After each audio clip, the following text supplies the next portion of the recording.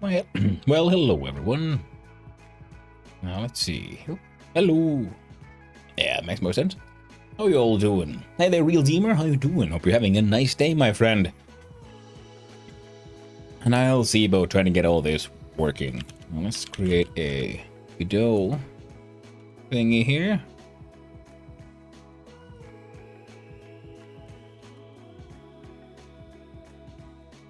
Let's try again. So Trijam 326. Create an edit.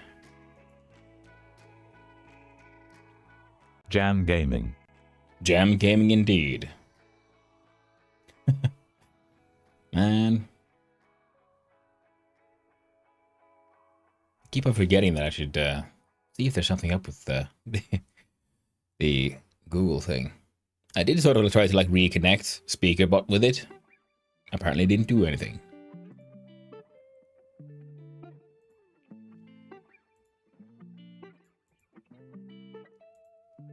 But okay, there we go.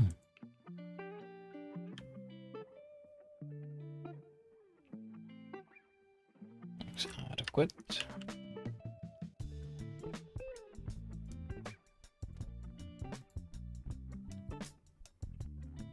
No.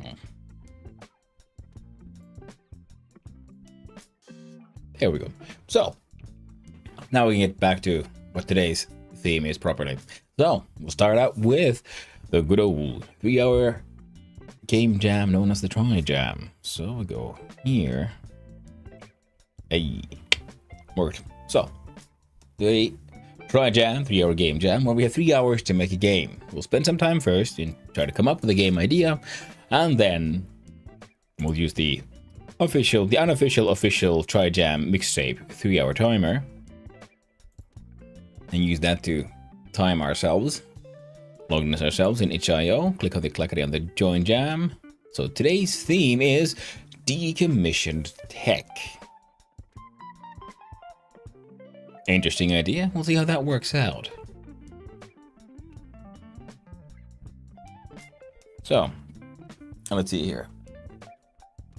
Grab this one. Yeah, we go.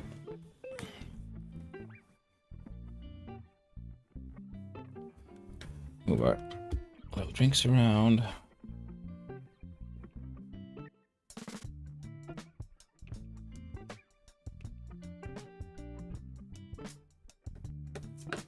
There you go. Tablet and pen at the ready. So, theme, decommissioned tech. Well, my first idea is already by thinking about stuff like, I don't know, like steam engines and stuff.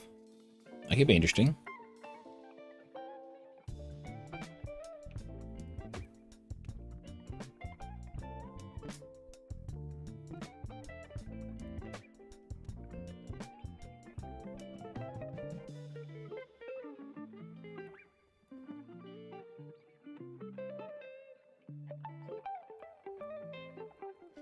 So, decommissioned that tech. Well,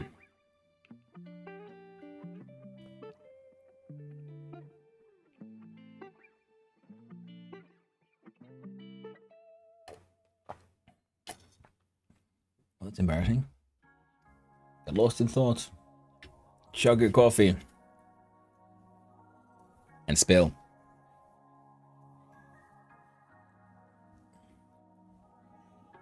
Good morning, King Bacon. And yes, that's actually pretty much what I was thinking. An old steam train. Wouldn't that be fun? That could be an interesting game.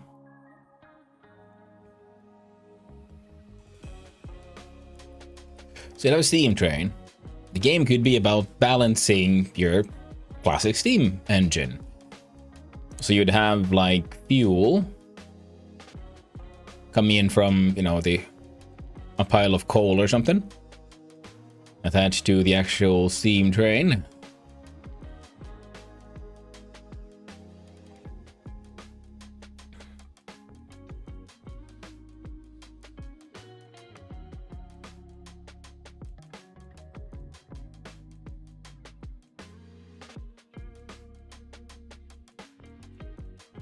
So there you have a pure locomotive.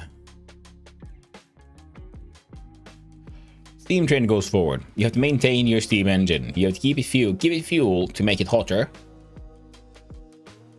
But if the pressure gets too high, it explodes. So you'd have to maintain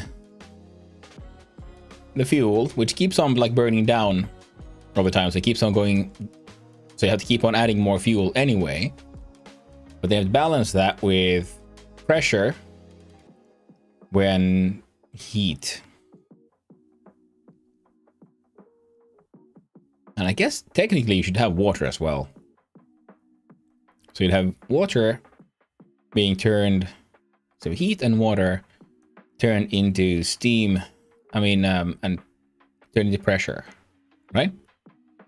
Hey there, Gyro. Okay, jamming, yep, absolutely. So right now we're going to come up with the idea. So the theme is decommissioned tech for this weekend. How about you, Gyro? Are you going to participate, or have you already participated in this week's game jam?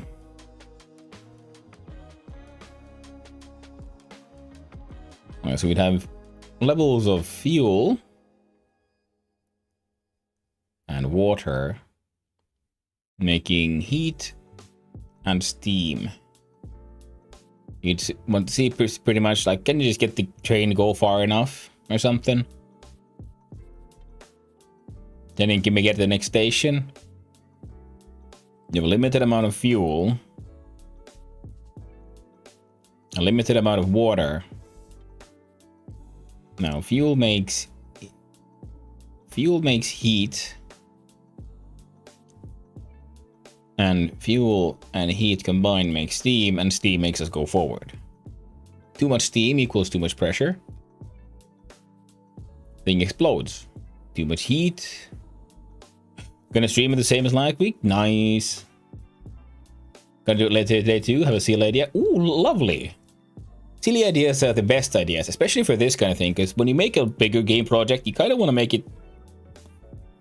I at least find myself try to make them a little bit too serious at times. Whereas these things happens every week, so you can just come up with any old silly idea.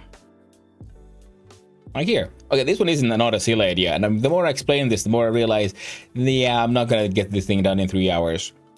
Because, well, I could get the coding, I could get the game done, but not the underlying math. I would need time to research, which I should have done if I would have like looked up this thing on Friday. Then I could have spent Saturday checking out conversion tables for the mathematics necessary for this, for how would one what is the ratio for fuel, water, heat, steam. Make it interesting. Made by the medieval cannon that shoots down UFOs. Ooh. Now that's a fun one, Gyro.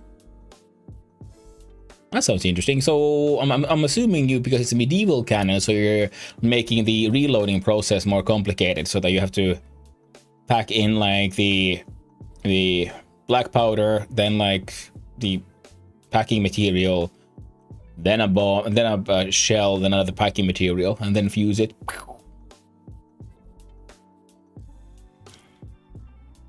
You can fix on just coal and shoveling it. Yeah, that's true. But then, isn't that become part of a game of just one button? You just click the one button, saying more fuel.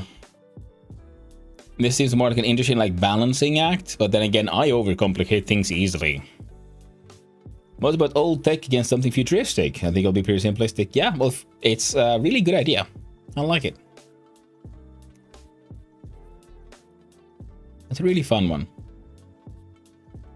Yeah, we could simplify this from, yeah, like I said, to just the coal. So we just have fuel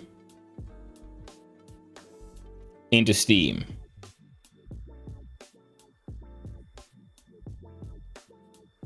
And with it being decommissioned, so it could be an old broken down steam engine they try to run. So that, okay, so we have fuel. I'm gonna use the same imagery I had here. So we'll have like a bar for fuel, and you're shoveling the fuel into the engine. And then we have a second bar here for, you know, heat slash steam, power, pressure. We can just call it pressure, I guess.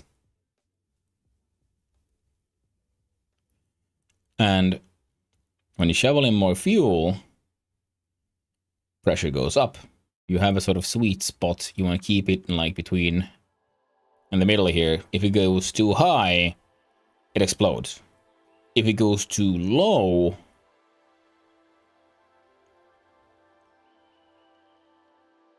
it could be a game, yeah, where if it goes too low, it starts leaking and you can't turn it on anymore. Like, you know, there are some vents that are being only held together thanks to the pressure of the machine. Too much of the it'll explode? Yeah, exactly. Ooh, and apparently. Perfect chance for a little coffee.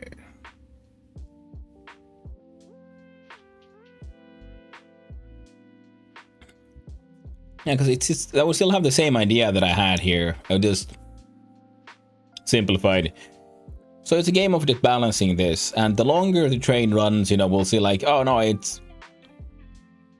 We could draw like bits and pieces, and when the train goes forward, they like fall off or something. So the train keeps on getting more and more broken, which means that the pressure gauge here becomes more and more aggressive in its jumps up and down. So in the beginning, it's like, oh, it's mellow, it's going a little up, and then it's going a little down, and so on. And then it becomes like faster and faster and faster and faster. And that way, you have the game sort of like eventually ends because you just can't maintain it. And then we could add... So that it doesn't become just a rhythm game. Welcome back from the ad. So yeah, I was thinking that we can have the pressure going like first up and down like slow, and then it goes faster and faster and faster. Now, if that's all we do, we'll end up with a rhythm game where we sort of have to just maintain a good rhythm to keep pressure here. That in itself, decent idea. But I like randomness. So we could add... So this would... Oh, I just realized what we are creating is a runner game. Except it's a train. Instead of doing running, jumping, we are runner game technically using the pressure to stay here. And we can add some extra obstacles. Like something on the track, you know, a little bump. And every bump shoots the pressure a little bit. Now, if it goes too low or too high, the whole thing starts flashing, so you have a little bit of time to react to it. Runner games aren't rated. There's so much you can do with them. That is very true. Simple ideas are really good for trying to get creative with, coming up with new ideas. Because ultimately, yeah, it's a runner game / it's a rhythm game. And we had something that'll mess up your rhythm. Plus, we'll need one more button, and that is for the pressure valve. Steam trains have the whistle, the pressure valve, which is used to, because when they will easily get too hot, or you need to slow down, so which means you need to let that pressure out. And that is a way to like force the pressure. If the pressure goes too high, you have to wind down push the button, and you'll put the pressure down.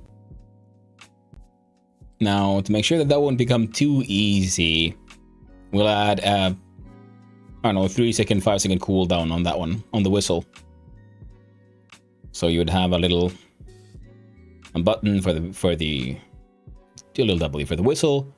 When you click it, then it becomes darkened down. I'll probably use a progress bar. It'll be easier that way. And when the progress bar goes down, then you can use the button again. Actually, because we can adjust the size of the progress bar, we can probably put that behind the button, and then it'll look like the button is the... Because we can use... I'm thinking of what kind of Godot elements I can put on top of each other for some visual effects. So combine progress bar with button. And we have a button with a cooldown. It's also visually represented. So whistle for emergency pressure release valve. Because, you know, you'll slowly give more fuel, pump it up here. But if it goes too low, you just want to pump in more fuel. If it goes too high, there's nothing you can really do except use your emergency release valve. Yeah. We can ignore the amount of fuel we have. You have infinite fuel for this. Because we want to simplify and focus on one mechanic because we don't have that much time. So one mechanic, we draw a train. You're maintaining the pressure system here, and something can come across you there on the tracks.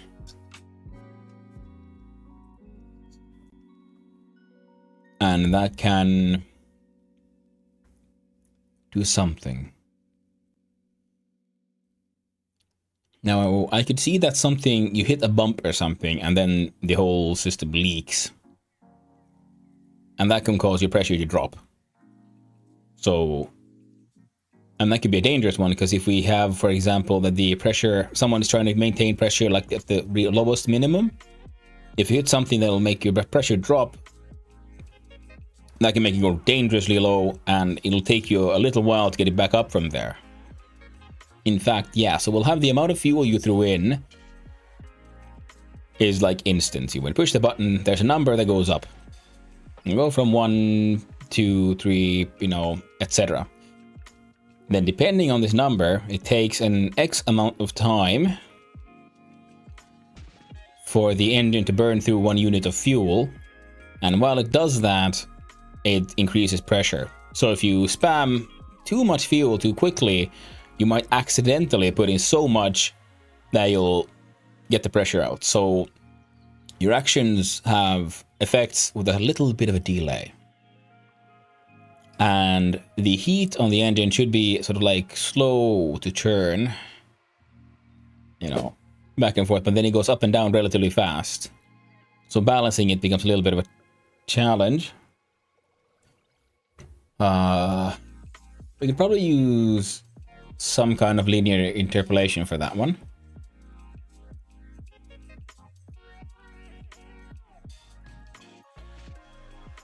To turn it into a little bit of a wave. So the minimum of the wave is, you know, wherever you are.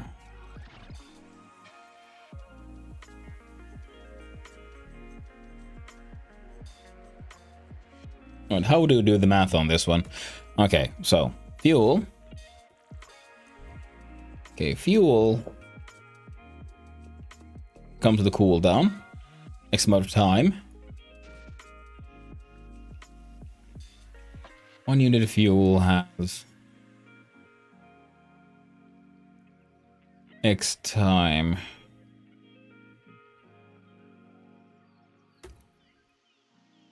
And it burns through that. While it burns, it does give out a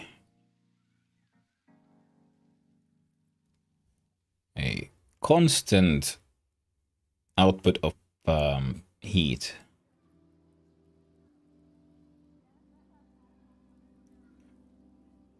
And then the engine has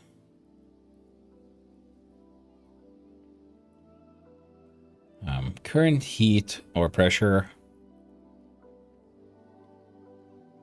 And every turn we look at current heat and we apply a little bit of constant heat to it.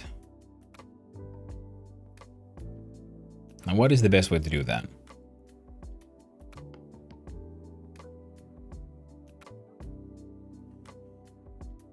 Well, we'll need to have a heat modifier. That is, they're multiplied by each other every delta.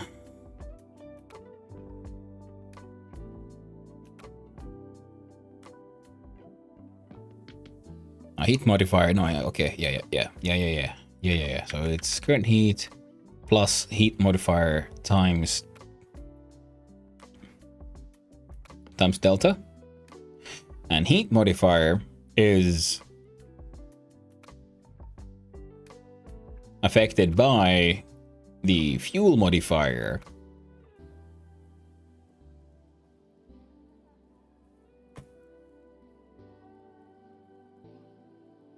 I think I'm overcomplicating it. We'll just have a positive or negative. If fuel is active, being burned, then the heat modifier is a positive number. If there's no fuel burning, it flips into a negative number. I think that would be the easiest way to do the math on this one. And that way, when time goes forward, this number keeps on changing.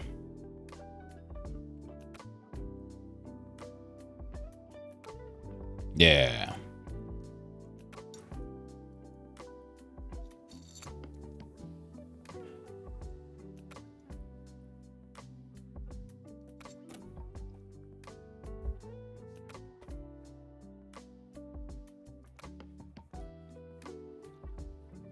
And this number this way would go up, it goes down.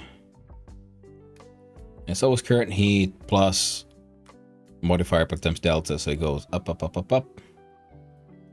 Okay, the problem though here is now we have a variable that goes either up or down, or up or down, and we don't get this curve. So that's why, yeah, the heat modifier can't just be a constant up or down. But if we have fuel, the modifier also will have to have a current state and a target state. And it's the target that is changed by whether or not fuel is burning. And the current is always trying to get to it.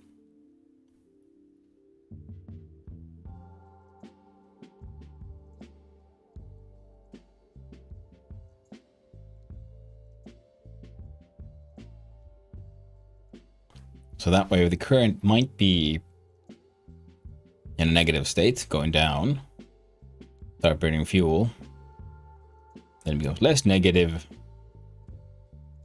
medium, then it goes positive, positive, and then becomes the hot one, then it runs out of fuel, then every turn it takes a step towards the new target, and then we get this.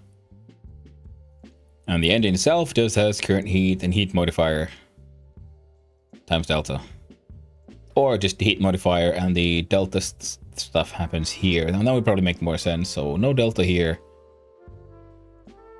It happens inside heat modifier where we calculate the heat modifier, and that is this effect where we have current towards target times delta kind of thing. Okay.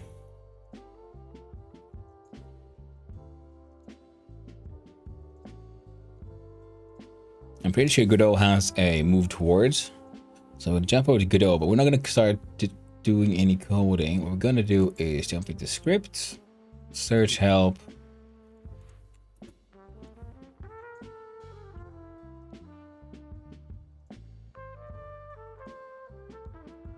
Move toward.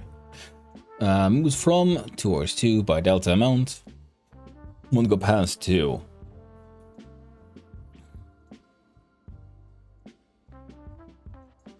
From float to float, delta float. Yeah, pretty much. So we have an inbuilt Godot function for this one. We just have from and to. From is our current state. To is the one determined by whether or not we have fuel burning or not.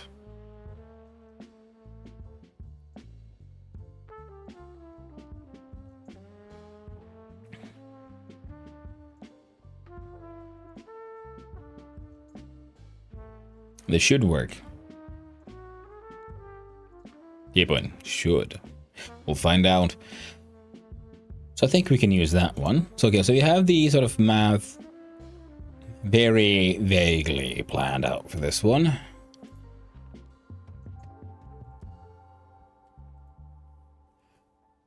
Right. What else do we need? Our nice little decommissioned steam engine.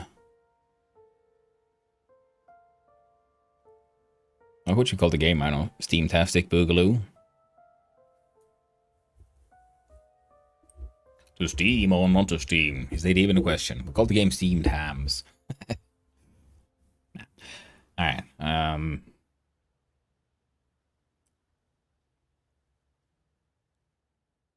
Okay.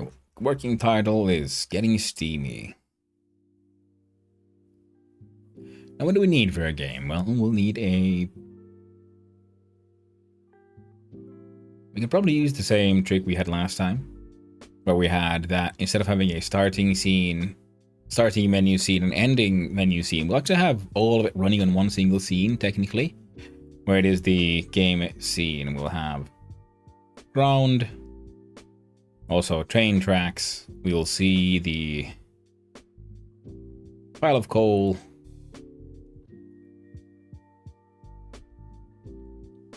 Train. We'll have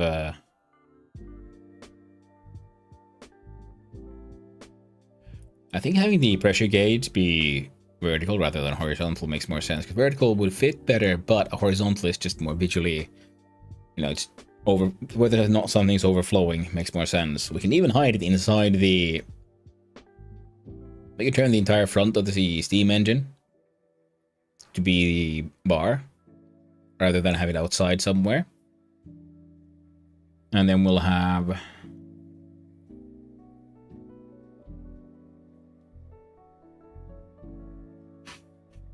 the cooldown for the whistle could also be hidden inside the... Actually, yeah, we could do that. So we'll see how much of the UI we can hide inside our actual art that we're planning for this. So we would have a... You know, the steam engine. I'm drawing it in a silly way. And then you'd have the... I don't know, stovepipe. Keep on drawing random amounts of wheels.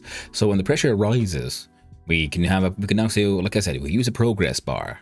And the progress bar is actually covering all of the inside of the boiler. So we'll say the boiler has a sort of level that goes here up and down. Now we can have a similar one, but also for the cooldown for the emergency valve, which would technically be like here, I guess. But you could have its own progress bar hidden inside its own graphics to go up and down. Then we'd have the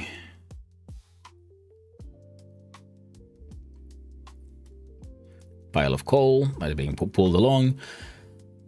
And we could have a press paste to fuel kind of thing. And every time you apply fuel, this thing could flash. Ah! And that way we have sort of like visual indications of what's happening. This goes up and down, you press space or something, and this flashes white. And then we'll see amount of fuel, yes, a number would make sense for me. We'll have a maximum of 5, so you can't just break the game immediately. So you'll have a maximum of, well, like, I don't know, 2 of 5 kind of thing. And then that had its own cooldown bar that we see like also go down pop, pop, pop, when it burns through 1 unit of fuel. Actually, we could have it be on like half of this or something. So the number could be up top, and then we see this entire thing go down as we burn through fuel. That could make sense, right? Oh, snap. Hey there, Carhole. How are you doing? Welcome, Raiders. How are you doing? We are here trying to design the game for our game jam. You get steamed up. Well, hello there, Koisa. Hey there, Mr. Panny42. How you doing? Hey there, Pa G. Carhole Raid indeed. How are you doing? What are we up to? You were... Ooh, BeamNG.drive. Nice. I've seen you play that game. That looks really neat. Sort of like really in-depth driving system. Very cool. What is that? Oh, we got a follow. Thank you very much. Oh, Setting Jello. Thank you very much for the raid, for the follow. I appreciate it very much, and I hope you're having a wonderful day. And hello, all you raiders. For those who don't know me, hello, I am Hanno, son of Hanno. Oh, would you look at that? We beat a follower goal. What? Go team. Yeah, I'm variety streamer, play around a bunch of games, and for me on Sundays, I take part in the Trijam, a 3-hour game jam where I take, as an extremely amateur game developer, try to come up with a game. Today's theme is decommissioned tech, and I'm sort of got stuck very quickly in the idea of a steam train. First, I thought a more complex system of trying to balance how much everything, how it all works. Your fuel, your water, your heat and steam production. But I realized this is going to need math I can't figure out in 3 hours or 4 hours or something. So the steam engine had to find out what's up. Nice. How you doing, Carl? Hope you had a good time. And hey to HRO79, Flatulent Gonad. all y'all cool people. Thank you very much for the raid. I hope you all have a good, and I hope you all have a good time here. I'm doing my best. So the idea is sort of steam train. Then I was thinking of how they simplified that to just pretty much a single power bar. We've just maintained pressure by pressing, say, space to put more fuel in the boiler. Then the pressure goes up, the engine keeps moving. It's an old decommissioned tech like engine, so it's not very good. And the idea is we try to maintain pressure in the sweet spot, but the longer the train ride, the more difficult it becomes. So the variable that controls the speed at which the pressure goes up and down will become faster and faster and faster. If pressure goes too high, it goes boom, everyone has a bad time. If it goes too low, the whole thing stops working, everyone has a bad time. The man at chalkboard. Rid of car holes. HR, nice. Yeah, well, who needs a chalkboard when we have GIMP? So that was the sort of idea there.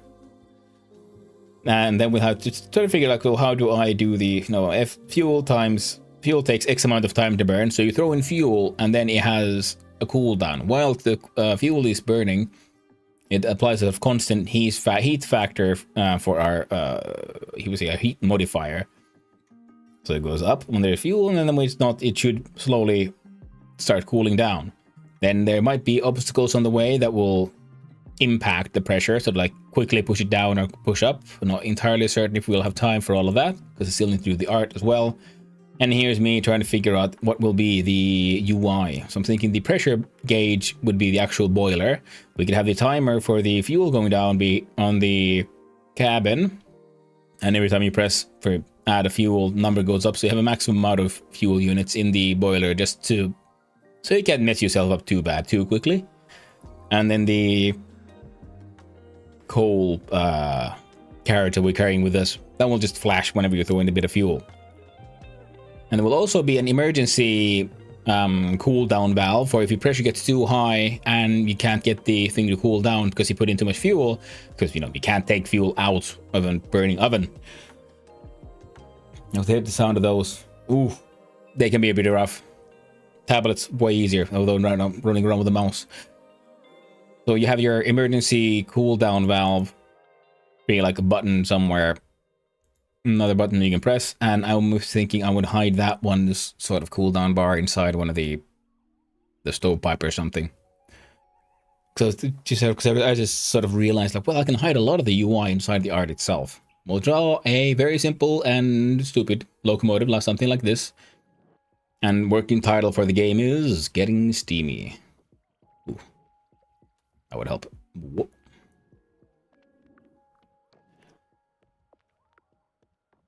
Very, very relatable. Indeed, indeed.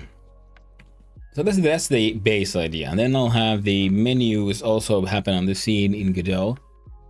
So we'll have a sort of start menu. No. There we go, start. And the game UI is in the background. We'll have a parallax layer pretty much behind going this way. So it's just moving while game starts. We'll figure out some simple way of animating the position of the train. So the game happens, this thing will be having a little bit of a bounce. Very small, sort of like up and down. If possible, the coal carriage will be doing slightly behind the locomotive itself to give a more of a vibe that they're not one solid piece, but one is being dragged by the other. And if we do have time and we figure out how to add some sort of obstacles that might impact the train, making it harder to sort of like, oh, you have to react quickly, fix the issue. Oh, out of coffee. Then those would make the wobble be a little more aggressive, like whoa, whoop, whoa, whoa, that kind of thing. So I think we have most of the mechanics figured out. I think we have the art pretty much figured out. We'll need something for the ground. We can, if we have time, draw an actual locomotive. If not, we can make this out of colored blocks and rectangles. with a background that will go slowly. You'll do this in Godot? Yes. And then we'll have a parallax layer in the background here, copying itself, going this way. We're going to start it with making it blue, putting on a pattern or something that will draw in GIMP or something. We'll figure it out. For now, let's get it sort of working. We'll do the art last, because if I start with the art, I'll spend far too much time on it and run out of time with a timer. And put my little tab away.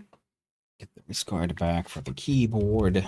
And it's time to officially start the 3-hour game jam.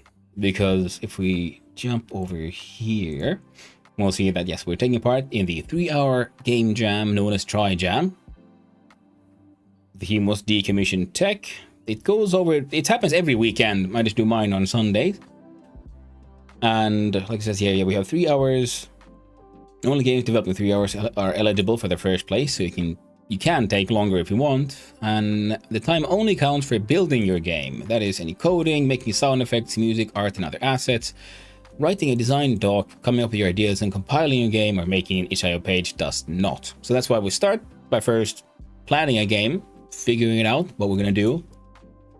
And then when it's time, I'm going to click the wrong button because I'm a moron. And then we'll jump here, turn off this music, and we jump over here.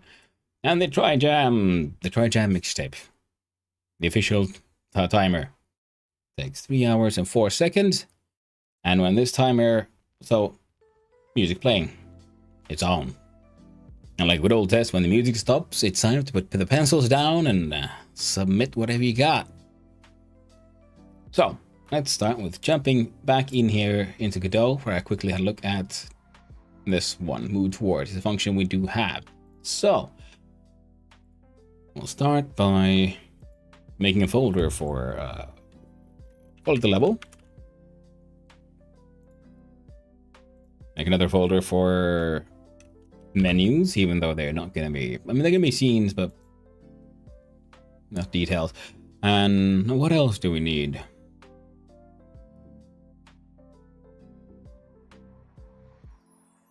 I don't think we need much else. Like this one just in case, because it might be better to have that thing its own as its own object. Now for now, we're going to level. We'll create a new scene. Our basic scene will be a 2D scene, and we'll just call it good old level.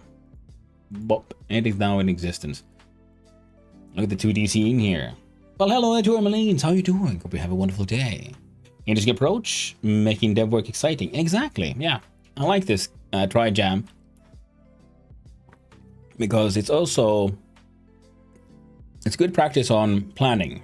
The importance of planning and knowing what you're going to do before you start, because of the limited time frame. Plus, it happens every weekend, which is interesting, and it allows one to try out things. Like I said, no one is paying me for any of this. I'm extremely much an amateur, self-taught mostly. I have an education in like coding in C, low-level stuff. So anything I'm not doing with Godot and game design though is completely self-taught. Now for our system, what do we need first? Well, actually, we're gonna need that train. So let's create a new scene here as well. Now, what should it be though? Huh, let's looky. Let's have a looky.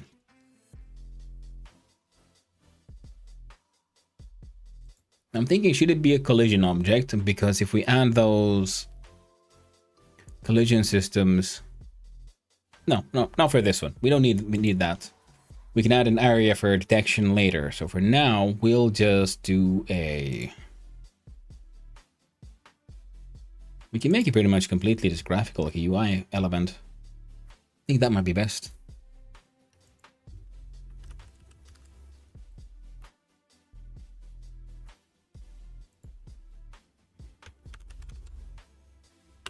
And like I said, we're going to make a train out of colored rectangles to start with. We'll have one of those.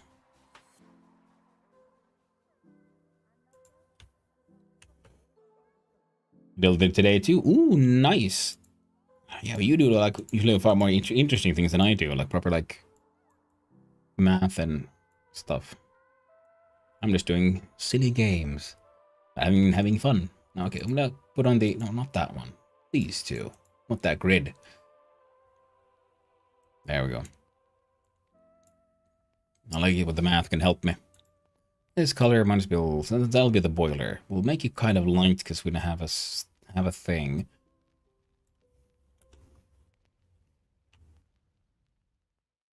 We don't really have wheels.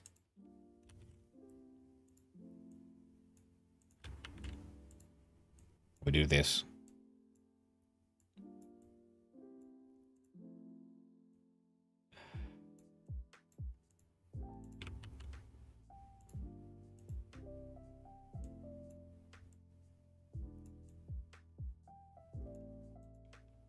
There we go. Totally a train.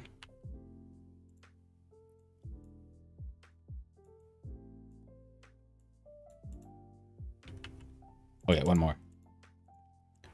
Yeah, I get carried away sometimes with some parts that might be a little less important.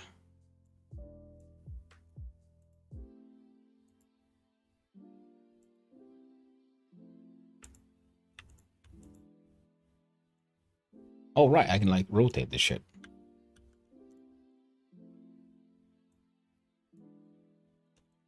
Keep on forgetting that's an option.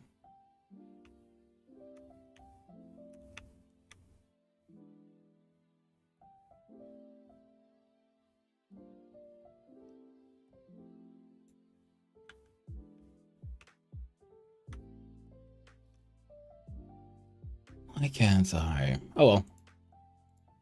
Unimportant.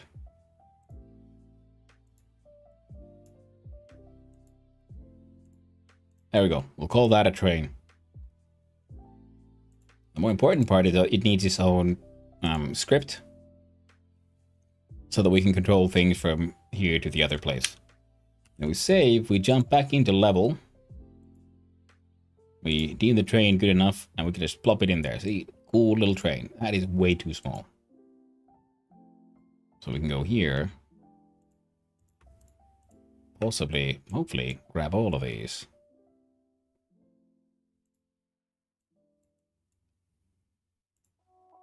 You know what? Fine.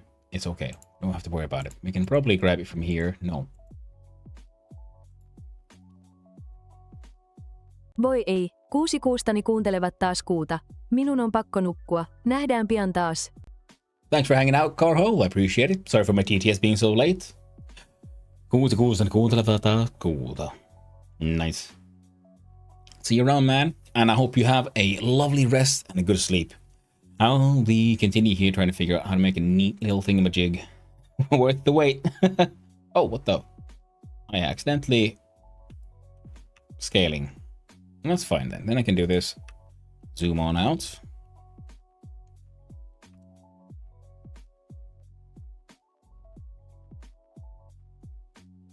Ooh. Alright.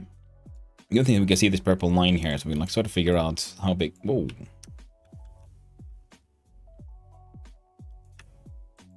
Go back to here. So it'd be something like this.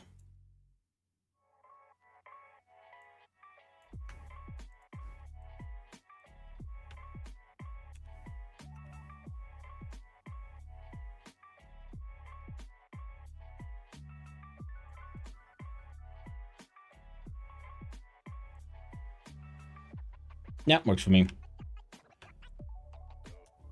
Oh no. Put you back there.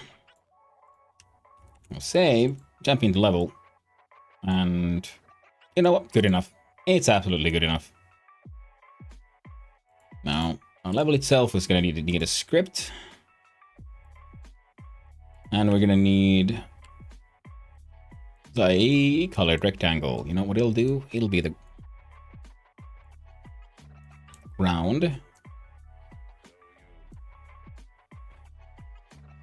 Ooh. I made a Python script that analyzes TSV files, table separate value, basically like a spreadsheet or a CSV file, and runs it through a TTS in an audio sample MP3 to add to my flashcard that the TSV file is based on. And I generate the TSV file with ChatGPT to make it my funky flashcard to learn my Chinese. Ooh, super open approach making my flashcard. That is very cool, actually. Very nice. And JetDB to make me a TSV file, for example, 100 essential nouns. A little generated file with 100 essential nouns. I then run that file through the Python script I made today, and it generates the audio sample for me. It's nice. Wow, totally. That is... Dang, that's like actually cool and actually useful. I make a silly train game. Train go swoosh. Hopefully, at least. We'll see if it does actually go anywhere. Do our best. Let's find a brown. Nice dirt color. It looks a little too red, perhaps. A little bit more green. Less red. There we go. That's dirt now. And we can add another colored rect. Covers everything. That would make it last. No. There we go. All the way to the back. Nice. Nice sky color. There we go. We have a train, we have a sky, we have a background. See, we can press F6, we can see what would this game look like. Well, it looks like this, and it does nothing. It's just a picture. But to do something, we're gonna have to look at the scripts. Now, what are we doing here? Hello there, and thank. How are you doing? Hope you're having a wonderful day, my friend.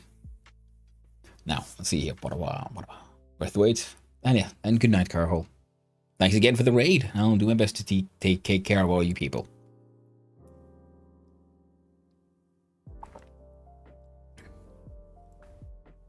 I'll look at my fantastic notes.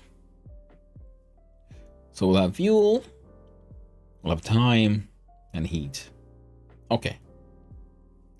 Now, let's see if we can get all this working in a math system first. And then we'll tie those variables to progress bars and have those function as visual indicators of what's happening in the game. Which means, oh, there we go. So we'll have a, they misspelled that immediately. A variable for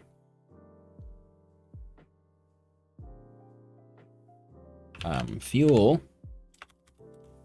We'll call that fuel.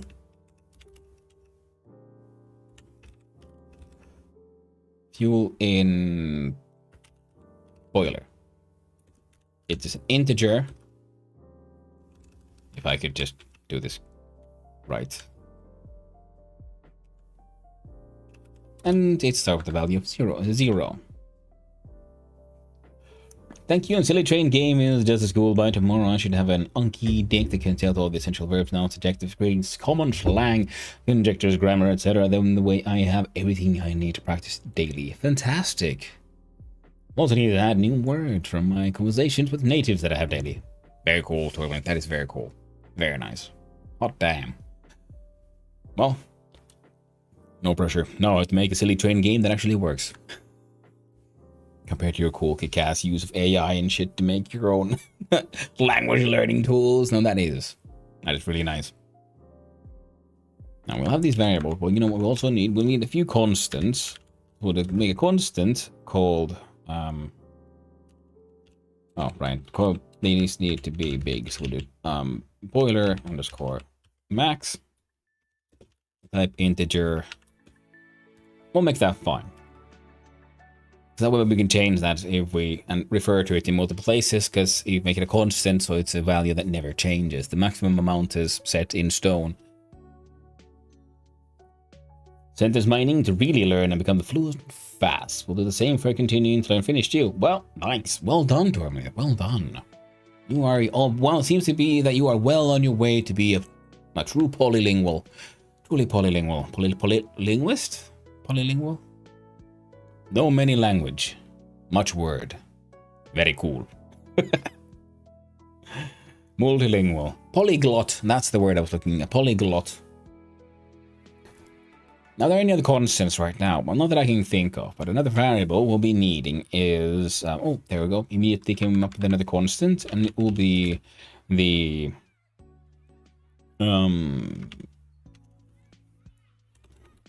called fuel efficiency. Now, just called fuel heat. There we go. Also, we'll save that as an integer equals 1. And I realized it can't be an integer, that one has to be a float. Because it's using more complex math. It doesn't have to be a float, but then it would have to be cast into the float every time the math uses it. And that, whilst very small, is still resources being pointlessly used. We could just call it a float to begin with and get it done with. Now,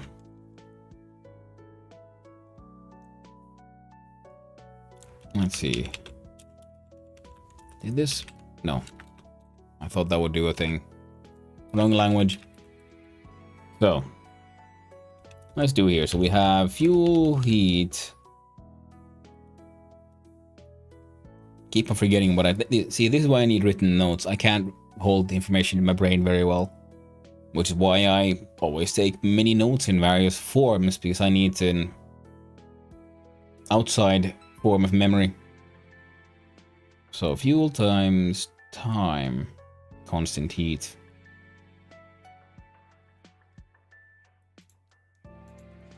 So we'll have another one, const fuel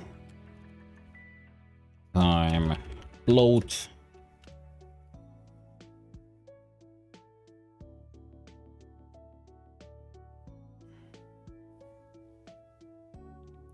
I was gonna say 2, but apparently it's 3 seconds now. We can work with this.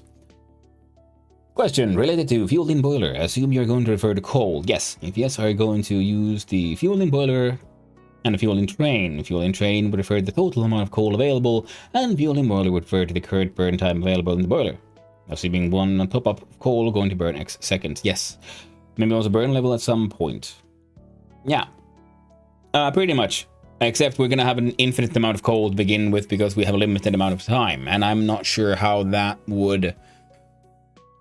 Because that would be interesting for the whole simulation of a steam engine, yes. But we're also trying to just something that has more game value. So what is the win condition? And currently it'll be just make the train run as long as possible.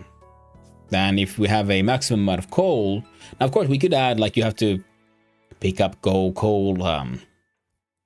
power-ups at some point, that if you get to a fueling station you get more coal, it helps you keep you going.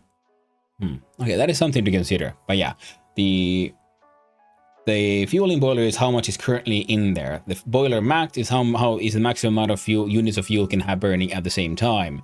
We could then of course have a in the coal carriage have a maximum amount of coal in there, and every time you put in fuel in the boiler it burns down, and if you reach a refueling station, it'll top up your coal carriage. Now that could work. And something to think for in the future. And learning Chinese surprisingly faster than my Finnish, but I think because I have been immersed in Chinese culture and been hearing southern native mainland Chinese people speak for the past 7 years. Yeah, exposure to a language really accelerates your language learning. With them and just having conversations through live stream mineral auctions. Yeah, language has just been living in my subconscious the whole time. Oh, exactly. Yeah.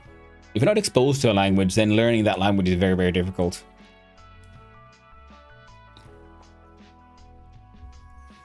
You know, humans naturally learn language by being exposed to each other. Now, if I look here, I'm doing something. We'll do... These are some of these variables, some of these constants we'll need. Fuel time, we can make that slightly more obvious. Fuel burn time.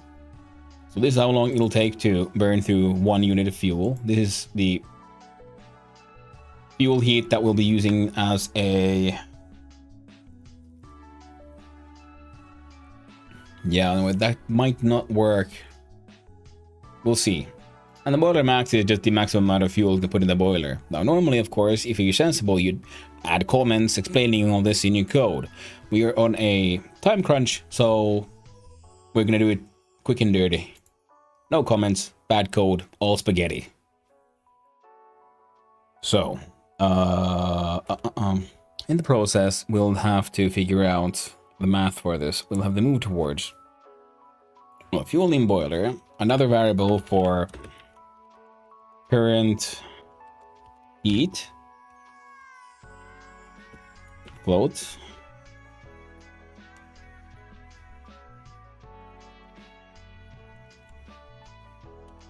Now, yeah, we're representing pretty much the pressure in the boiler, but because we're only working with one number and a fuel system, I was thinking it'd be just easier to simplify that. We'll have fuel and heat, and that's so the terms we're using to refer to all the complexity of a steam engine just simplified. And then what else would we need? We'll need the current heat of the boiler. We'll need the heat modifier.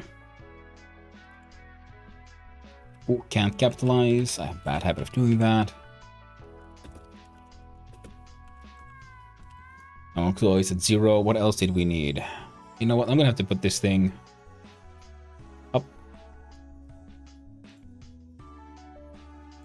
Like on a different... Where did I put this sensibly? So current heat modifier. But then we have the heat modifier be the one that changes, and then that one applies into current heat. That is true. We need another const. Max.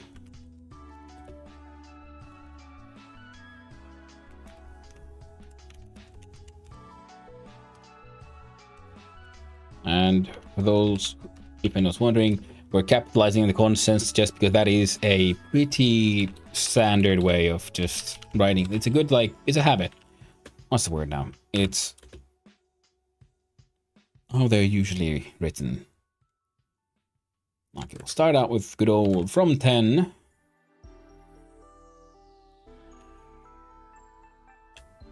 Make a copy of this one with a negative.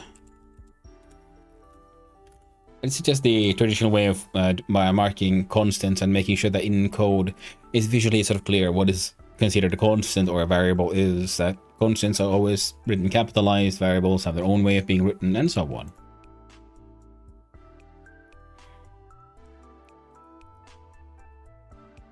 Now in the process we'll have like current boiler heat plus equals heat modifier.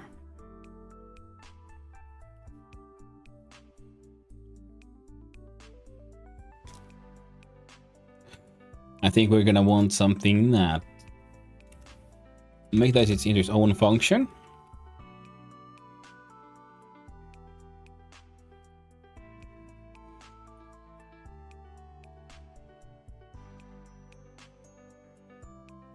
I'm trying to come up with a name, and I'm here getting stuck. So I don't know, handle heat modifier. There we go. Handle heat modifier. With no inputs and... No, there is an input actually. But it doesn't need outputs because this language handles everything via references. Delat, no delta. It's a float. And we'll do here, we call handle heat modifier, and we'll feed it the delta. I do this because I like having functions do singular things as much as possible, because it's clearer for me to process in that way as well. I like it if I feel that it is more human readable rather than these giant blocks of code.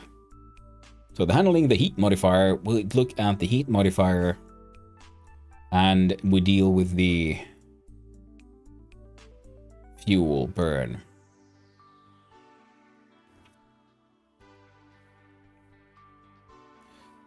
So if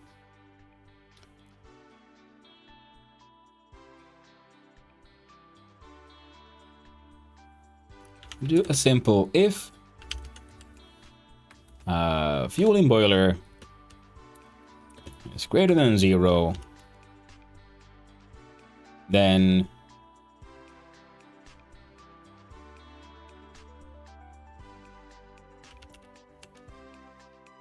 heat modifier plus equals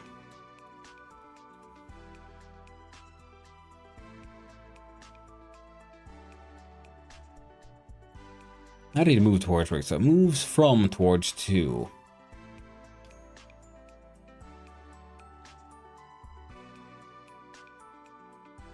So we'll have current, target, delta.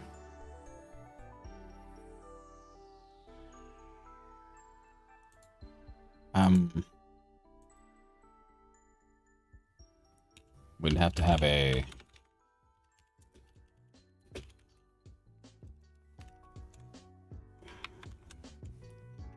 target heat time type float equals 0.0. We'll have if fuel in the boiler is greater than that, then target heat equals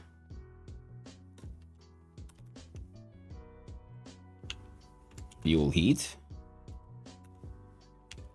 Else, target heat has the value of fuel heat times minus 1.0. Right. And then we'll have move towards from heat modifier to target heat delta. There we go. So now heat modifier is being moved by target heat. Target heat is defined by whether or not we have fuel in the boiler. Yes, no. We don't care how much fuel there is there fuel. And that is enough. How much? By delta. So now handle heat modifier is done here, and then current heat, boiler heat plus equals heat modifier.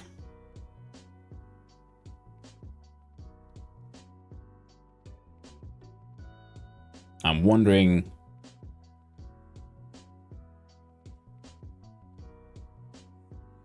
you know what? That's good enough to check. So within process though, we'll need to do more stuff. We'll make it its own function. And within a function, then we'll call this unhandled inputs.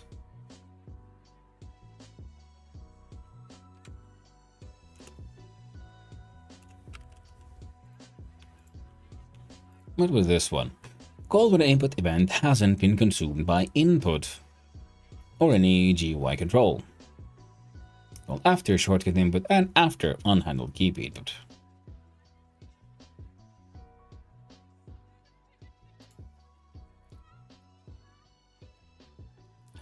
Alright.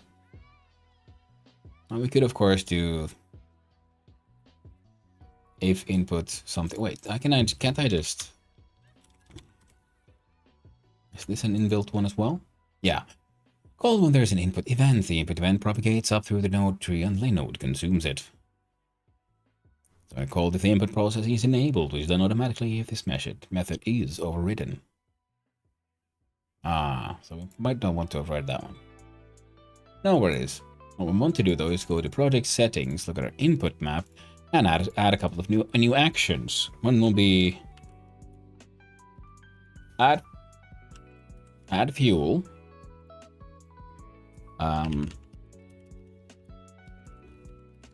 release pressure. Now add fuel might as well be space. Release pressure. And how we choose these in Godot score, of course, we see. First I named it here. Just click that, it's added to the list. Then I click on the plus here, and now it is listening for inputs. I press left control, physical left or control Unicode. Okay. So now control is release pressure. So now those two are added.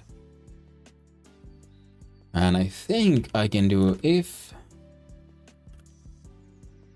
input dot is action just pressed, add fuel.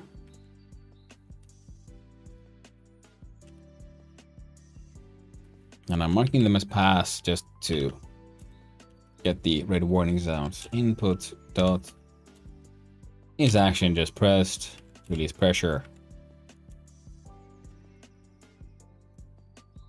Oh, there we go. So then I don't have to need that. You can skip on that one. I don't need that pass. This pass either. So add fuel. Will be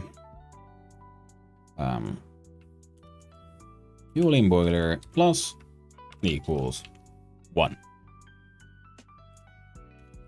If fueling boiler greater than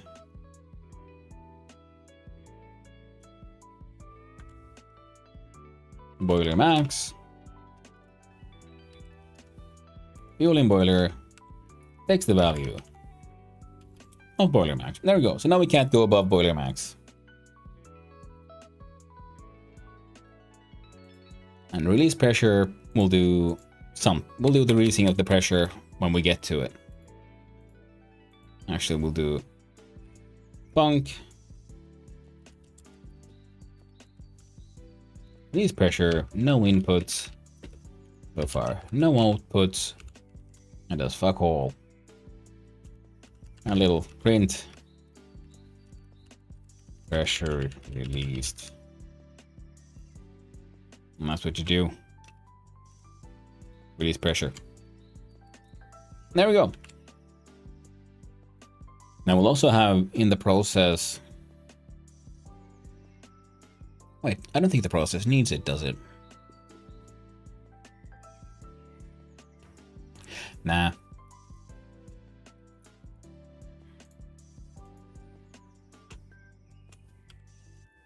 Bunk. Burn underscore fuel.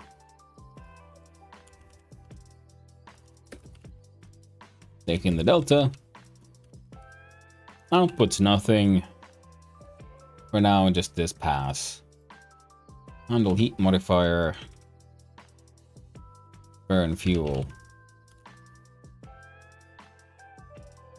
Because I'm not sure how we're going to make this one completely work just yet. We'll get to it.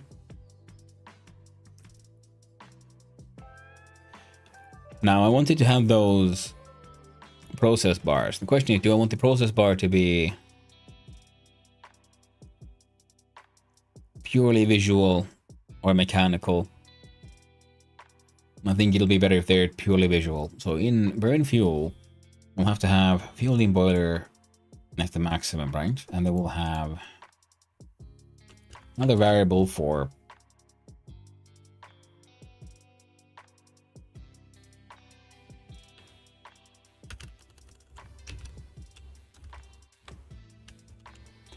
I can't write for shit right now. How diggity dog? What's wrong with me? Load 0.0. Current 6 wet state. So current fuel state, which is where we'll calculate how long does the fuel have to burn. I was hoping for the burn time to be 3. Man, madam, you know what we need, of course? We can just add a timer. Here we go. That fantastic. And what does a timer do? Well, it sends a timeout signal. Then we'll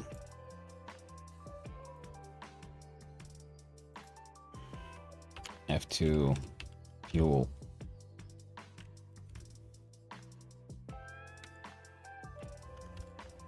Fuel burn timer.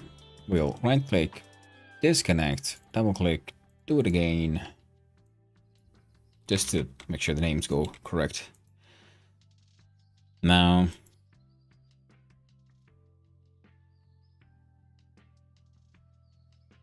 it'll be one shot actually.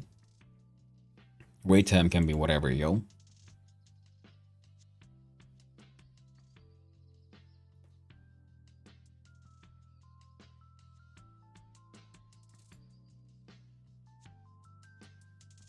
On fuel burn timeout, I will do a fueling boiler minus equals 1 if if fuel in boiler less than 0, fuel in boiler 0. So you can't have a negative amount of fuel. That's pretty much all I need to know. And that happens when the burn timer times out.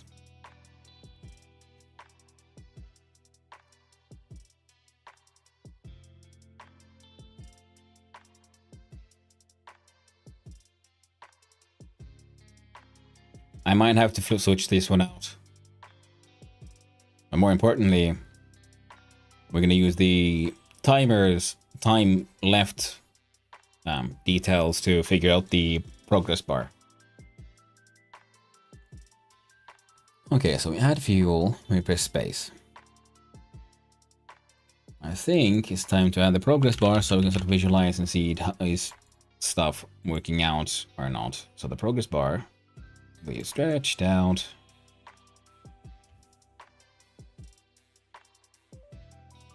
And placed there.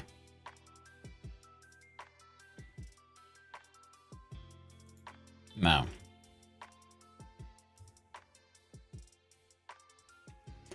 so now it should be when I press space, fuel in boiler goes up.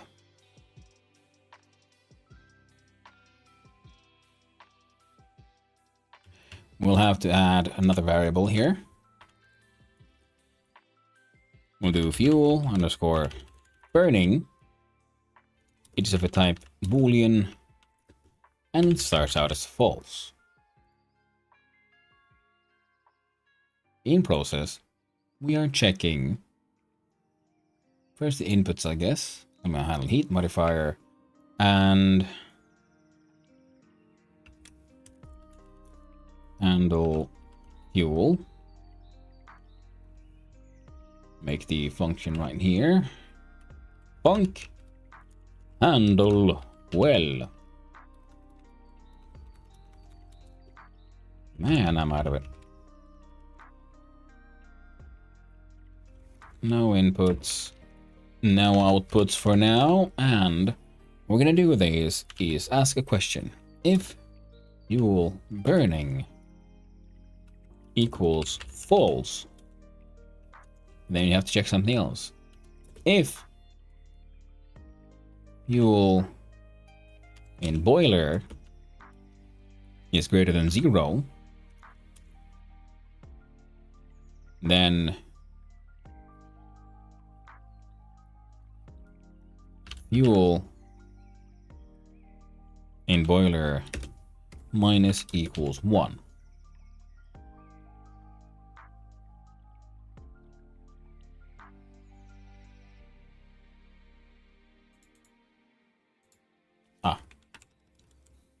Oh, there we go. Because what you're actually gonna do is not this. What you do is fuel burning takes the value of false. That's it. Fuel in boiler minus equals 1. If fuel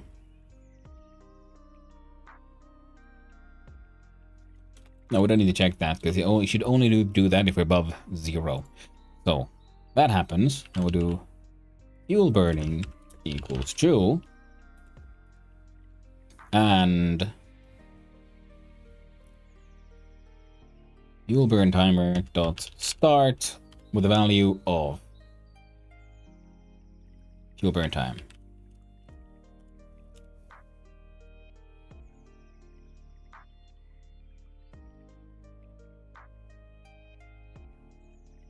All right, and within process,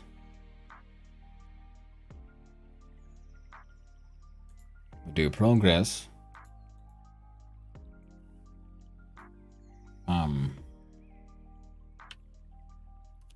Good beginning. We'll do fuel burn progress bar. Add that to this one. Because in ready, we'll check out our fuel burn progress bar dot max value equals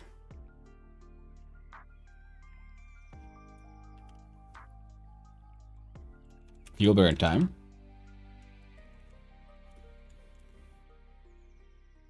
I think mean value is by default 0. That's fine. And during process inside handle fuel.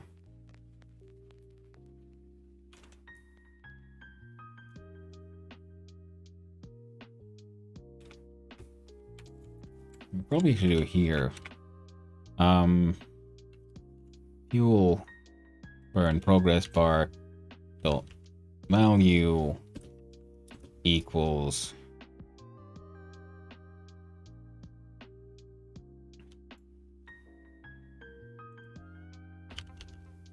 fuel burn timer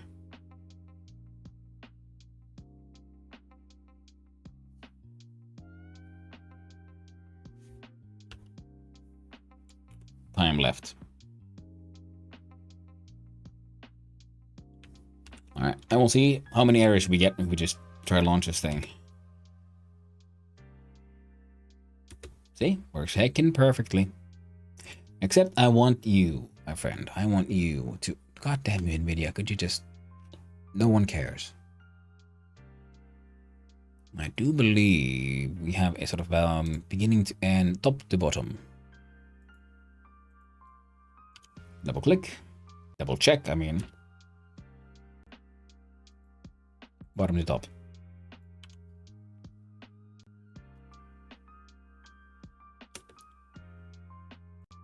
Perfect. Now we'll need a child node label. We'll do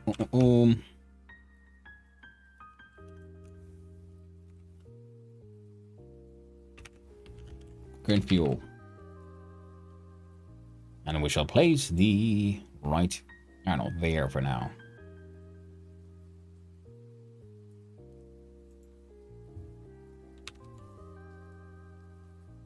That's a nice little test value. Current value. This one can go with our other unreadies, and let's see here in our process.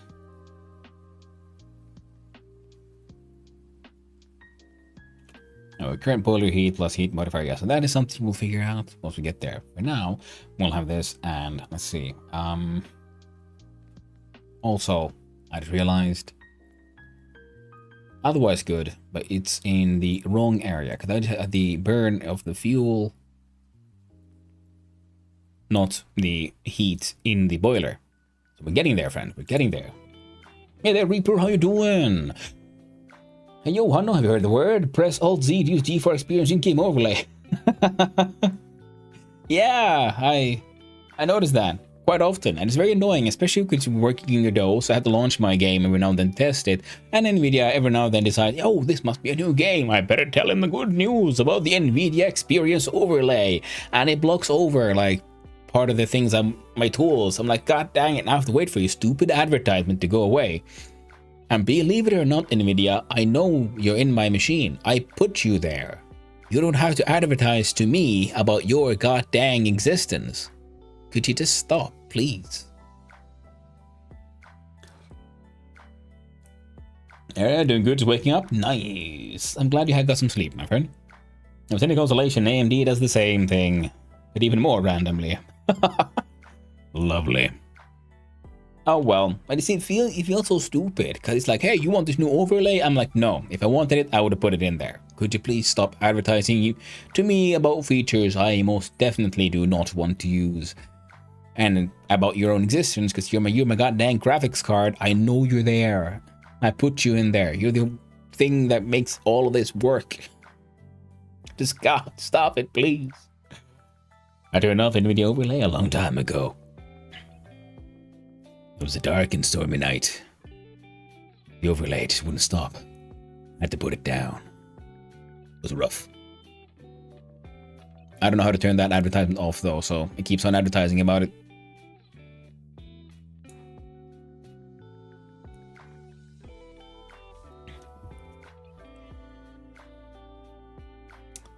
Now, the idea was current fuel. That's what I'm here for. Excellent. So what we're doing now is we'll look at the current fuel, which is a label, and we give it a new text value. The value will be... first we use a function called str, so we stringify, turn into a string a certain value, and that value is current fuel. Then we add to that using, we do a nice neat little plus sign, because this is very Python-esque, so we can plus strings together. We don't have to do the memory shenanigans you have to do in more C-based stuff. Very neat, or in C at least, basically. Then we add a space slash, and you know what? We can actually do this to make sure it all goes the way it should. So we'll do fuel. No, boiler max.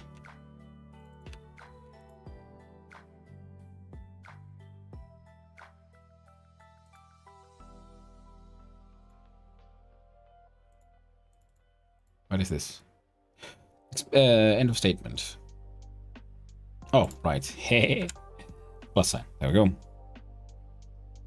So now, I'm gonna pack a 101 royalty-free music here today, and I'm listening to this one. Like perfect monologue music, and I was doing yesterday on stream. Oh, dude, that's cool. Man, I'm sad I missed that one. Ooh, current fuel. Then we have a label, blah, blah, blah. Nice. Kind of works. Hydrate. Well, thank you very much, Reaper. I appreciate it. And the posture check.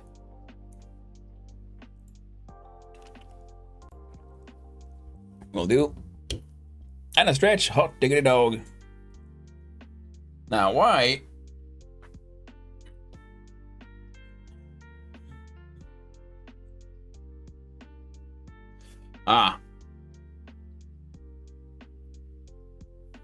That's why it didn't work. It's supposed to be fuel in boiler. Let's try again. Hey there, Casual. Good heap of loose. Thank you, Reaper. How you doing, Casual? How you doing? See, we're making a train game. It's a steam engine. See, we press space and you put fuel in it. See, we can put a maximum of 5, and every time the timer goes down, it has burned through 1 unit of fuel. Today's theme is decommissioned technology. So trying to make a steam engine game. I'm using just colored rectangles to sort of visualize what's going on here. Alright, let's do it proper. Finish that stretch.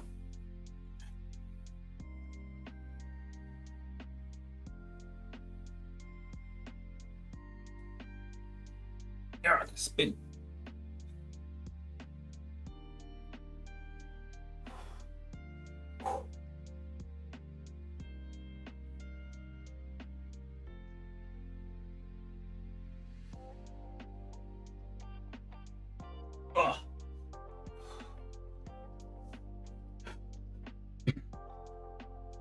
Lurking and playing Dune? Nice. I'll be playing some Dune myself later on. It's a very lovely little sandy game, isn't it? Full of spice. And all other things nice. Like worms. Giant ones.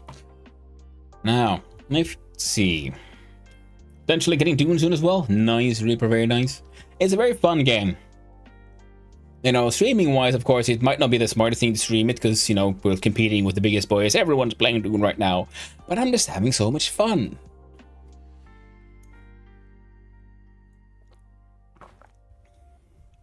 It's weird how they got that, how well they got that, you know, survival crafter like Valheim vibe into an MMO, in my opinion. It's just wonderful. It's still, you know, relatively early days, so that does still have all like various bugs and stuff. But it's still a very good time. I mean, having a blast. Now though, this game. The game they're working on. My game. The jam game. A game made of jam. Well, kind of trainy. You know, like that with the new Monster Hunter for me. Yeah. Man, I mean, that game looked really cool. It looks so super fun because the coolest thing about Dune was, like, I wouldn't not have dared to buy it myself, but a friend of mine bought it as a gift, and he's actually the same one whose old computer this is that I'm using, so he knows what his old rig can do, and it runs really well. It's really well optimized, because when you see some of these more like newer, fancier games that look great, and I'm just like, oh, I don't know if how well my rig can handle everything. Like the game itself, yes, but also then streaming it. And even though I'm pushing it, because I have the 16 gigs RAM and the game wants a minimum of 16, and then I'm also doing, you know, OBS and having web browsers on in the background. But still, it works. It's actually well optimized. A rarity in these dark days when large studios make large games, that they'd actually let the engineers, you know, do what they're supposed to do and be good at. And like, hey, yo, we're gonna make a game. Can you make it run as well as possible to a machine that is as close to potato as possible? You know, because not everyone has the newest and fanciest mega graphics card and shit, you know?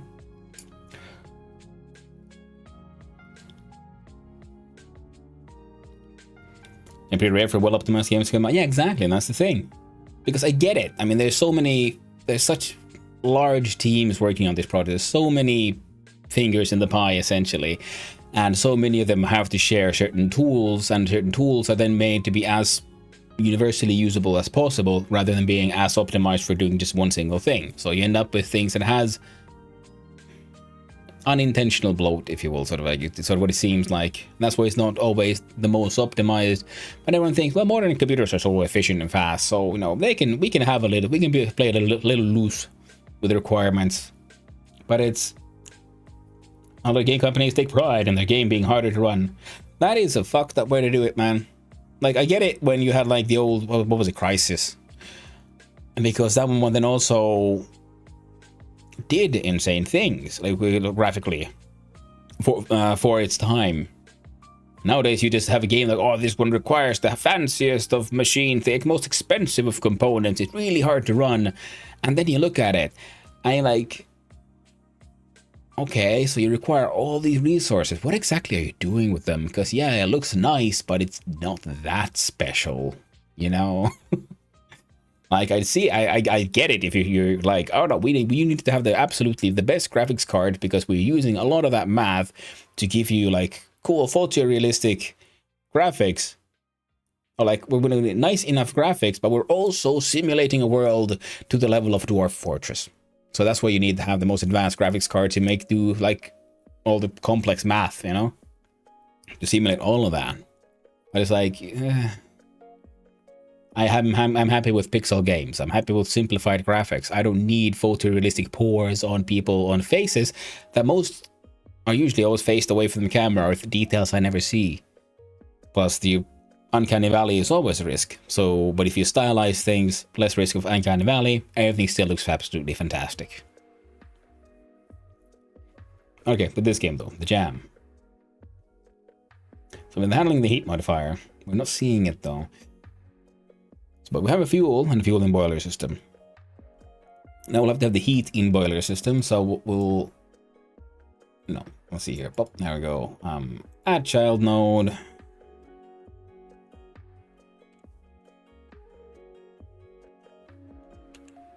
Progress bar. We'll call it the heat bar. Grab the heat bar, make it a little bigger so we can grab it easier. Come on, there we go. Whoop. And then we put that one there.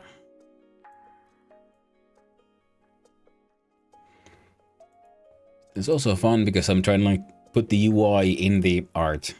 For example, for now it is this super simple train game. Alright, we'll make it better. Promise. Trust me, bro. It'll look great. Also, these bars should actually be on the train. Oh. We'll figure it out. Don't worry about it. Don't worry about it. Actually,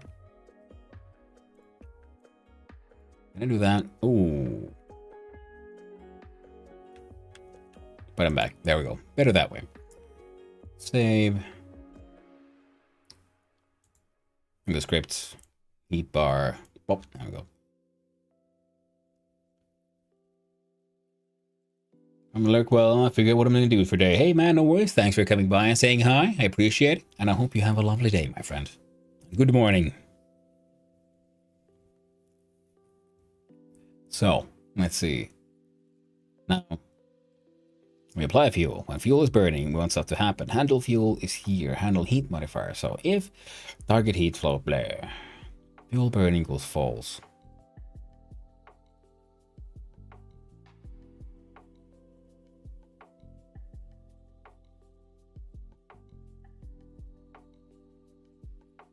Everything seems to work there. So, a fueling boiler. We can actually change that to just in case, because we're dealing with the fuel burning. If fuel burning equals true, we do this.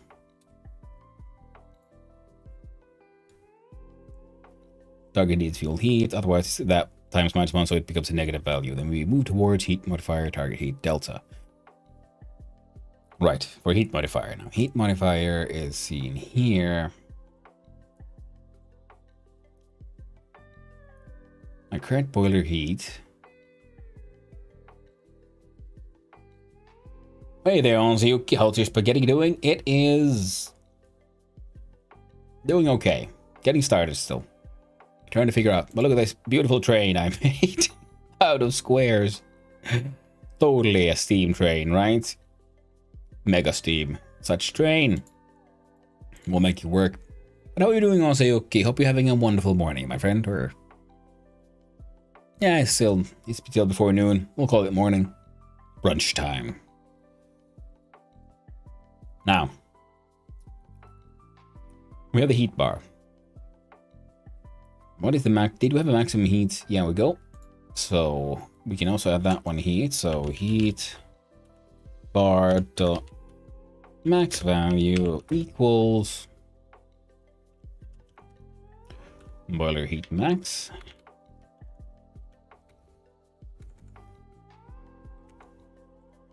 And the heat bar mean value is boiler heat min. There we go. So that is now defined inside our ready function. And we have handle fuel, handle heat modifier, and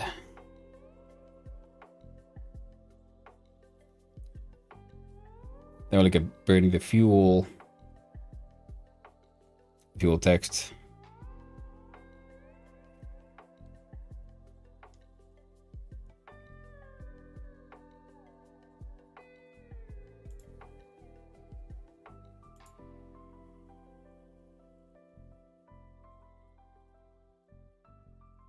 So current boiler heat modifier, heat bar dot value is current boiler heat.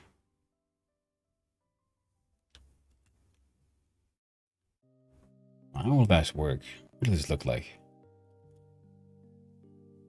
Mine's even 50%. So heat modifier, so boiler heat is now 0, plus equals heat modifier. Heat modifier is handled in handle heat modifier. Heat modifier here.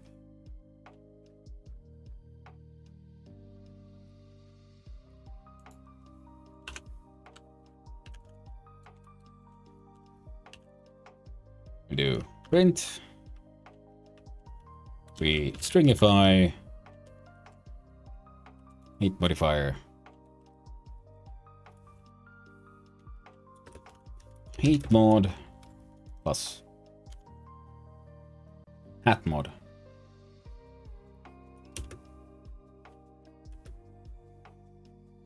No, remains 0. So handle fuel works. Fuel burning becomes true.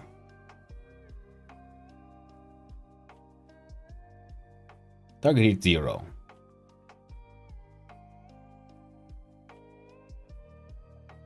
Fuel heat.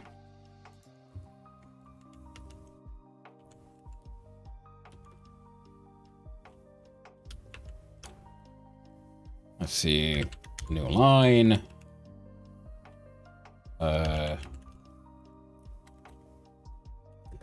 Target heat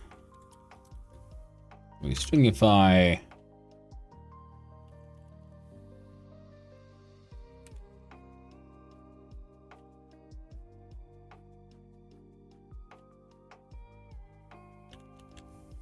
Heart. No, target heat.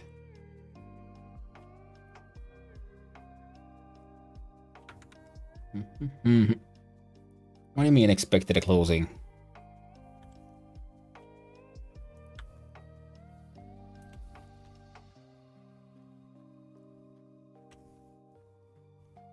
So it's open, open, close, both. Open, close, and close. What are you complaining about? There, that one. Okay, let's try again.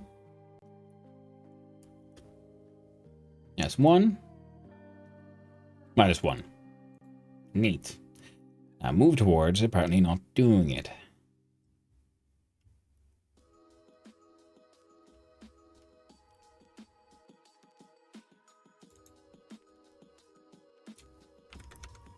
Would this work then?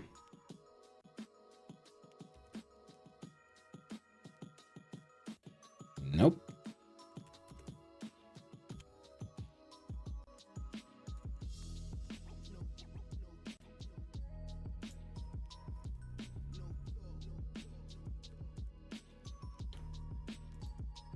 Now, moves from toward 2 by delta will not go past 2. Use negative value to move away.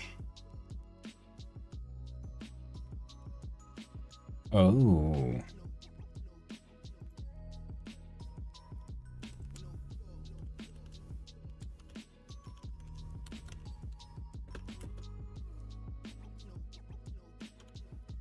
Is it this simple? Probably is. Yep, there we go.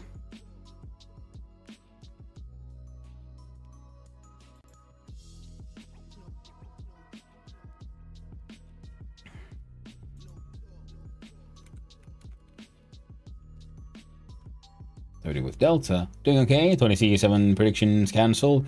AC still blasting and trying to get from 25 to 22. Yeah.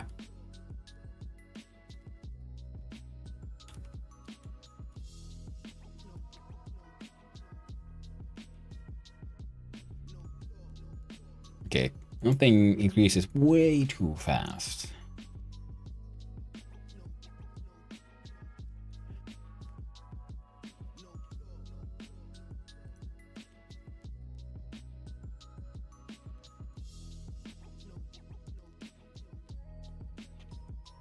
No, heat bar max and min values have been dealt there.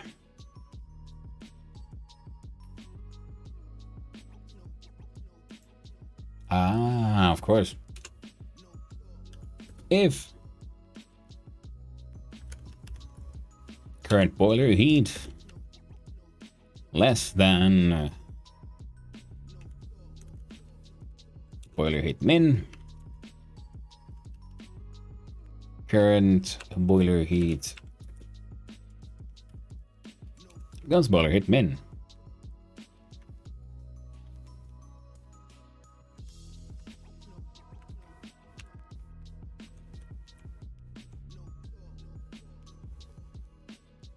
There we go. Ah. That would probably help. If it's greater than max, go back to max. If it's less than min, go to min.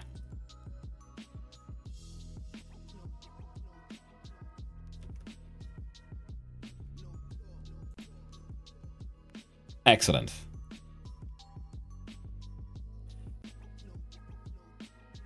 Now 25 to 2. Yeah, I'm glad it's not as crazy hot as they promised. I still have my fan on, but I've had that for ages. But yeah, it's getting slowly but surely into these uncomfortable summer temperatures for us Finns. Oh, it's nice when it's warm, but it very easily gets way too hot. Now,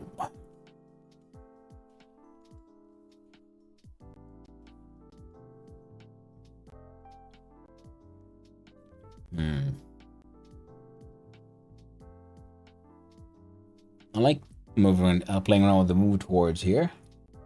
Well, the problem is our boiler heat increase and decreases too fast.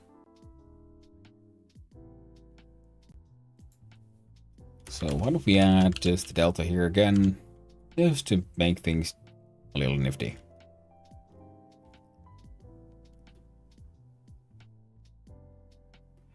Okay, okay, that works.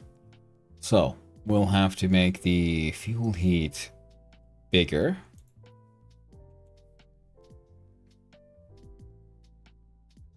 Okay, make it 10.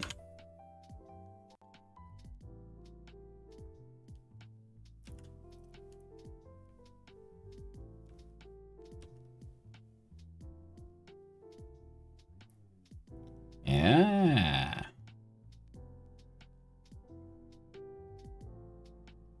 It'll take a long while for it to cool off.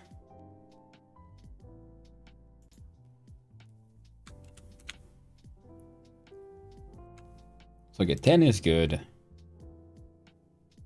Handle fuel. Move towards with the delta.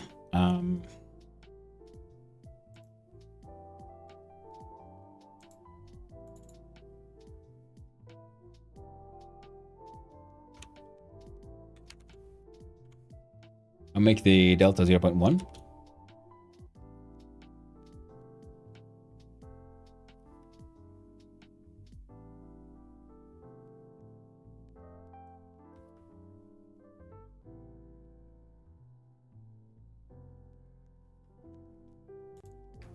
All right, that's neat. Change this to 2 seconds. And how do we keep going?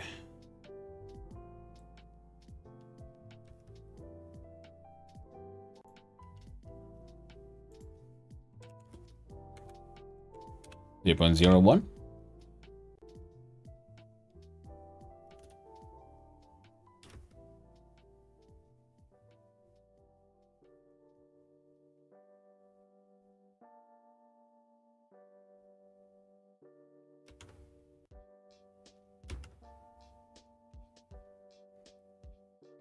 Yeah, man, those TTSs are slow. Still haven't figured out how to fix that one. I like re-up the connection with the Google Cloud and everything. It's coming. Eventually. Luckily next week it seems rainy and cooling down below 20. Yeah. Rainy isn't that less cool because I have to walk my dogs in the rain. But the cooler weather. Very, very nice. Appreciate it quite a lot. Luckily next week seems rainy and cooling below to 20 degree.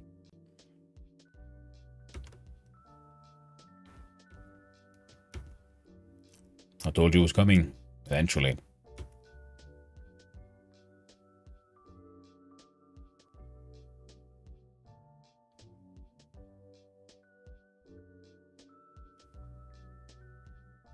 Okay, it's an interesting game so far, in the sense that you have to keep on, like, you pump more fuel, then you'll burn through all the fuel that you pumped in there, so you can easily put in a bit too much.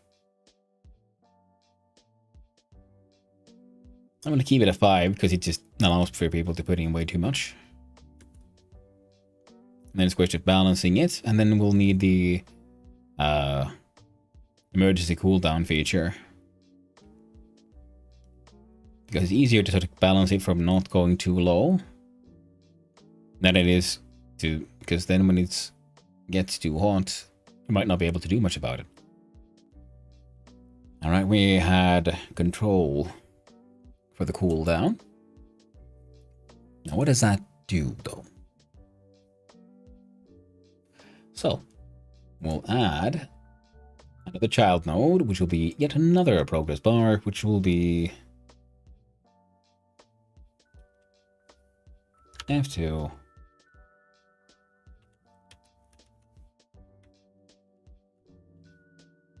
Emergency cooldown, so ECD cooldown. Works for me at least. Stick that in the on-readies. This one as well, from bottom to top, and I'll stick it right here in this little chimney. There, now we have a train made of cooldown bars. Nice.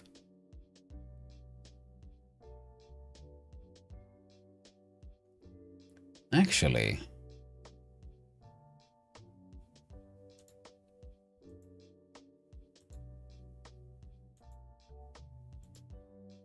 Let's see how this one works. So we shave, jump into script.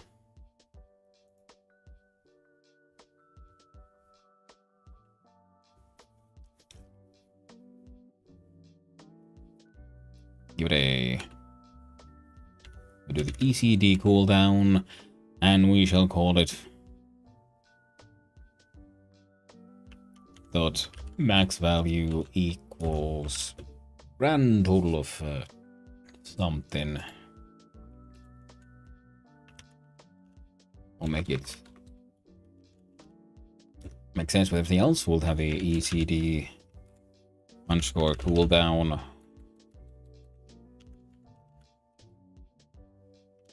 is a float, and we'll start at 5.0.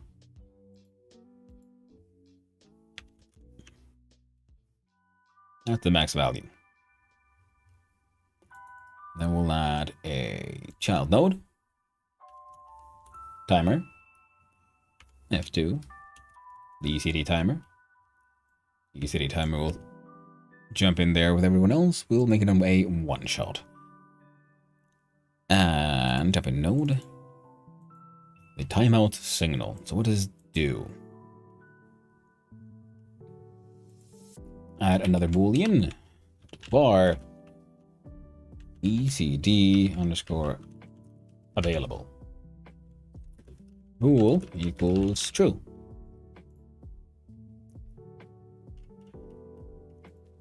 On timer timeout, ECD available takes the value of true. And release pressure. We do ECD timer dot start with the value of ECD cooldown. So 5 seconds. And ECD available becomes false. Print pressure release, that's good enough for me. Now we have the burn fuel function here.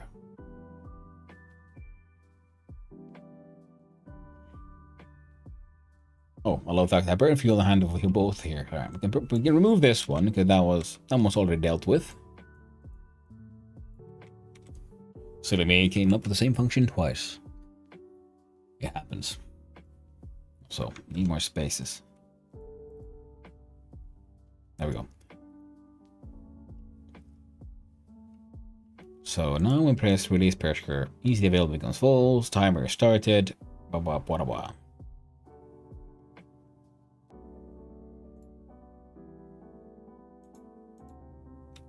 We do ECD cooldown dot value equals ECD timer dot time left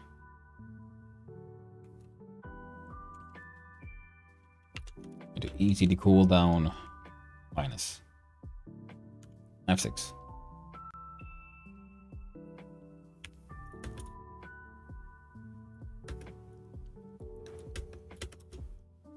Press C.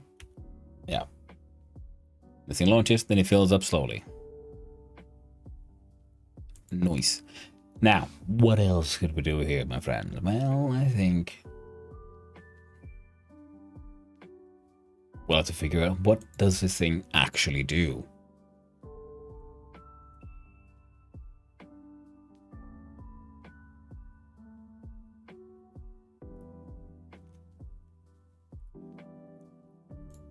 We'll do current boiler heat minus equals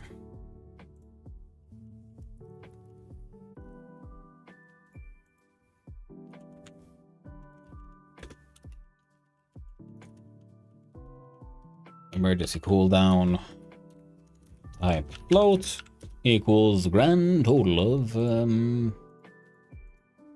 10.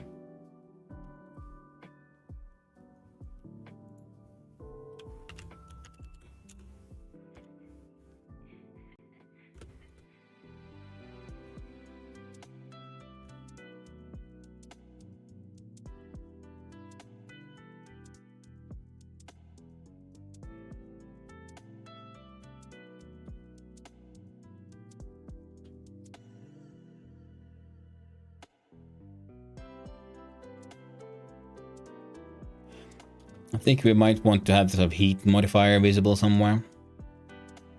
For this makes sense, because right now we're adding fuel, and then the pressure sort of moves, but it's not quite as obvious why it's moving or what it's doing.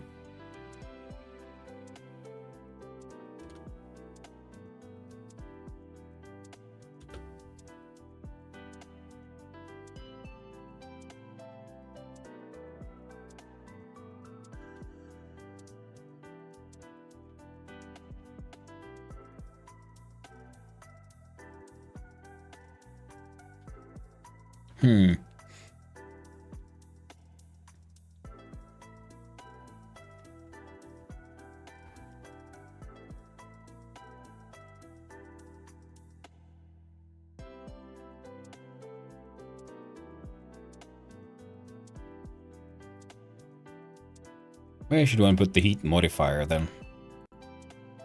I think it might be good for another progress bar. And we shall place it somewhere neat, I hope.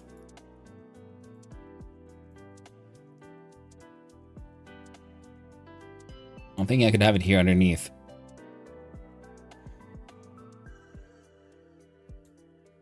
Would that work? What do you guys think?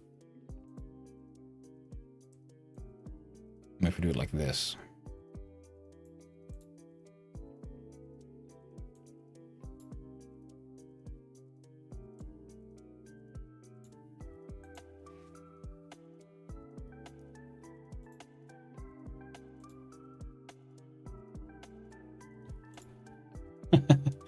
I think of emotes. Emoji. What's that? Golf. And strike.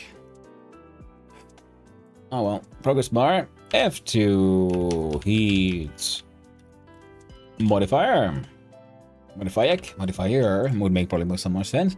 We jump on into the script. We grab the heat modifier, add it into our list of on-readies. There we go. Fantastic. Now the heat modifier here is what? Oh.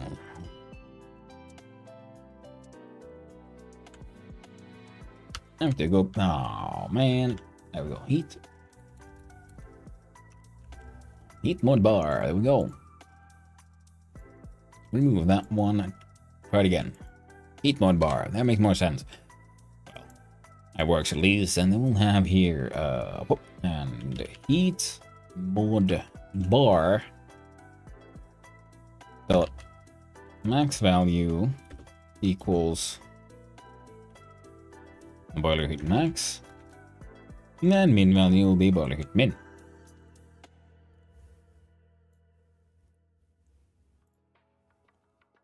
And here in process, here we're going. So heat mod bar dot value takes the value of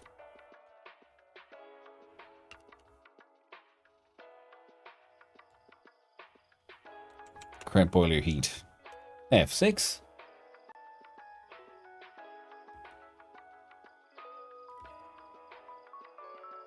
Nope. Wrong one. Not current. But the heat modifier. Now, where will handle heat modifier? Fuel heat.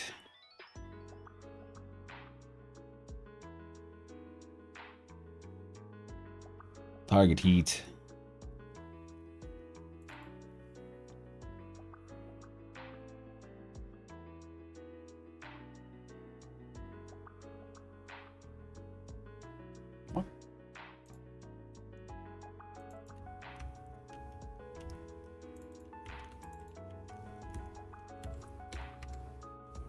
There we go.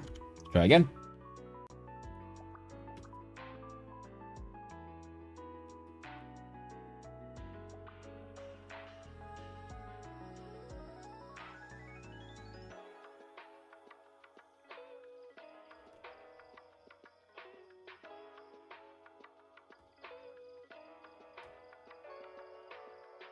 Makes more sense. I think I'll add this one here to make a little bit more. The problem is he's getting a little too chaotic, perhaps. Because having this one here makes sense to me.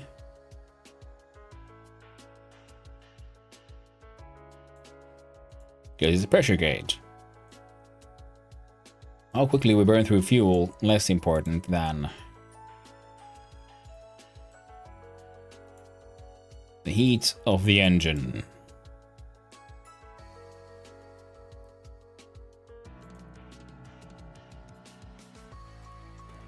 Which means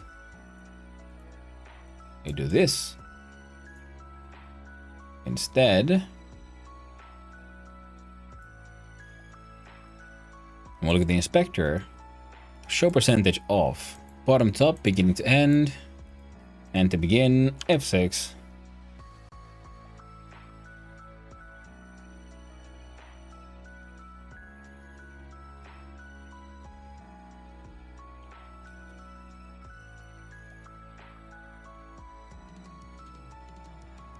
Yeah, I like this. And we'll have the background here just be sort of you know, there's a blue half and a red half. You can even do it now. A little bit of colored rectangle magic. So, correct. I will slap it here. It'll be like half. Okay.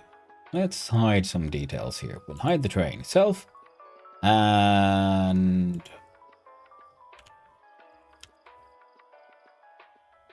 hide the sky. There we go. And you there. You have to, you'll be the cool box. Another one. I'll call you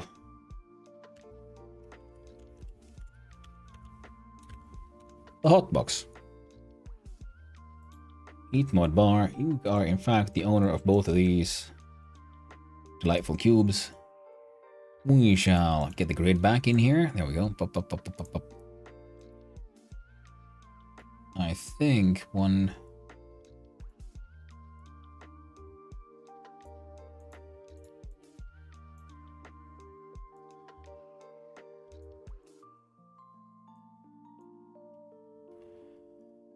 Oh. Add child node. There's a control node.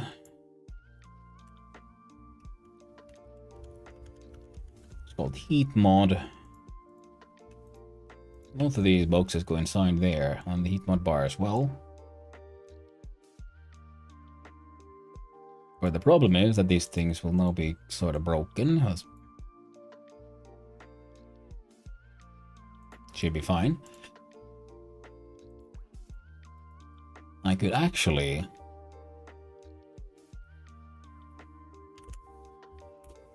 add an H-box container. Both of these go inside that one. H-box container itself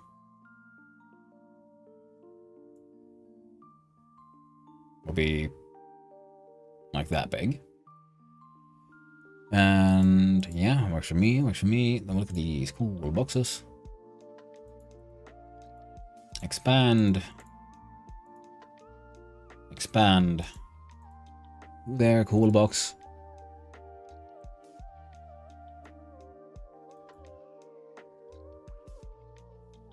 You can do that one and the hot box.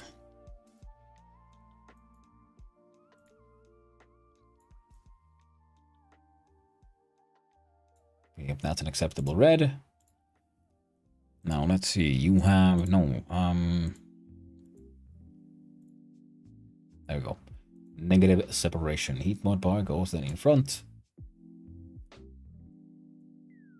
Ah, no. Try that way. Heat mod bar.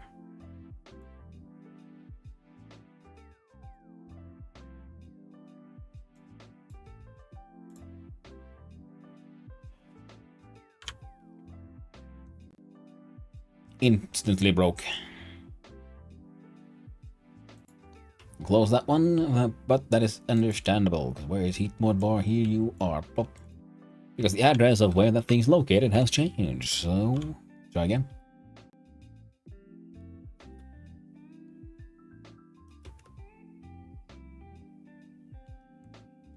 See, now it's heating, now it's cooling. A bit more visually distinct, but not the most useful.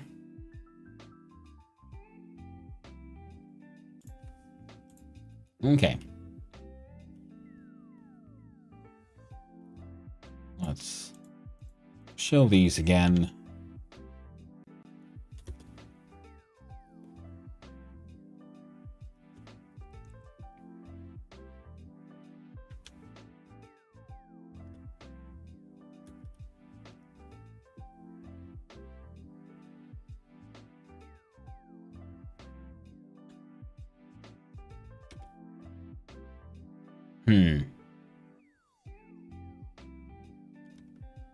I think we're going to remove the percentage sign from that one. Heat mod bar.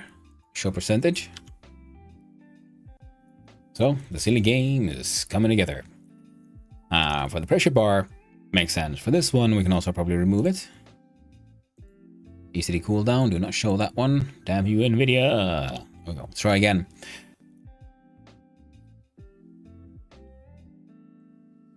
There we go. Nice. A relatively simple game. Getting the job done. Kazuma simulaattori tästä tullut. Yeah. It is pretty much a train simulator. The theme for this week was decommissioned tech. So, crappy old steam engine is the sort of idea we're going for here. And I just got sort of also caught up with the idea that I want to add the UI onto the train itself as much as possible with the time and technology at my hands. Trying to figure out the math, how I want these things to move. The original idea was way more complex. Now I'm just simplifying it. And the idea is to make it into a sort of a running game. So a train is going along the tracks. You just want to keep it going as long as possible.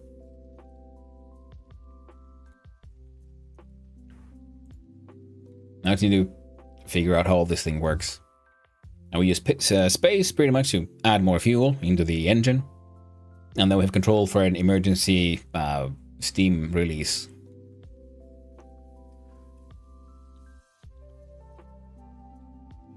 So, then we need to figure out what happens when we fail. Actually, no, first we need to add, first we do one thing at a time.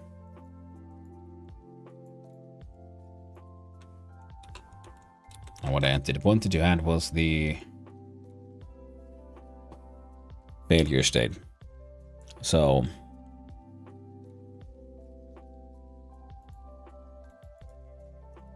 another timer.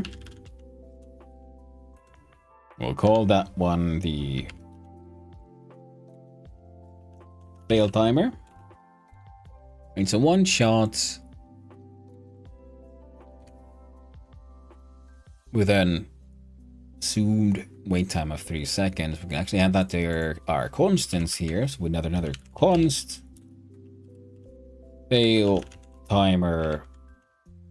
We'll just call it len. Type of a float with a value of 3.0.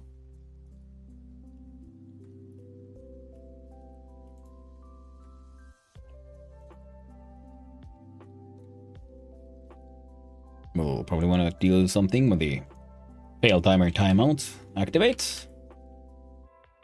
Yeah. We'll do if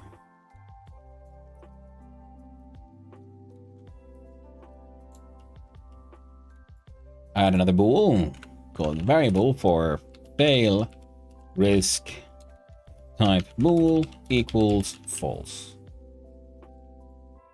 So when this timer runs out, if fail risk is still true, we'll print you lose. We'll make a global variable to handle this thing eventually, but right now we'll do this. Actually, might even be able to make everything this one scene. It feels so weird to try to just make everything happen in one single scene. It's kind of fun, because usually I try to do multiple scenes or jumping between them. This is an interesting one where everything happens in one place, but it also kind of makes sense, because we're making just a tiny little browser game. Flash games of old are the inspiration here. Now, how do we reach fail risk? Handle heat modifier. Release pressure. Now, right now we have this thing.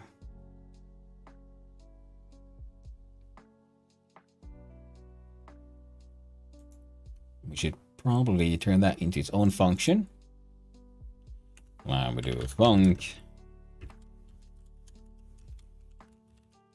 Under pressure, handle pressure, and I don't really think we need inputs or outputs.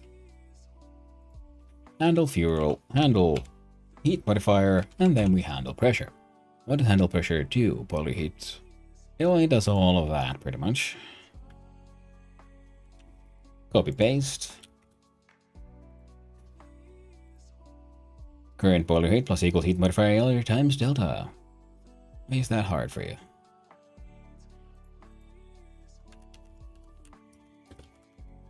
Delta float.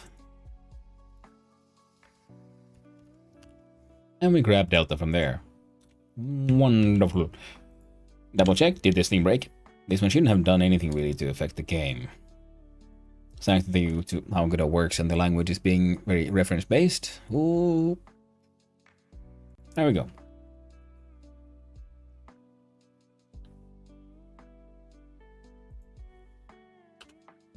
Okay, so if current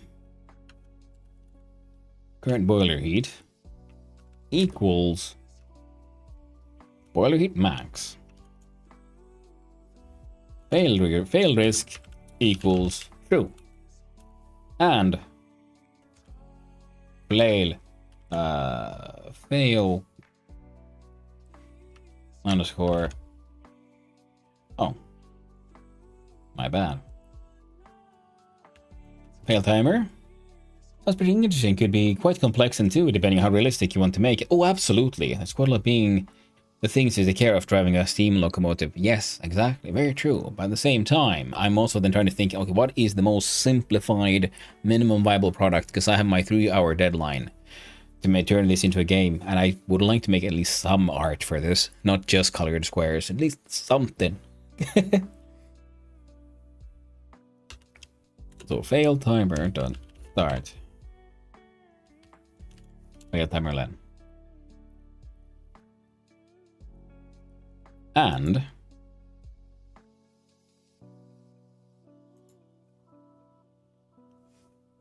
another one. If fail risk equals true. Now here's an interesting one though. How do we make this one work? I'm thinking, can I use tweens for this? I think I can, yeah. So, we'll add one here. Var tween of type tween equals create tween. So now we have a tween called tween. The tweeniest, or the weeniest, the weenie tweenie. Tweeny ween. We'll have to jump into the scene because I need to identify which one of my random ass blocks here. Ah, of course, it's not here at all. So we can probably use fuel. Yeah, it'll be fine actually. Oh, if I can make the bar itself. Yeah, okay, let's see. Fuel. Oh, heat bar. Inspector. Localization, layout, transform, no. Visibility, yes, there we go. It is in fact a canvas item, so I can do what I want. If fail rate assigned true, no, equals true, friend, equals. Then we tween property object is, yeah. Did I call it? Yeah, he did do the heat bar, so it's the heat bar. And what we're doing, we are property node path modulate. Final value will be a color dot red. And how will we get there? It'll take us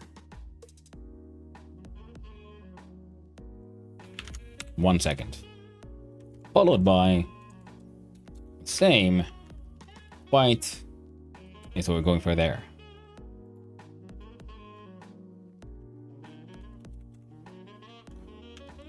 If fail risk at the value of false, queen dot and that'll happen, and queen dot I don't know, stop. I have no idea if that'll work. Let's press F6 and see if this entire thing explodes. I'm gonna try to make it explode. We'll see what happens. So you should now modulate to red. You did? Ah, I have my target heat and stuff marked here. I could remove those. Ah, interesting. We'll turn that into an elif.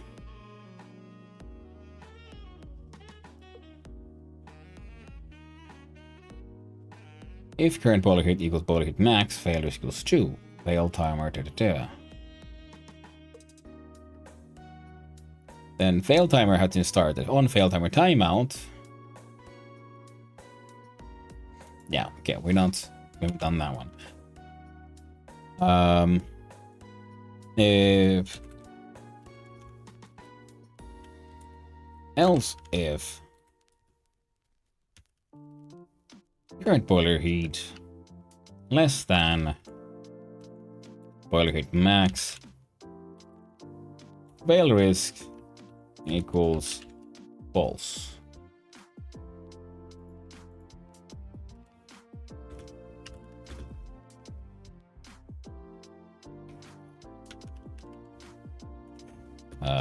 Is greater than boiler heat min, or boiler heat. So max or min, both of those will mess you up. True, false. Now where is my print statements here? We don't need you anymore. F6. So let that thing go all the way down. Turns red. 3, 4, 5. All right, we'll make it hot as all hell.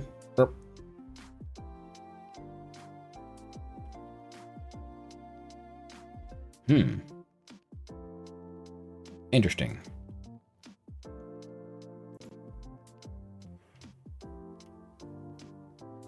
Fail equals 2, print you lose, and fail timer timeout. Fail timer timeline is 3.0. And fail equals 2, fail timer start, fail timer land, yeah? Print fail timer started.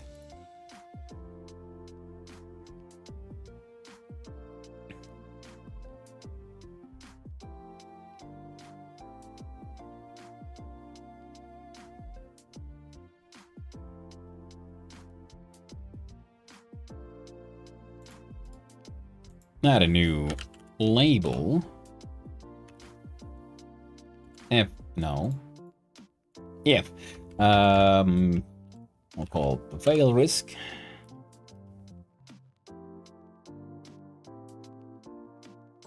Part of the process here right now is this one. Dot text equals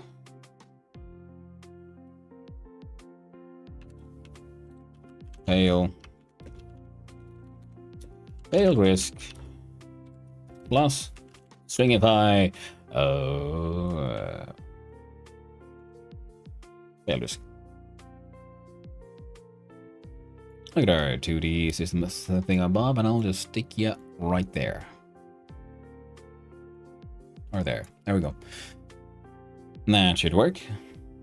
We'll save, press F6. I'll see how this fail risk falls.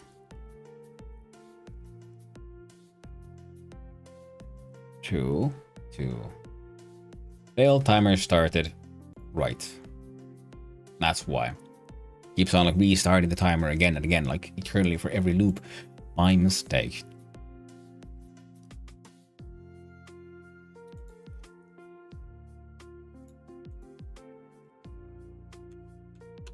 We'll just add another if statement here. So if fail risk equals false, then we do all of that. Otherwise, skip it.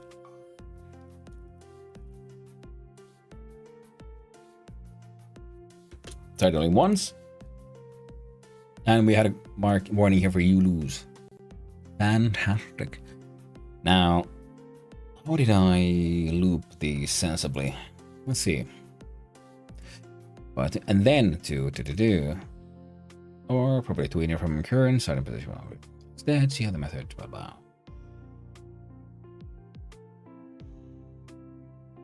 Tween create tween property sprites position. Oh, that's odd.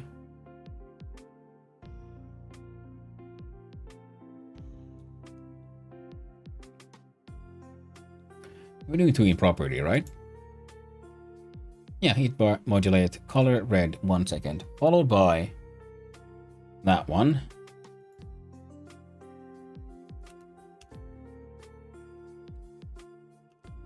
Tween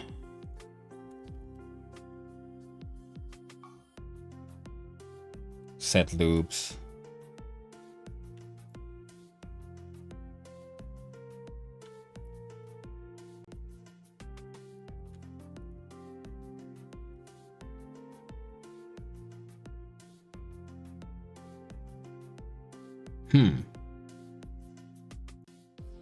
Odd. Because it should be going from one tween and the next, right?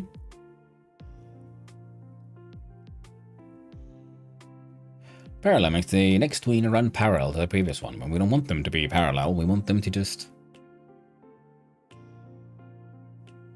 happen one after another. Use the chain to tweeners and after set parallels called true. Very neat. Not what we want really.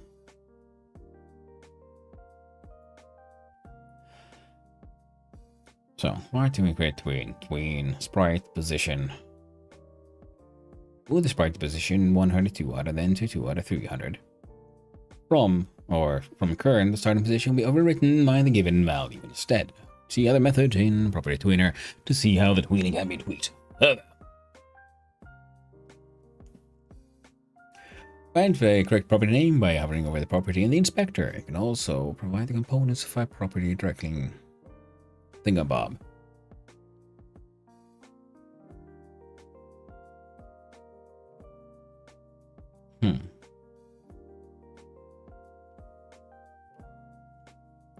Tween property is sprite position X.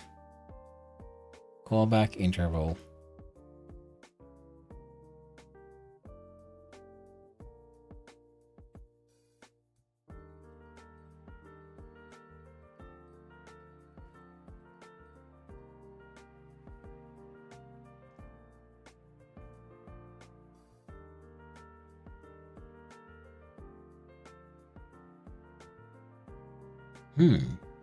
Creates and appends its callback tweener. This message can be used to call an arbitrary method but in any object. Use callable bind to bind additional arguments for the call. Object that keeps shooting every 1 second. Get tree, create tweet loops. Tween callback, shoot, set delay 1. Turn the sprite red, then blue.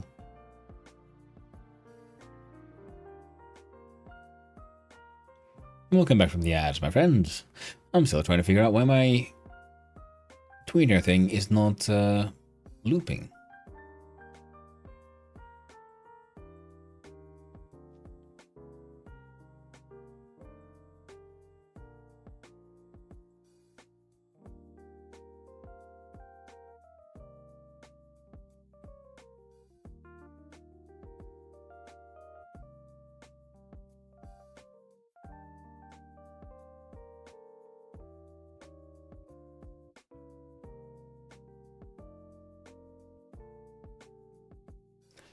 So creating depends on internal tweener to be multi-computer delay between tween animation as an alternative to using the delay in other tweeners. We already have duration. Creating depends a method tweener. This method is well.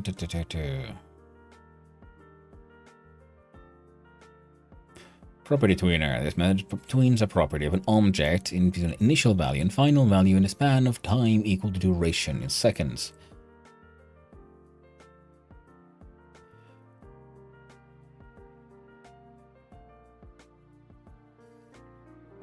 Right. Good. Tween object to flash red. So I've done that before.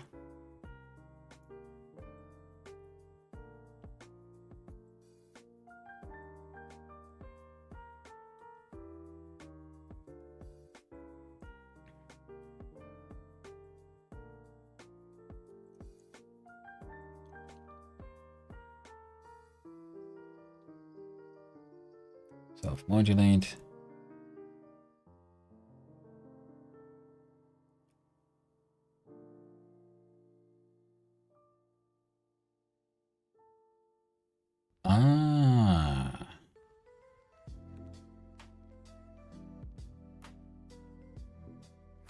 So that might be an issue here. I'm creating a massive amount of tweens. So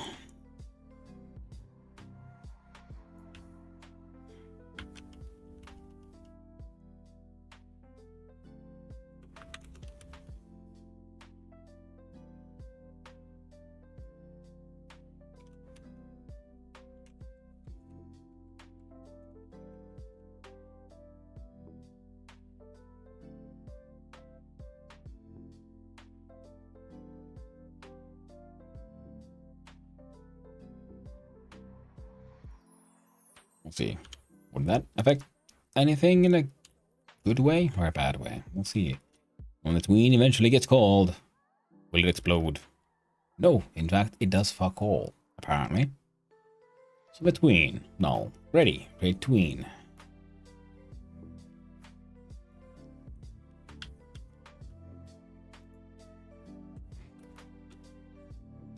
I have no idea if this should work. Can I call trade tween in that? Apparently I can. That was new for me.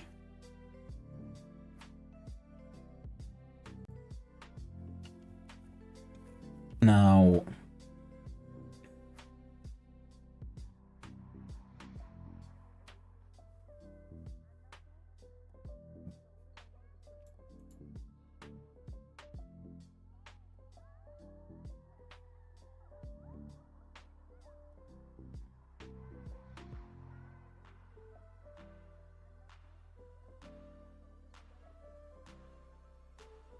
okay, let's try something different.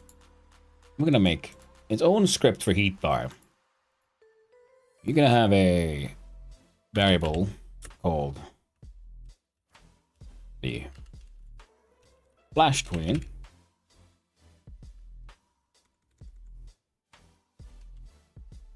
which shall be a tween and starts with apparently create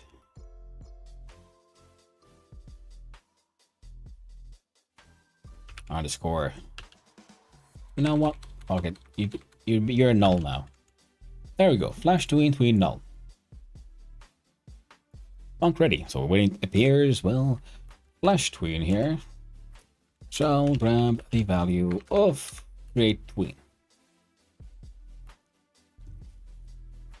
Ah, right. It's one of the few ones actually wants a big T, isn't it?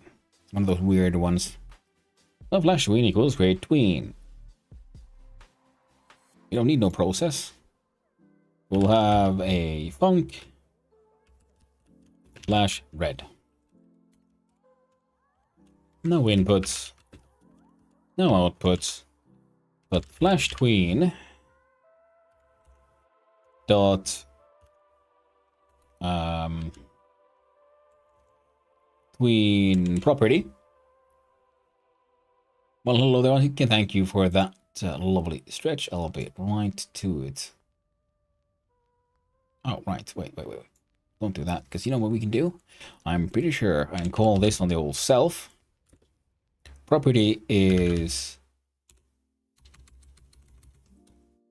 parentheses modulate. Our goal is a color, which we can use the predefined red 1.0. Then white. Dot stretch. Yeah. It goes. Oh, nuggets.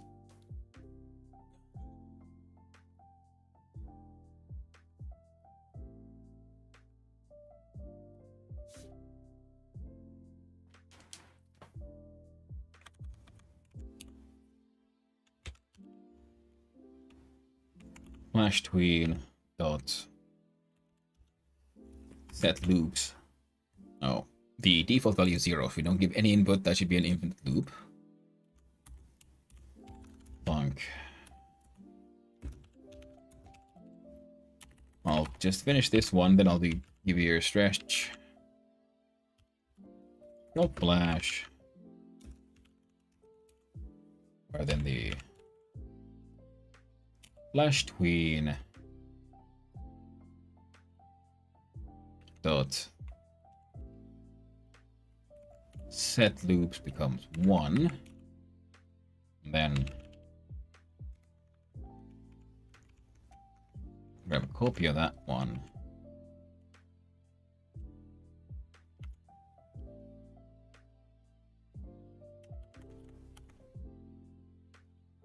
I think that should work. And now we go back to level.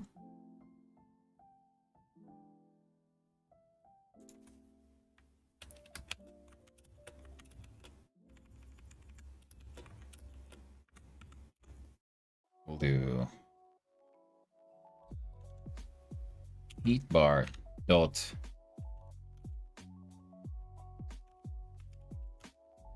stop flash. Also, yeah, save. Heat bar dot, what did I call it? Flash red sub flash. Flash underscore red.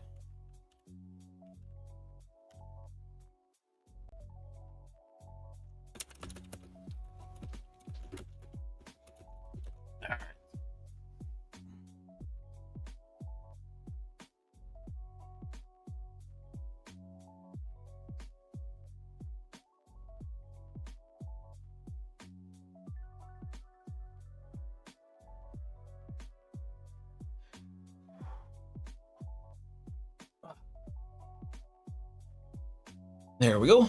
So, deluge is true. No flashing is happening. I don't know why. Oh, well, would you look at that? Lower left there. You can see it. Debugger.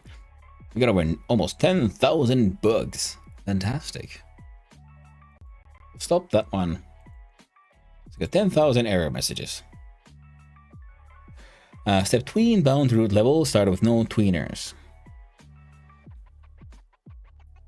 Can't append to a tween that has started. Use stop first.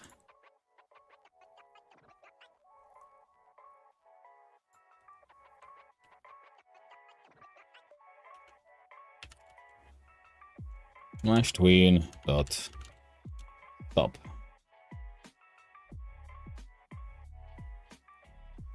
Step tween bound root level start no tweeners.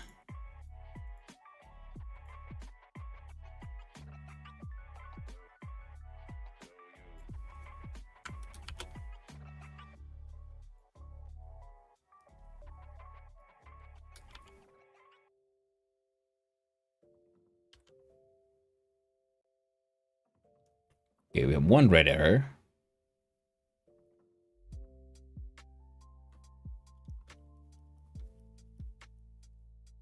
Not flashing. It should be flashing. Function failed, first of all. Tween CTP. Step tween, bound root level. Started with no tweeners.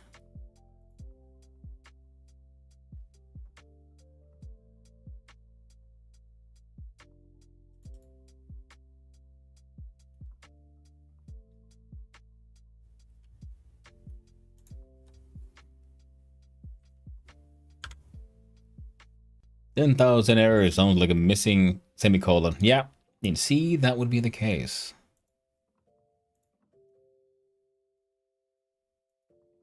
Huh.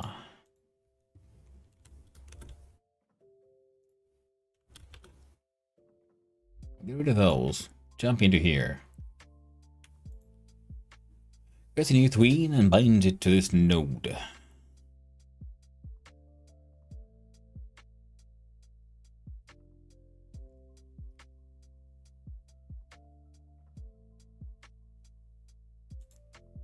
So it could be that. What we need to do is here flash tween dot create.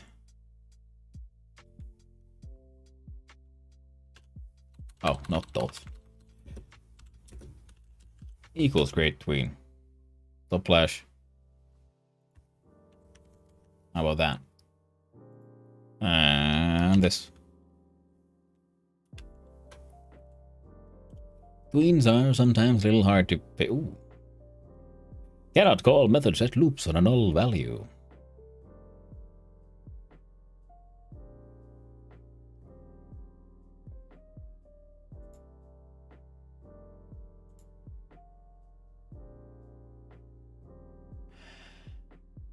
What? Okay. We'll just call it something. So function handle pressure process stop flash. This one happens. Flash tween set loops.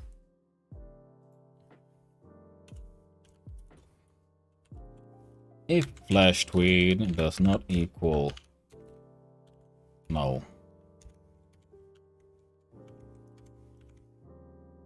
then that shit. How about that?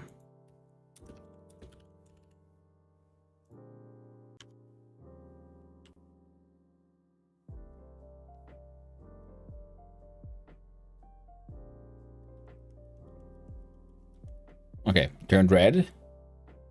Here's the question, will it turn not red? So now the flashing starts, and now it just remains red.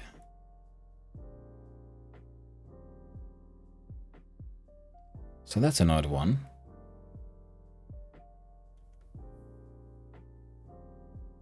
Because at this point, it just stopped flashing. So why do you flash red?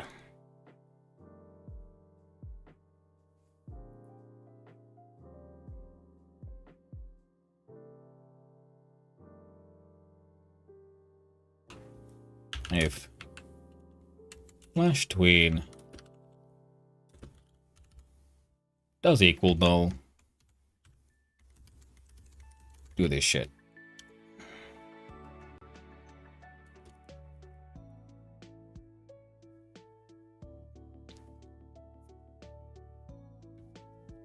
Okay, so now it's flashing.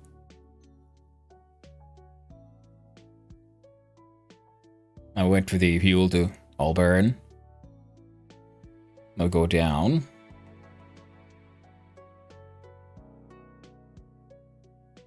That was cool. I stopped flashing.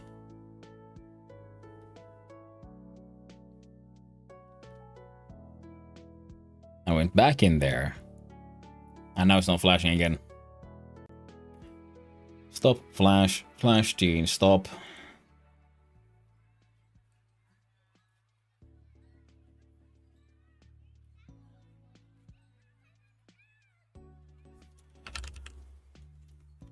Flash tween dot queue free. It's queue for deletion. Alright, how do I make a flash then stop? Stop flash. Can't bend to a tween that has been started. You stop first. Ah, alright.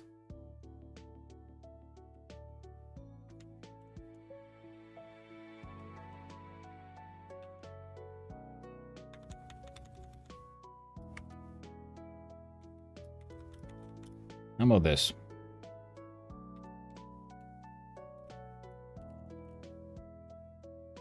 Flash tween dot stop.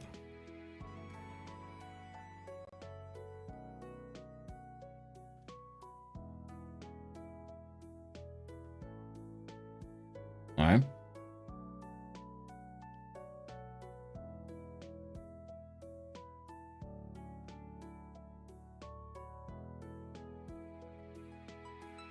And we fail again. Yep, nope.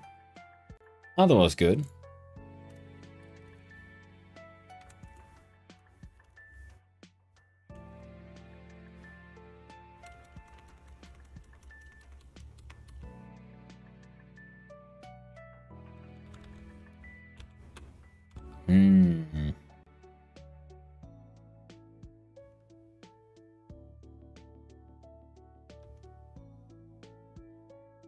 Flashing red. Okay, but now it just remains where it was. It doesn't actually do... Ooh, debugger's getting a lot of errors there. Gotta bend to a tween at the start that you stop first.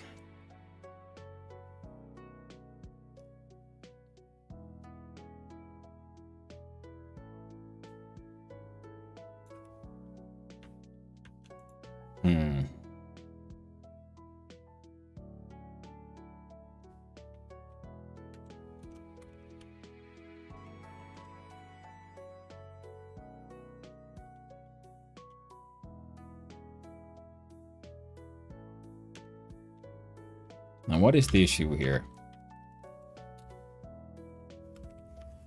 Hey, flash tween equals null, flash tween create tween.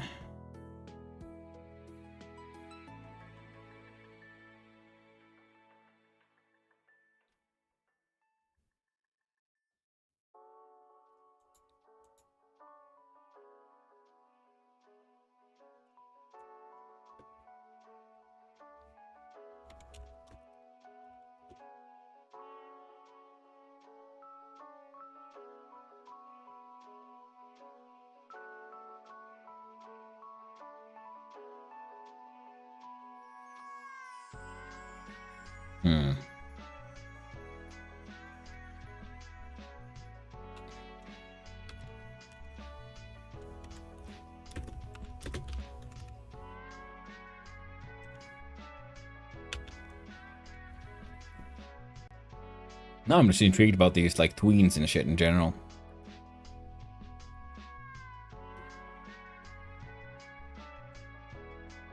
Okay, nothing's happening. Nothing's happening and nothing's happening. Okay. Now, flash tween equals null, create tween. So this worked last time, though.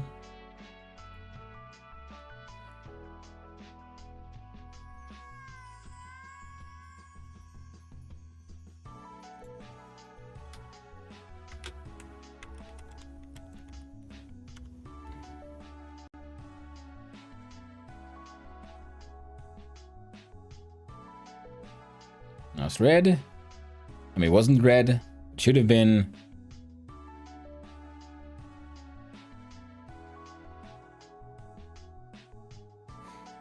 Yeah, got nothing. Oof.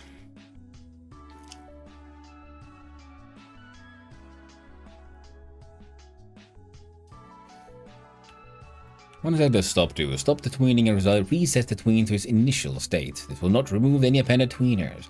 If the tween is stopped and not bound to any node, it will exist indefinitely and will start invalid. If you lose a reference to such tween, you can reset the using scene tree to get processed tweens.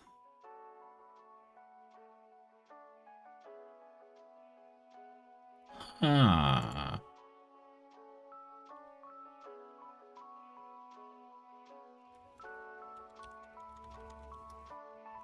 Hashtag that out there.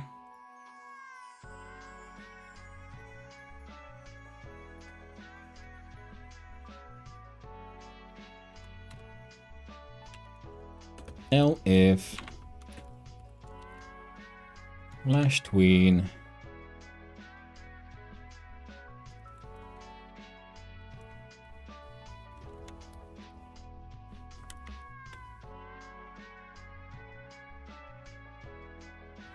so good old restart stopped tween.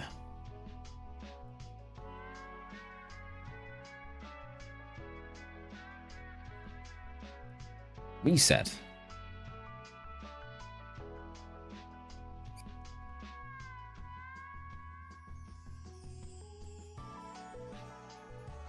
Keeping out parameter with animating. So tween remove.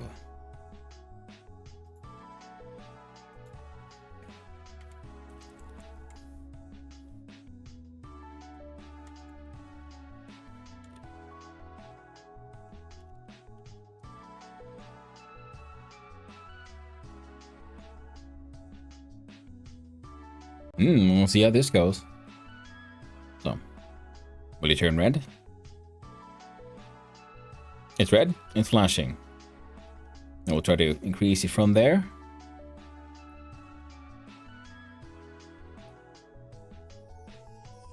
Annually call, non-existent function, remove at base tween.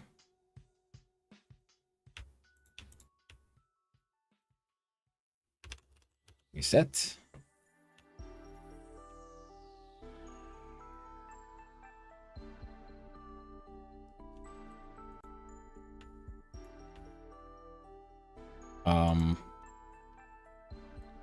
Okay, that was outdated information I was looking at. So what do we got? We got bind node, custom step, get loops left, get total ellipse time. You pause and play. Pause is tweening and the animation can be resumed using play. Kill. Aborts all tweening operations and invalidates the tween. Well, that's the one I'll be looking for. Let's try again. Because the flashing red seems to be working.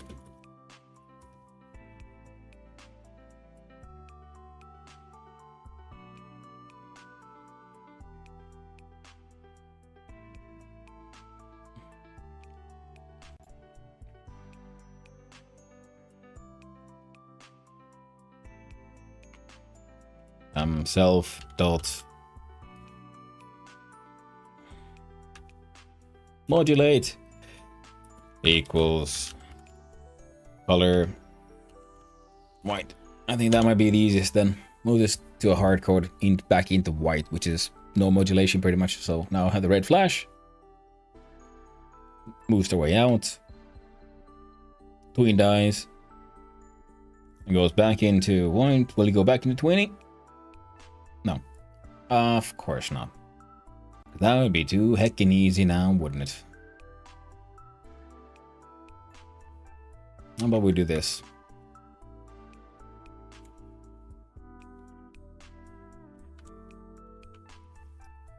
Gosh, there we go.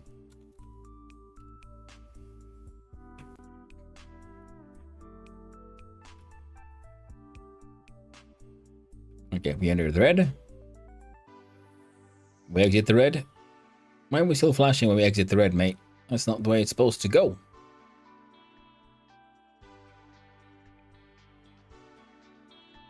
It is stuck in red instead. What a...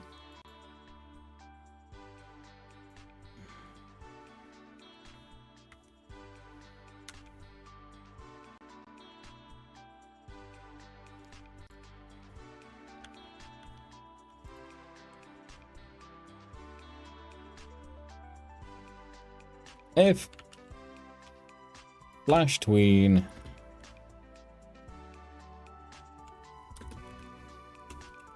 equals null, you do this.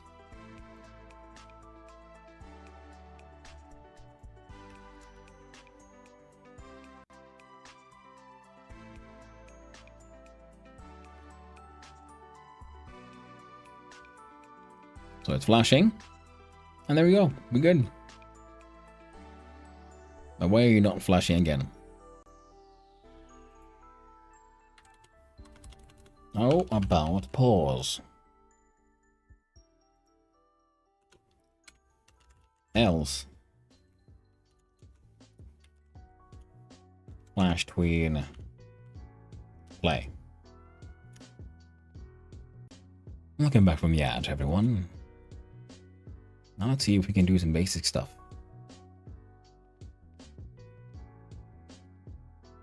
Okay. We've hit the flashing point. Now we go back into white. That went well. Back into flashing.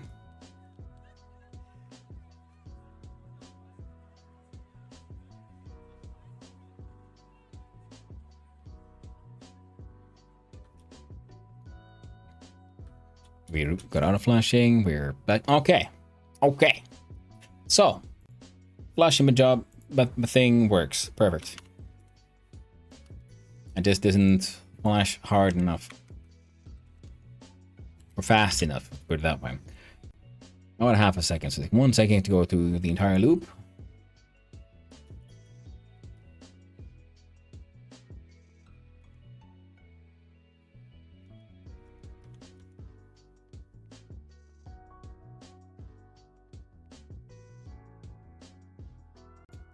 Ooh.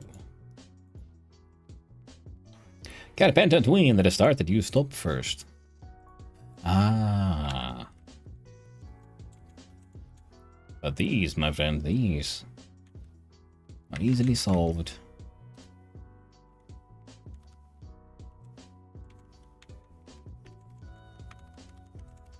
There we go. I believe that should work. So it's like they set it there.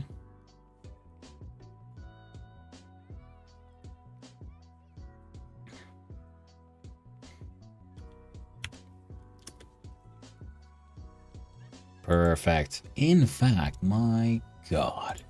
I can do it here, can't I? I think I've been overcomplicating the entire thing in a ridiculous fashion. Let's see if we just test out a bit of copying and pasting. Do this. We comment out the rest.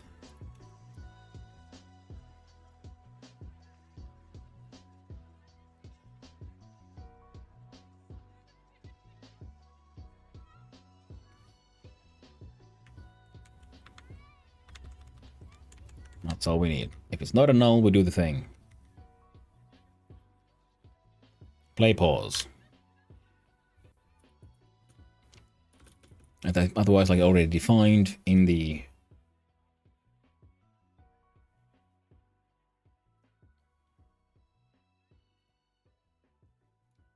yeah.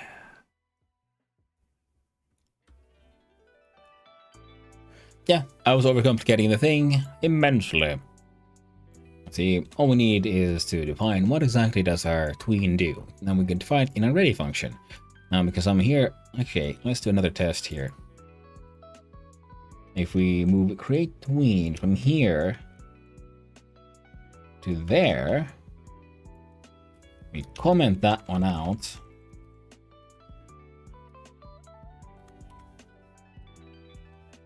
I think it should still work. Because we're just pausing or unpausing the flashing tween, right? Worked. Worked.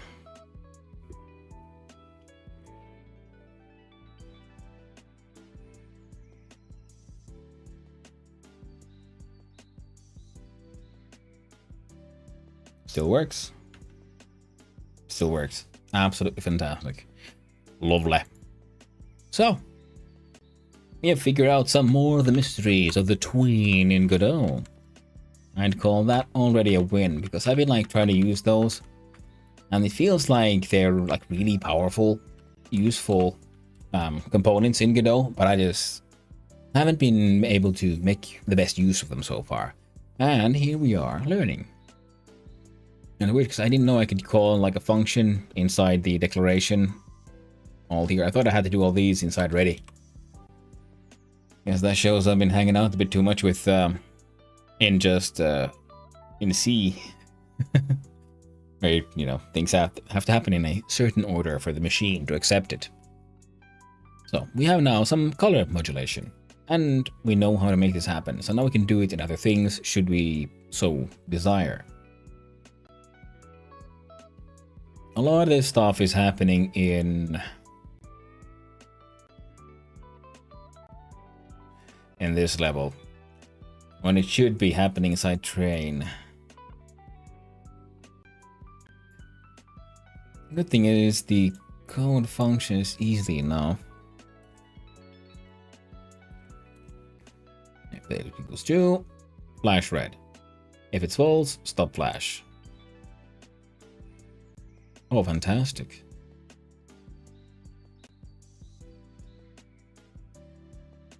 And it keeps on calling play, but it's already playing, so it doesn't do anything. It's calling pause, but it's already paused, so it doesn't do anything. Fantastic. Absolutely fantastic. Wonderful. Wonderful. Excellent. And a bunch of these things could be moved from here over to train. Good old copy paste should fix that.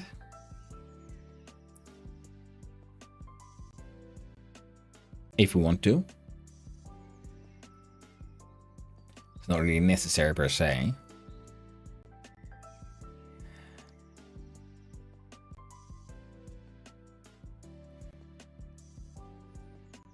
Now we'll need some sort of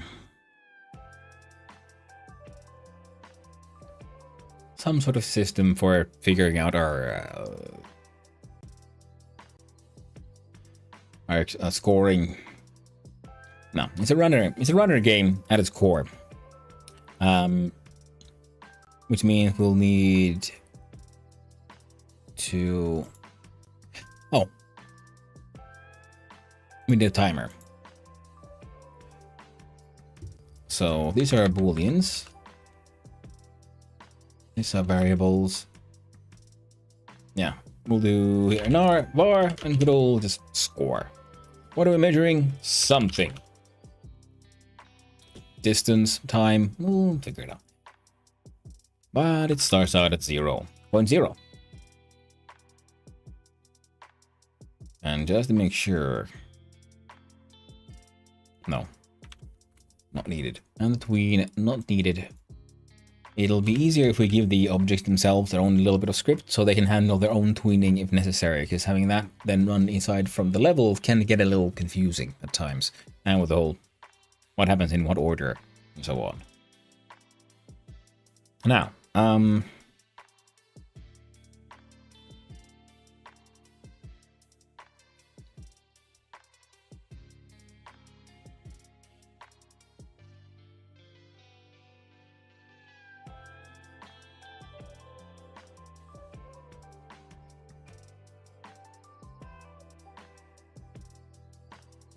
oh well.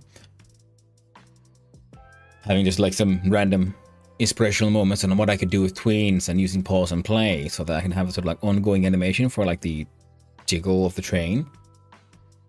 Like, and then if I wanted it to react, I would have first just pause that tween. Then I have a secondary tween for the various other effects.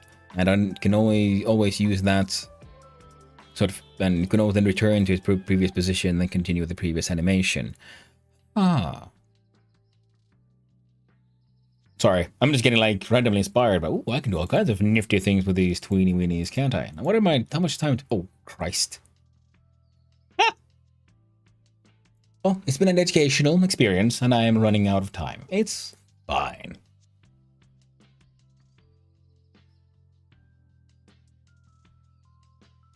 Ooh, you know what we can do? We can do some silly shit. We can do some really, really silly shit. Okay. Okay, let's see. Let's zoom on in. So, which one of these? There we go. We have to call you wheel 2. Have to wheel. Call you wheel 3. Makes you wheel 1. we shall give train a new child node, which will just be a regular control node. All the wheels go inside the control node. Then we can give the control node a little bit of a script. Yeah, we'll call it control because I can't be bothered to rename all of that. And what we're doing is for tween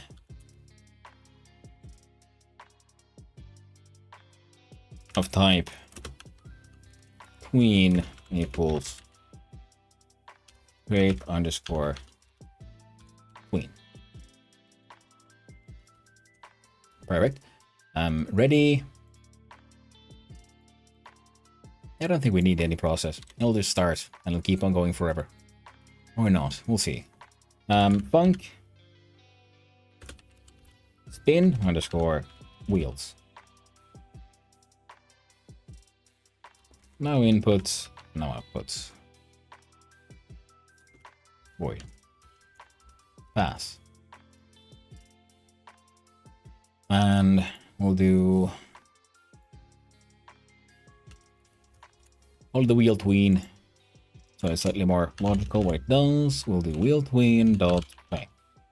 Play. Play.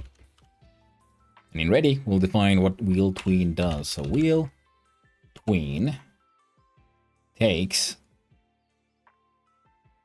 dot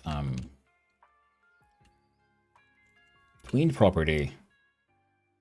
We'll start with wheel 1 is the first object, followed by what are we doing?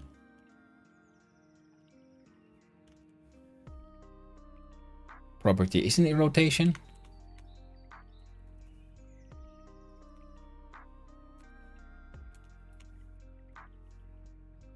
Auto translate editor.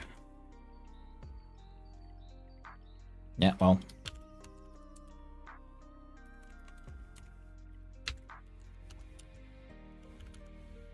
That'll be fine.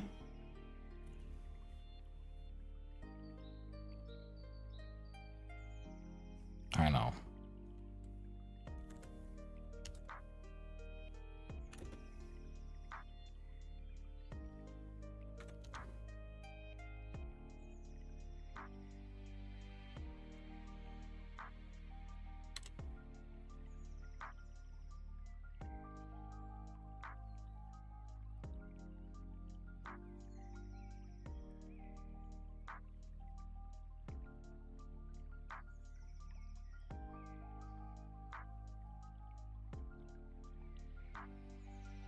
And we'll see, does the shit explode? Not yet. Kinda. Kinda. Now, you, my friend.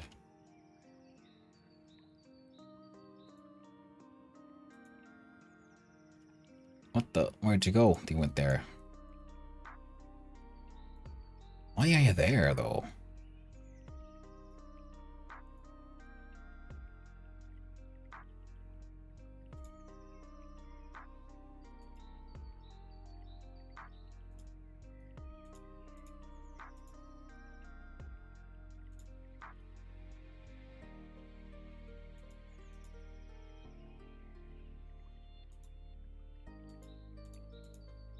Ah.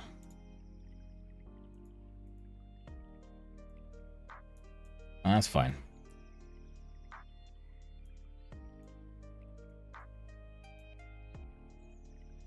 So if we do this. But I want your own.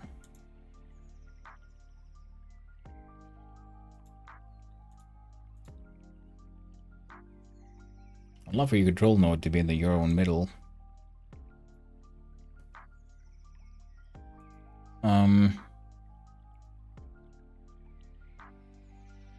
Let's see.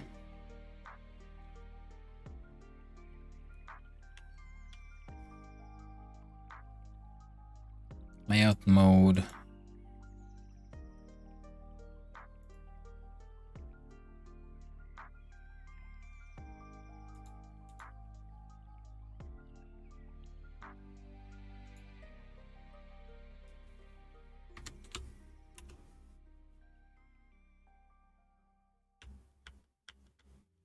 So that's not it.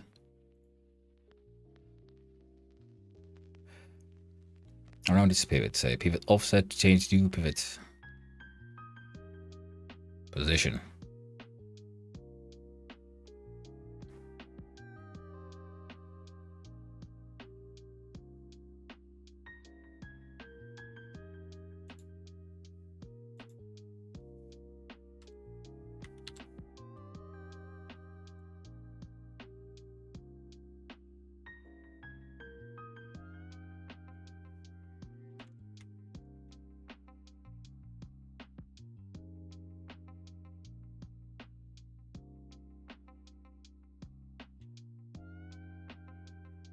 Ah, there we go.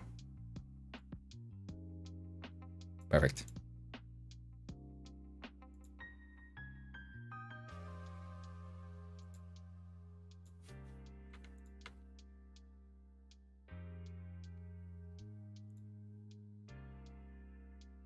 Layout. There we go.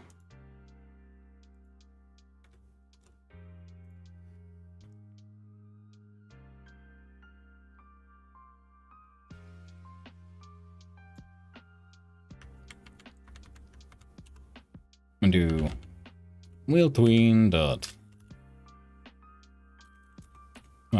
dot good job. There we go. Set loops and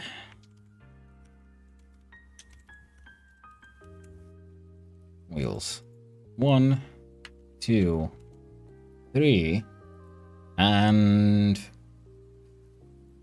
F6. I'm assuming nonsense will happen.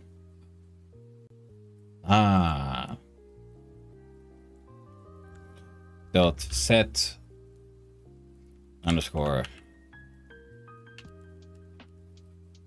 set parallel. Control F.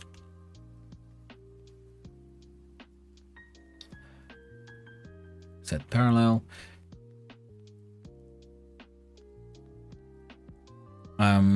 Parallel tweener added right before this method.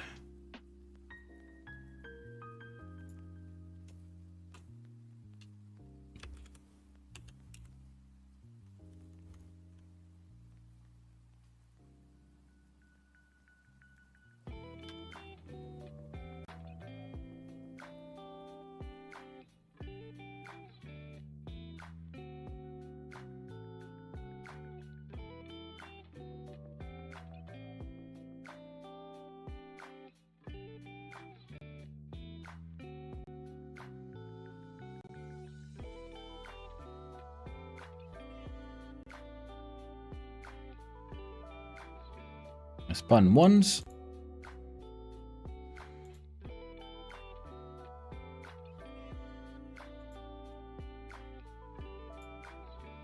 Control spin wheels. Control ready spin wheels play.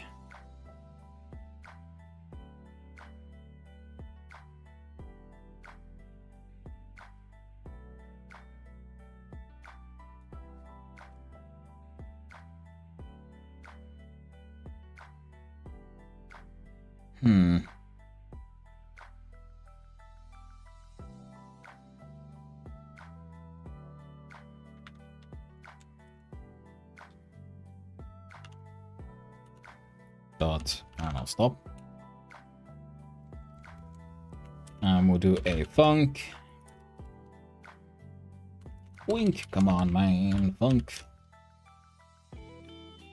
Stop wheels. Void. Wheel tween. Dot. Stop. How about we do this? We save. Got a train. And we move that one as well. Go to level, press F6. Why did they only do it once?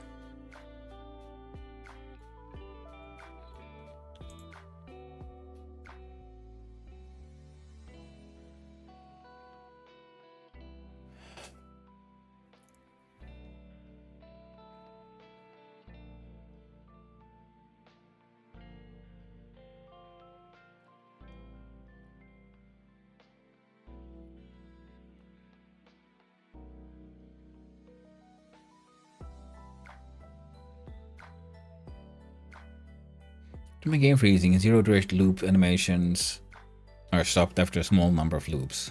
They're not zero duration loop animation, is it? 0.3.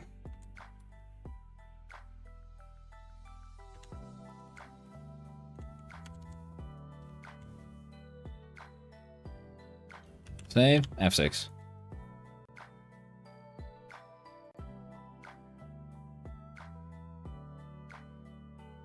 Now set loops.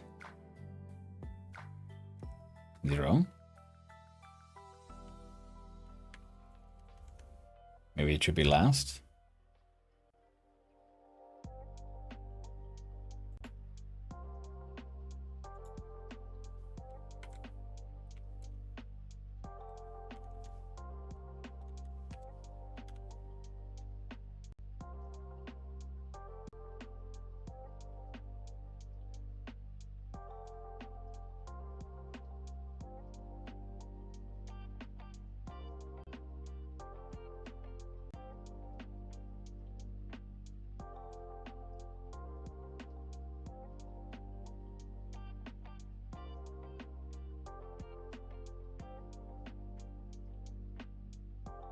I don't get it.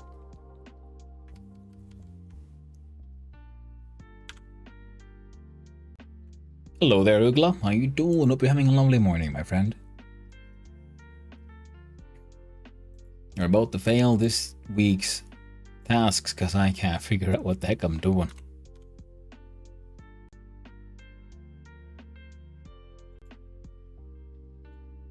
Alright, try again. Stupid wheels, spin harder, spin more, spin faster. How about I copy this one, paste it in here,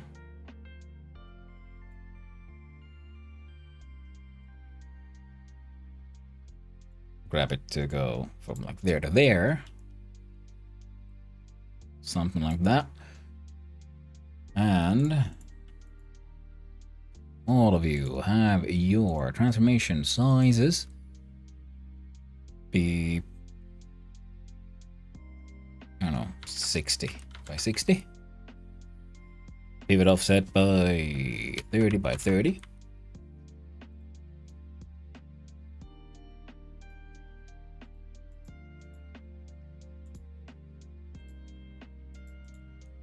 You're there. You're there. And you, my friend, are there. Like a train, and we'll just hide you away. We save. We jump in here, press F6, and see what they do. Still only does it once. Why are you only doing it once? I don't get it. I don't get it. There's no reason for you to stop. I'm giving you infinite loop.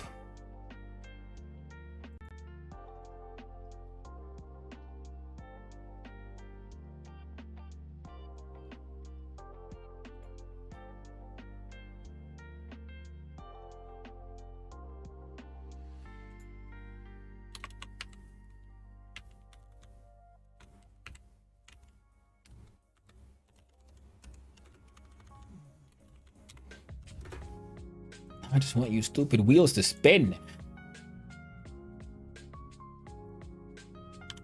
So why isn't it spinning? I want to keep spinning.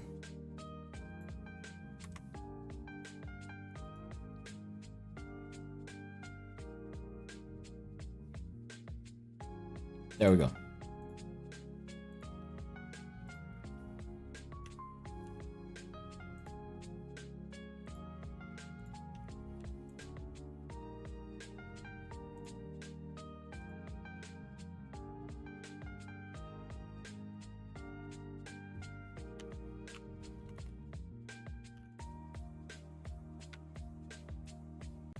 It's good. Summer's over here. Rain just started after 2 days with sun. It was great. A lot of beer consumed. Sounds lovely. Sounds fantastic.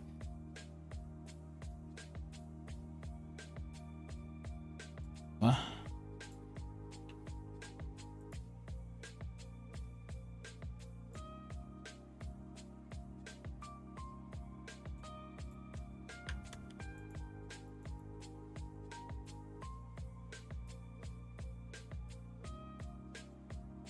Ah, right. God dang you, stupid bull goober.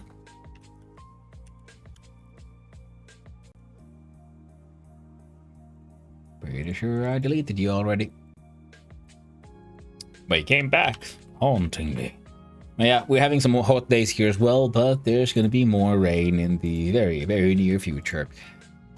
Doing our best.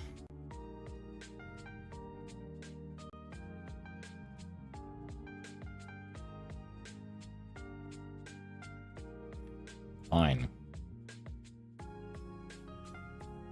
Alright, we had something here.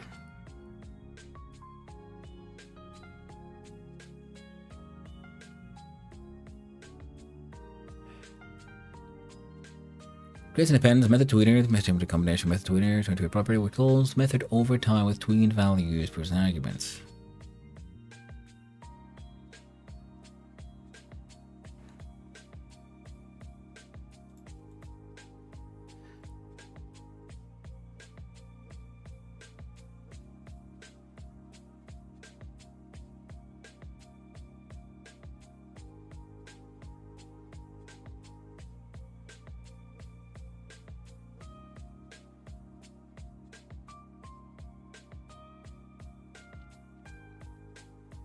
So tween callback.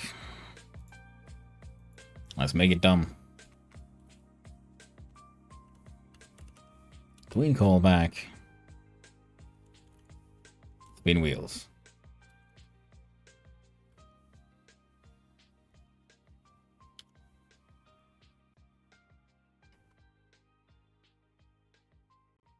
The bastards. It's oh.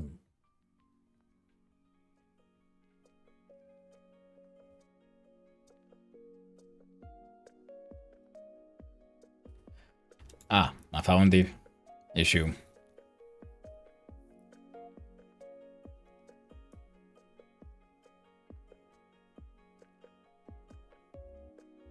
As relative.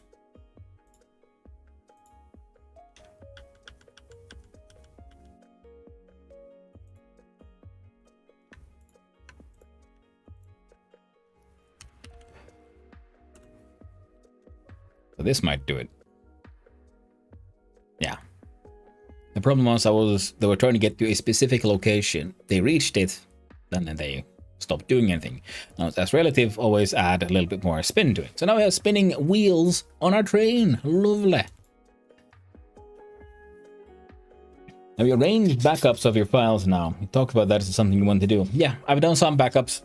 I should do that again soonish. Because, well, every week we make some more of these. I do have an external hard drive where I save most of the stuff.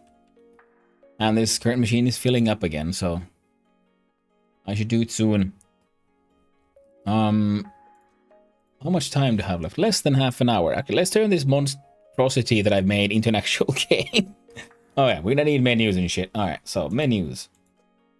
Create new scene, user interface. Menu. We'll just call it the menu.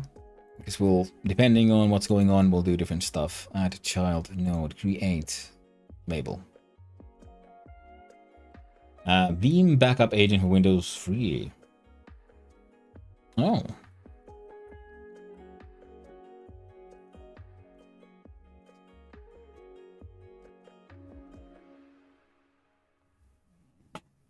I did the laziest way of taking notes, but I took a picture of chat with my phone. It works. Now, look here at this label. There we go. Label. Can I move you now? So, getting steamy. We'll look at theme overrides. Font sizes. Font size will be, I don't know, 48.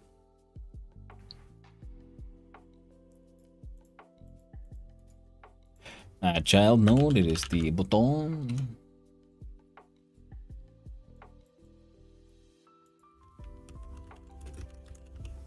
Says start the game.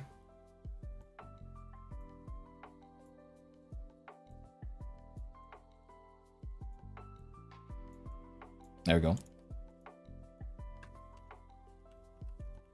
Start button.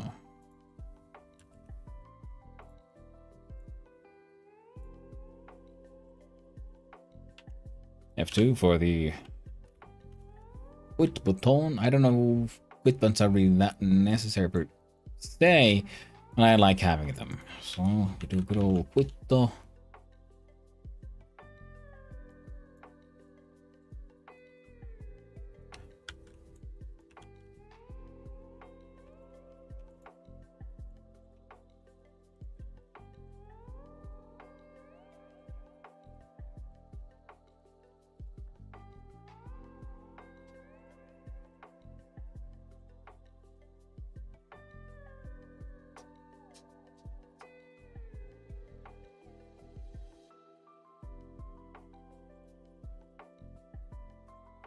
There we go.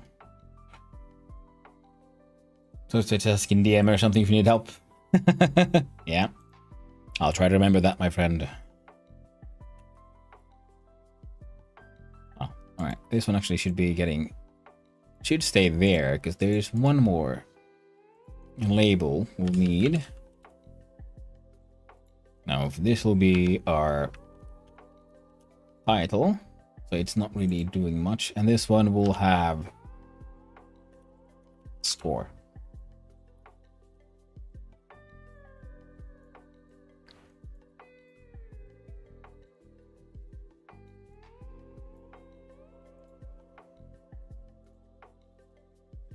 Align both of those with the center.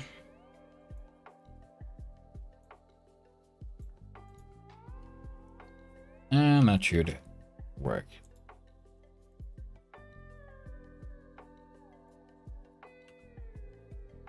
More than anything, we'll need that one.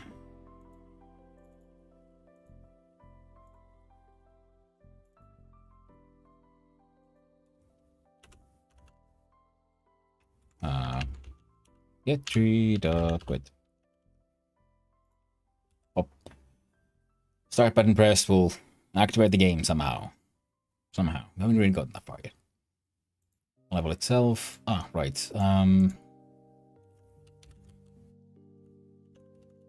Self-defined. Very much. We'll have to have a global. Now the thing is, going to 2D here, what we'll be doing is we go to menus and we'll grab from here the menu scene and I'll just plop it here. Do it through here, it's immediately delightful and pop, there we go. Now we can assume, we can sort of pretend it's not there for now, because there's no point for it.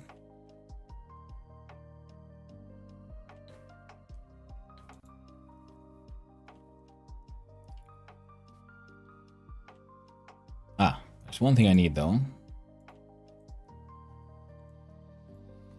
Unnecessary for the process. And we need the globals. Ah, right. We'll have to look at one of my older games and grab an asset from that one.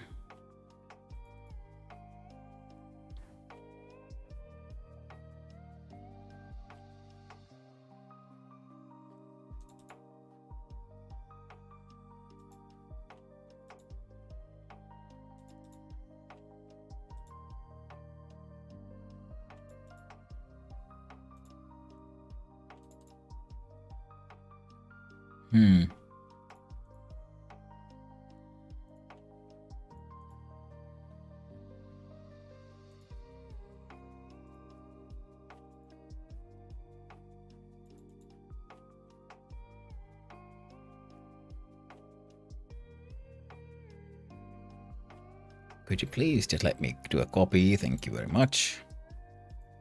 And I current 326. Right click. New folder. Assets. I'm moving aside. And paste in. Ideally below the Swish. Go back here. Oh, there we have no folder. Assets. It has a Swish PNG. Now, we'll have to add a new child load, a parallax 2D, create. Jump in here so we can see what the heck, and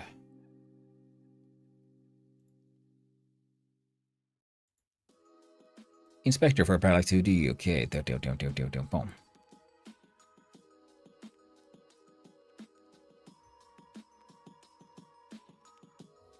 Let's do this. Nope.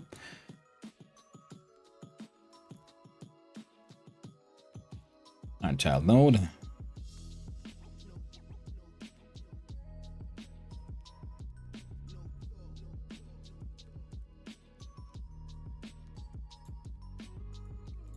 Add child node.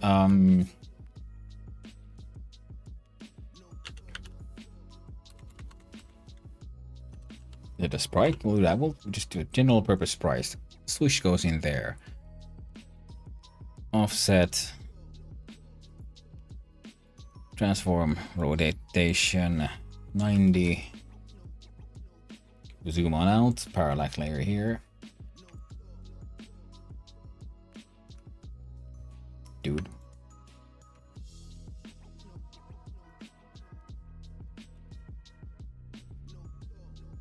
Why is it?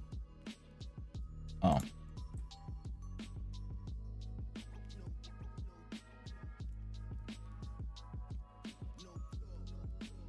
Used to be behind everything but in front of sky. Then we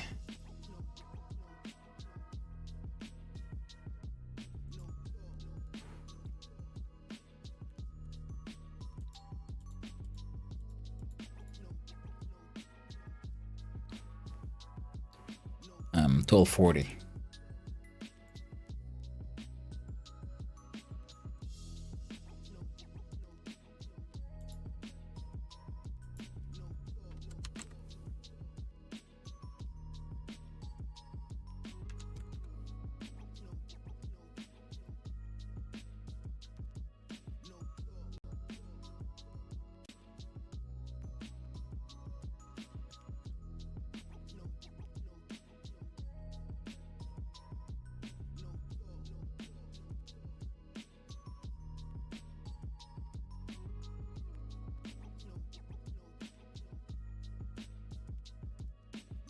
Why do you keep on doing this weird shit, man?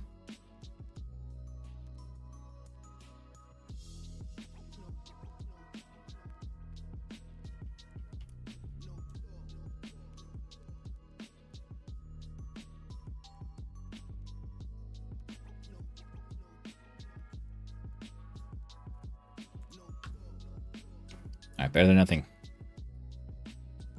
Can't see anything. Hide the sky. F6. And neat. Scroll scale X, Y. Ah.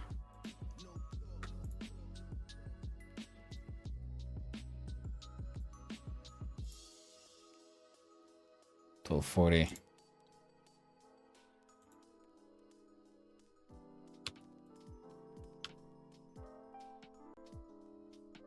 Nope.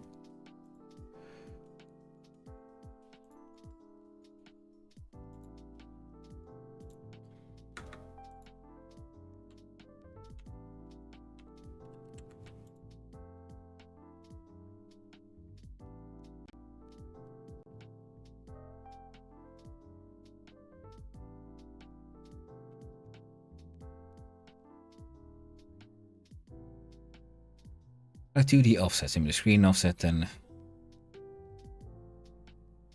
repeat size.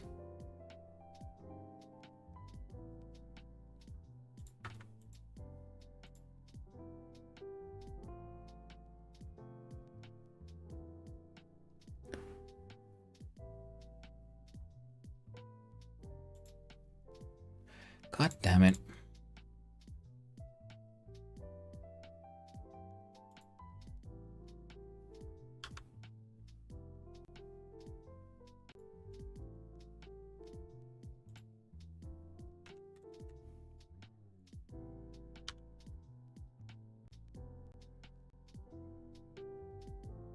I've used these before. Why are you not working, friend?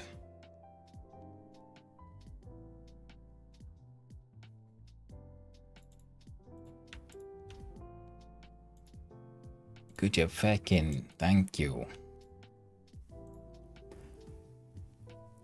5 to expecting with different speed of the camera using its scroll scale, to move into the game.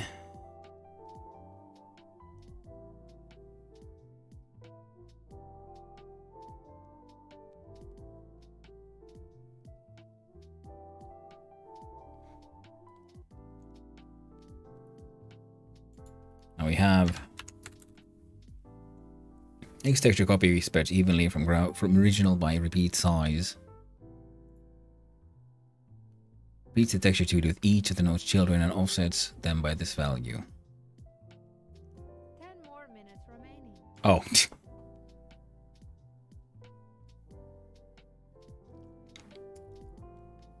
I don't know why this isn't working, mate. Obviously, like, see, one example of this actually works. So why are you now? Scroll scale multiplies final parallax to the offset. Don't care. Scroll offset.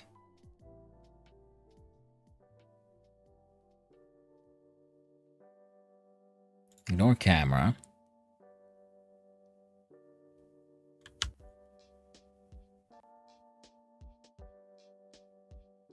Nothing's moving.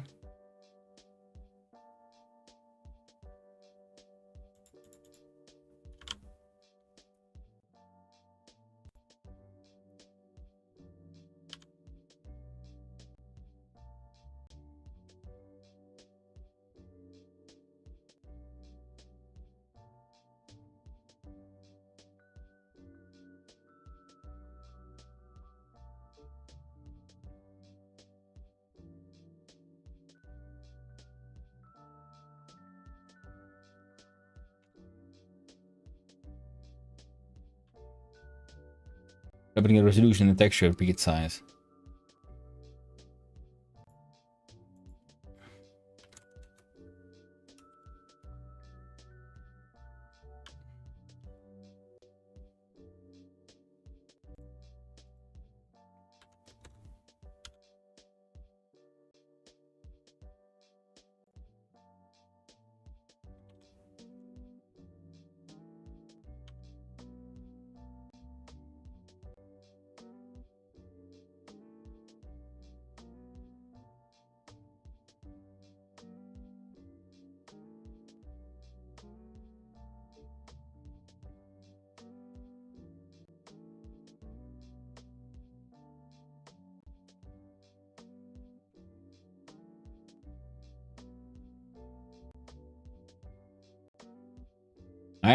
Alright, we're getting somewhere. 874.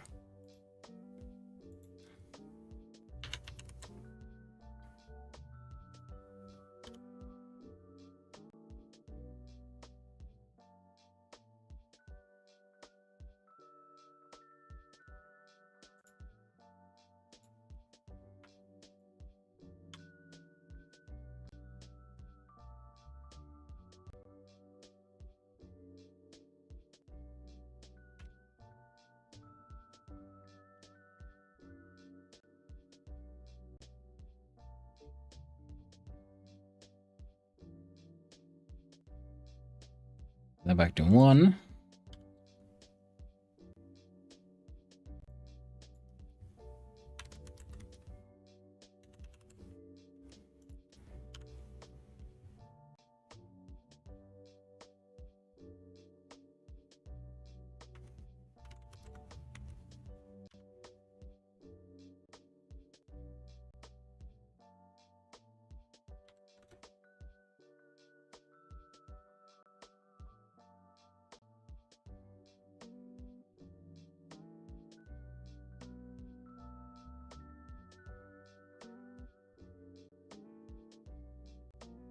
Keep on beginning from weird ass. Why are you like offset all the way there, mate?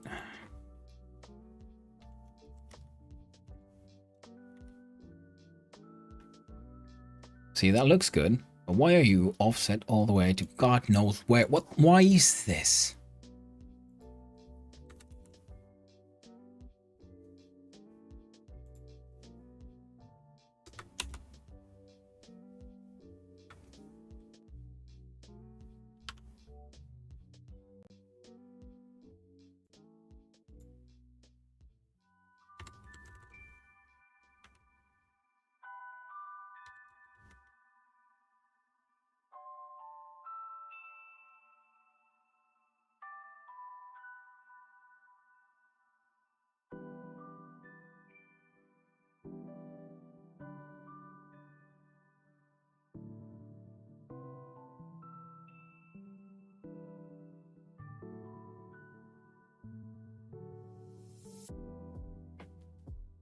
See, it's moving around real weird, mate.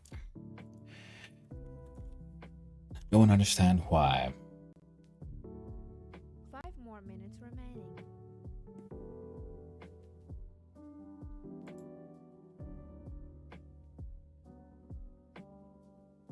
Stop left limit for scrolling to begin.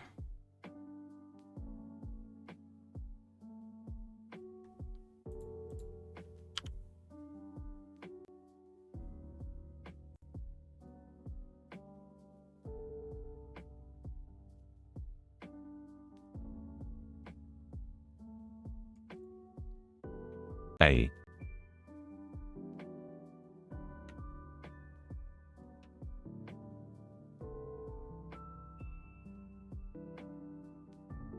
Why can I only move it to the left? Hey there, Agoko. How you doing, my friend? I'm just confused as all hell about this.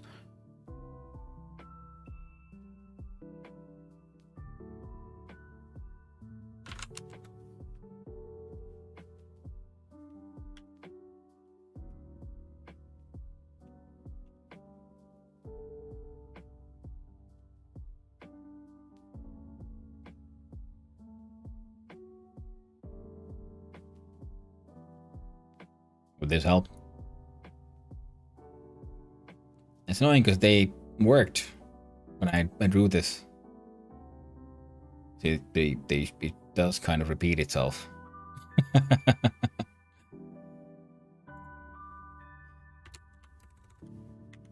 But now for some reason it keeps on making it all jittery and weird.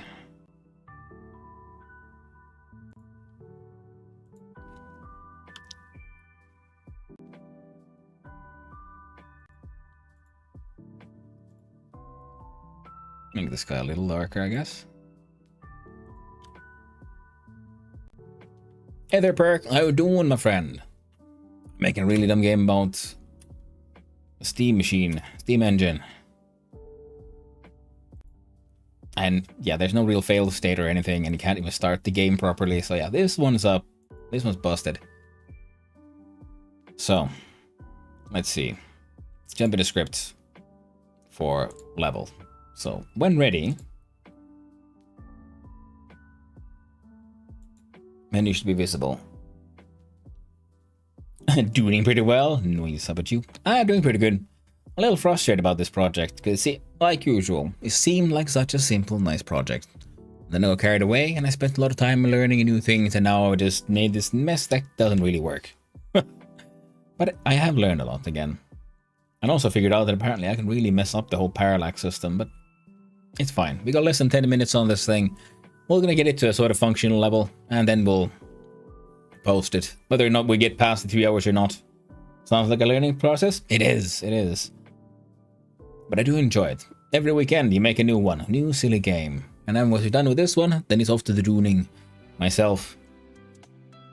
Now, right now, failure simply just print, you lose. And we have no score system right now, so there's score float. So we go to project settings, we do globals, we add a new one, and we'll just call it good old global. It is the Song of Stress. We shall check out these paths.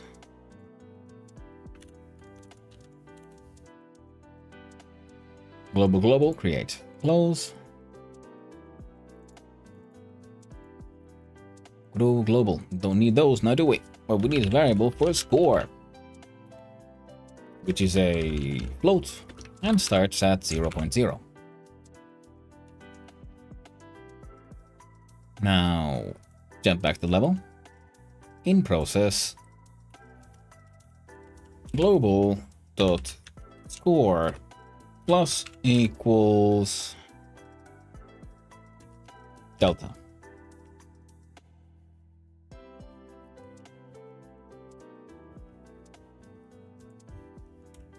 Var game underscore oof underscore running of type bool equals false.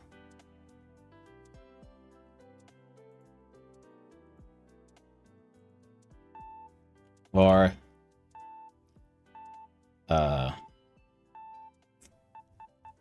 Time's out. Hey, yeah, wheels, train, and a start button. Could be a blank canvas. That is very true. That is very true. We have achieved things. Sadly, we have failed. Getting stuff done in 3 hours. I'll still finish it, and then we'll just time how much longer it took. Actually, might as well lift. Hope you don't mind. Hope you don't mind. YouTube, because we can use that as a timer then. For how much further we went. So we got 3 hours plus whatever that thing says. Now, this variable is not supposed to be here. I was supposed to game running bool. Right, yes, it'll start with false. And it shouldn't be here, actually. It should be global. Remove that one. Stick it inside global. Save the game. Go back to level. And let's see here. Control.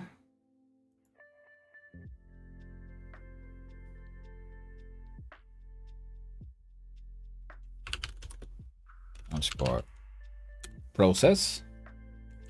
Let's remove delta. And we'll do... You know what? That's dumb. Let's ignore that one. That's a really dumb idea. Nothing we should be worrying about. But... Select menu on, start button pressed. Global dot score equals 0.0. Global dot game running equals true.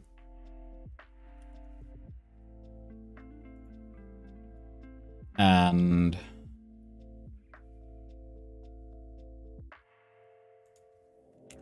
func show score. No inputs, no outputs. Void. Nope. There we go. Void. And inside menu we have the score. So the text equals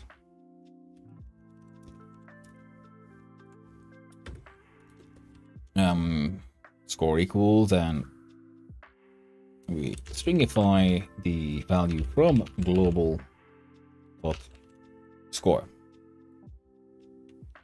There we go.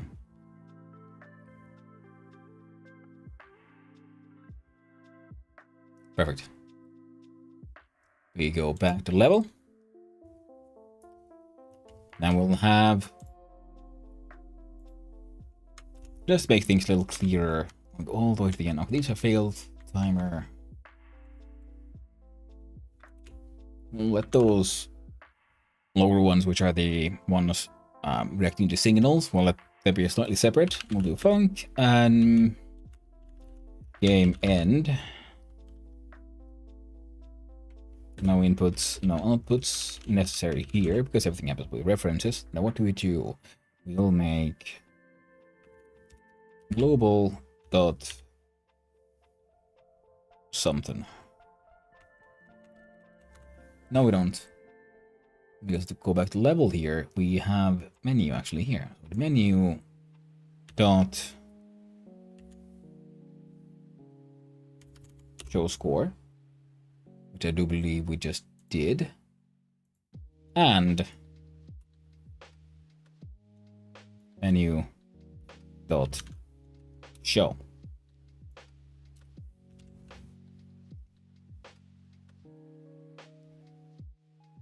Jump to menu.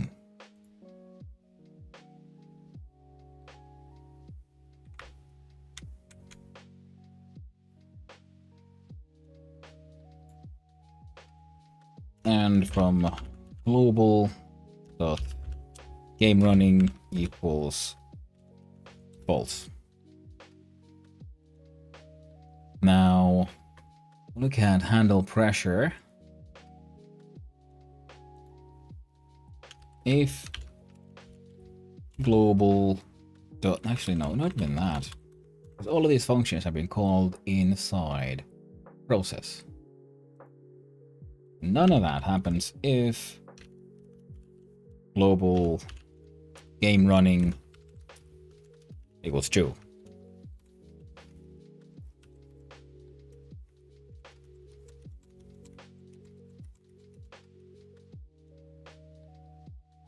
Fail risk. We don't need that one.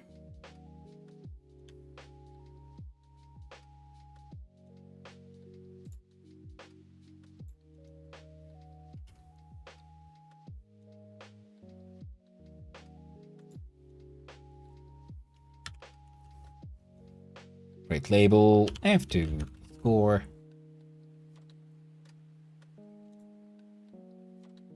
Let's look at our script.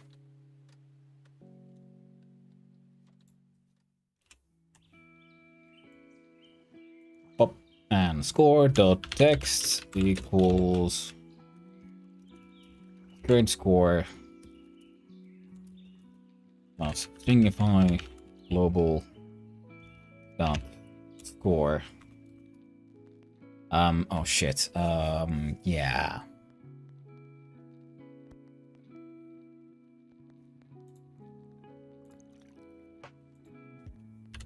So, format float for 2 30 edits.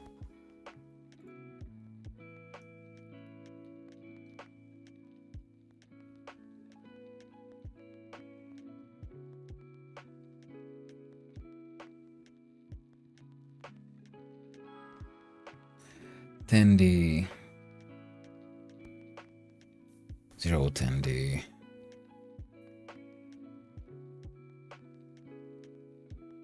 Add a string to minimum length, add an integer to the specifier with the G.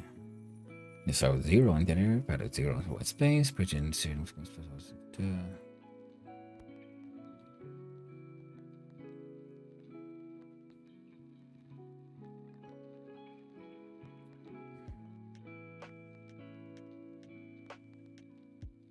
So we'll have point to F.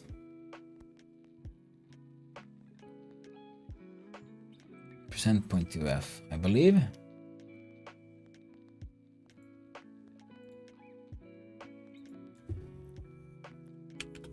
Zero point two F.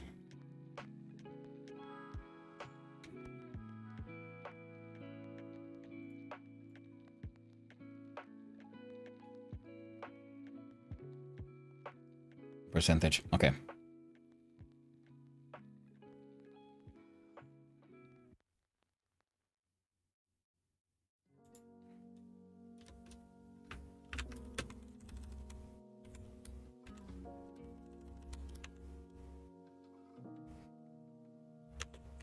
There we go.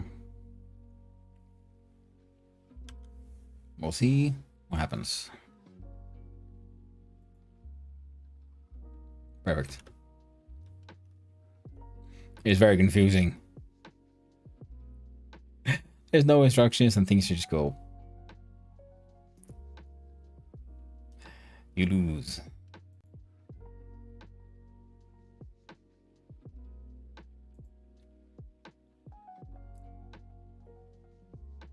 But I like that one. So I'm gonna grab this, I'm gonna copy. I'm about the same one there. Whoop. Now level with that metagame end.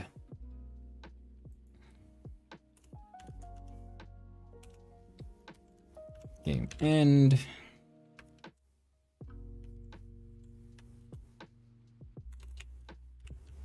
Save.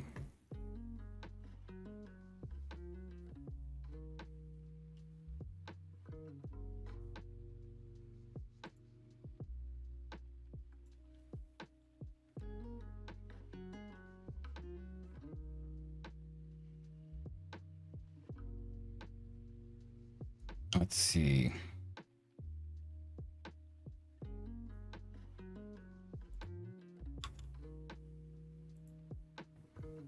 So the game starts, we go here, getting steamy. Start game. And we'll let her just let the thing fail. Score 6.73, start game.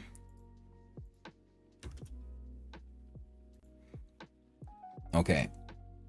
Menu.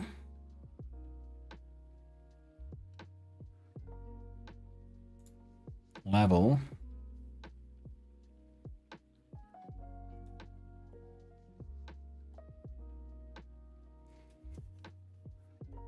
How do we get these guys to communicate other than using signals? Not really certain.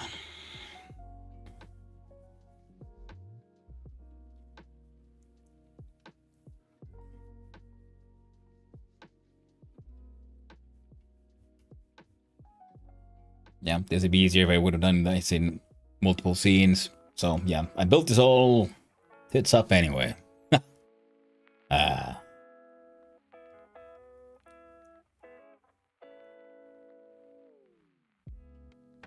Oh well. It is what it is. And it kind of functions. Very poorly, but it does kind of function. See, press F5, we can start the game. That starts out with all warning signs for some reason. And then we give it a bit of fuel. Try to maintain this thing.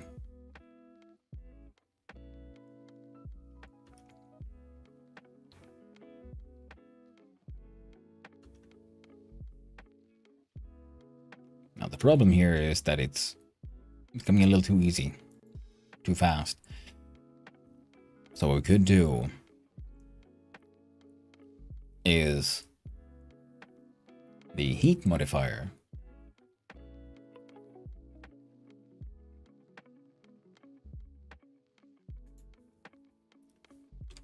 could be 0.11 times global score.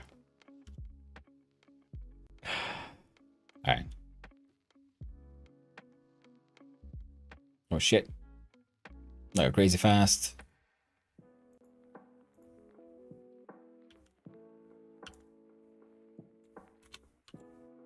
Make it a little higher though. That wasn't a heat modifier. How about pressure?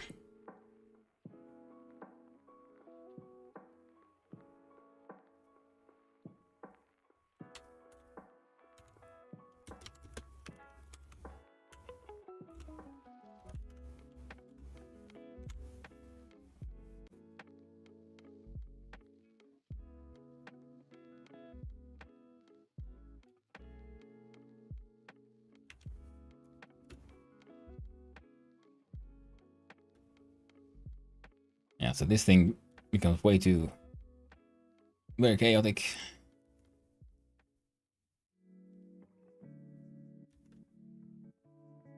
Okay, makes it a lot more difficult.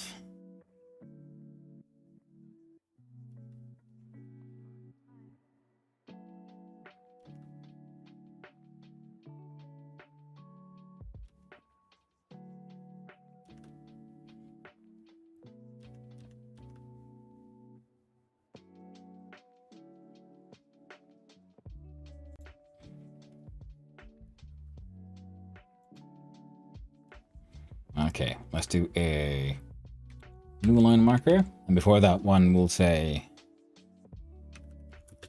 oh dear, the train broke. Bokre. Come on, broke. I will push the wrong button apparently. Press quit. F5.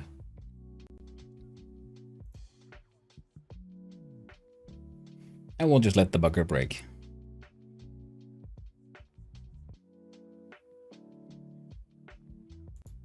Yeah. It's done, but it's done. Then I can jump on here to pause. So 3 hours and 14 minutes. Now we'll jump on over here. We'll do project, export, web, path, make new file. This is more just, I like doing it this way. Now index.html is required by itch.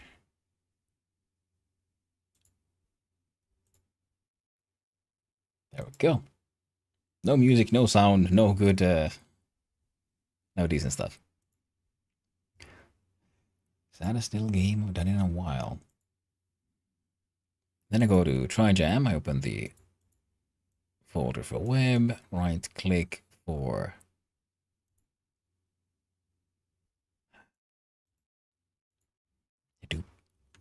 why would they have that as a default? Add to archive, not an R, but a zip. Thank you very much. During the entire... How's the game going, homie? Hey, Ripper. It is... Well, it's dumb as shit. Let's see. It's called getting a steamer. Start the game. Now you just have to press space. Try to keep your sort of heat hot and cold to maintain pressure. Don't let it get too high or too low for too long, because if you do, well, then it says, oh dear, the train broke.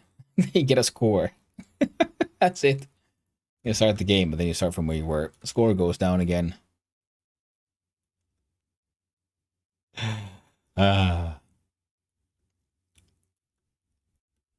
Last week we got some actually really cool stuff done. A fun game. Got like audio and everything. Lovely. This week, well, not so much. Hey, can't win every week. But we try. We keep on going and we try again. So, we go here. We go do this way around. Yeah, last week I made this one.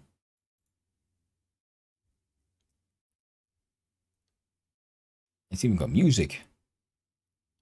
After a huge party, it's time to stack up those pizza boxes.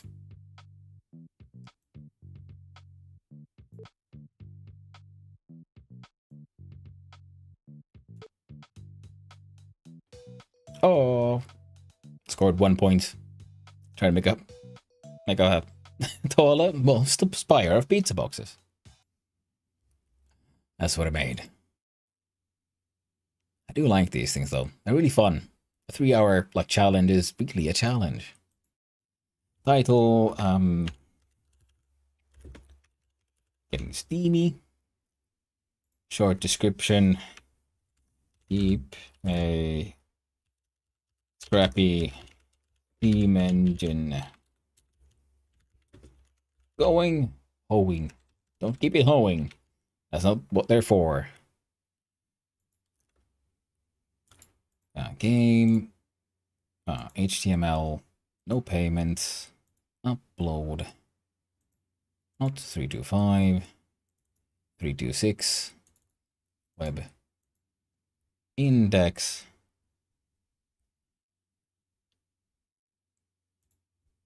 Play the browser. Keep on forgetting to change or check those. General display window. 1152.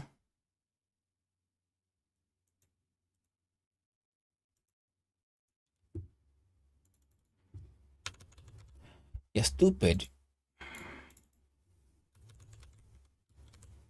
648, I believe.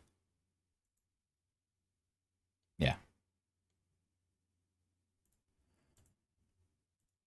Details. Trijam number 326.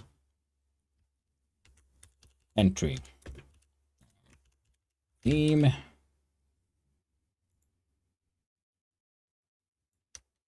Decommissioned tech.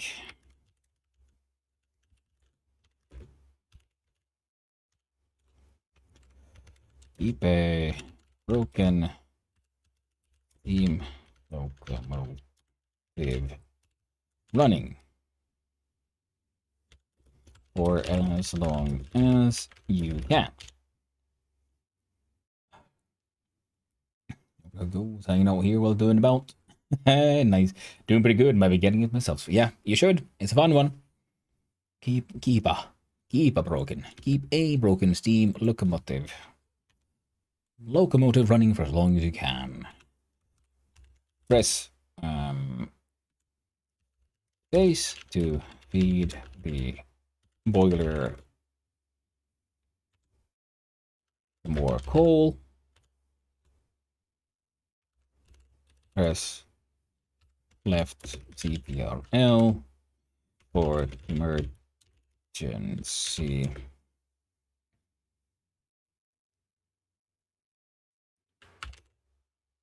pressure valve.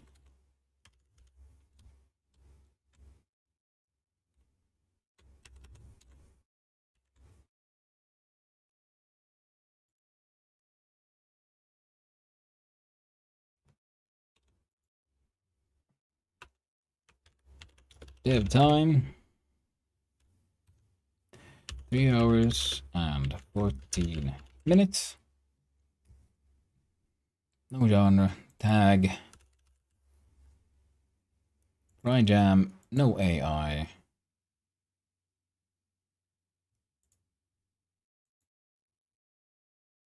That should be... Alright. Gotta fix some spelling issues. Then we'll see, does it actually run? Or did I mess up?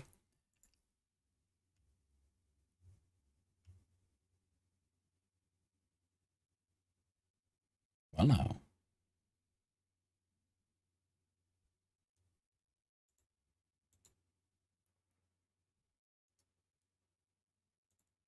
You stupid.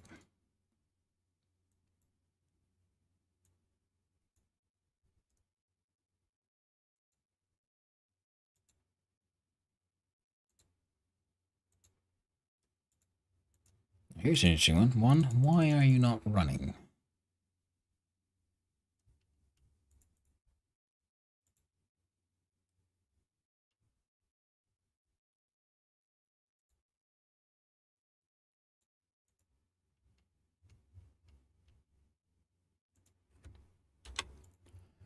Oh, right. And why are we sitting around in this god-awful silence when we can have chill upbeat? Jesus.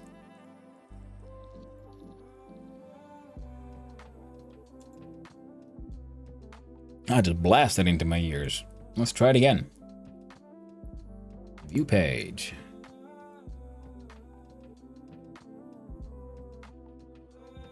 Nope. Alright. There's something very wrong here.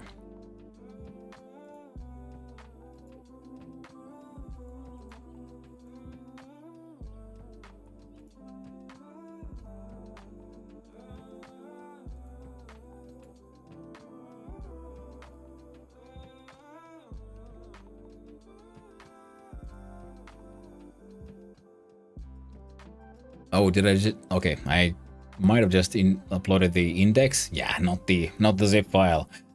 Silly me.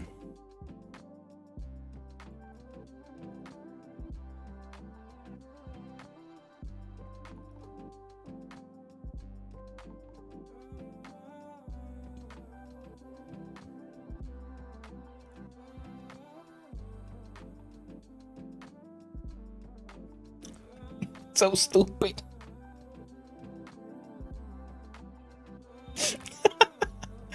I'm happy with it though. It is very stupid. Let's go to goal. Try to keep the pressure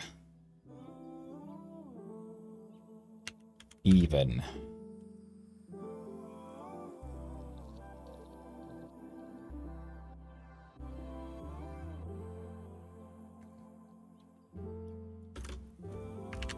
Red. Temperature. Sugar and blue decreases.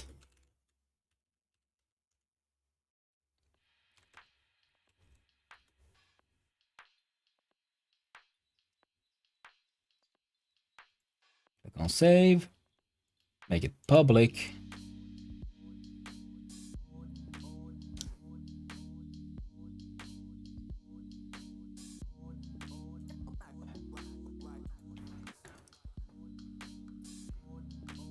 Someone uploaded a Spotify installer package inside our product installer. Yeah, I mean, people can make all kinds of mistakes. That is very true.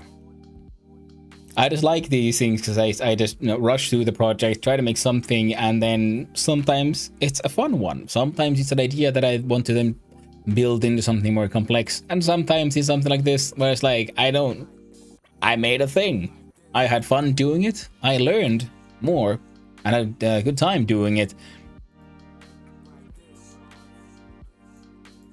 And next week we'll do it again. It's a 3-hour game jam. I'm not here to make the next Dune or a kick-ass thing. And I'm doing it alone. And like a moron, I don't use the multiple days for planning as one could. I do it 1 hour before. Live on stream, we come up with the idea and then we try to make it in 3 hours. Whereas they're trying to emphasize you don't have to do it all in one go. You can spend days to really plan it out and then work hard for those 3 hours to just ace it, make it just right, and you can work with a team. Yeah, winging it, exactly. And I'm having a blast. And I hope you guys are having fun as well, watching me just scramble through all this, slowly learning. I really need to start working on those longer term projects as well. You saw him fun out? Oh, absolutely. So 3A 14 min, existing project. Where is it now? Oh, right. We gotta cancel that one. I believe I need to reload this. There we go, getting steamy. 3H14 min. And submit. Awesome. It's been submitted. I didn't have an image for it this time because I didn't do any actual art. I didn't draw anything, and I can't be bothered to try to take a screenshot and upload that one. It is I'd count that as a slightly unfinished one. But, like I said, I had a blast. I had a fun time doing it. And... wrong button. We go here. I do this. But it should still remain like spinning and all that. So I can do this. And I'm going to have a quick little break. I'll be right back. I'll go to the toilet and stuff. And then... oh... then it's time to hit the sands. See if we can find some spice, mine some aluminum, and maybe we'll finally get our hands on an ornithopter. We'll hope for the best. But until then, I'll see you soon.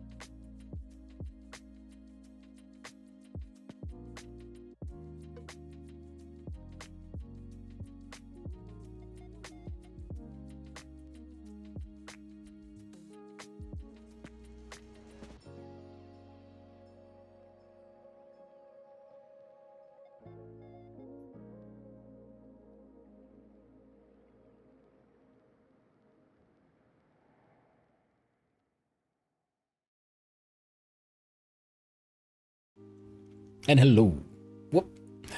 And as such, let's see here. First we go boop and boop. There we go. Audio still on. Let's start turning stuff on. Glad to be back, Burke. Glad to be back. Hope everyone's having a good time. I had a good time. Got cool stuff done. Another game jam entry done. Now, let's get the Dune up and running.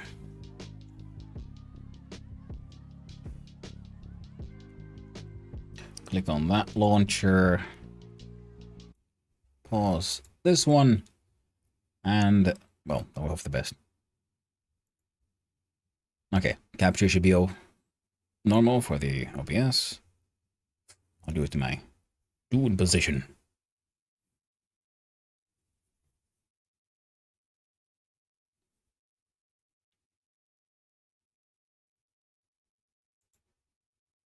Yeah, shouldn't be anything excessive on here either. Fantastic. Come on, Dune. You can do it. You can do it.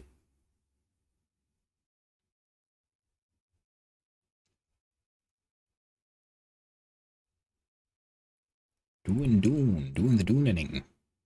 The Dunenation. Getting all spicy.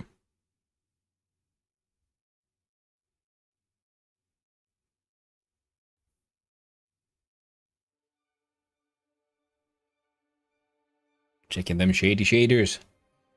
Shading them checks.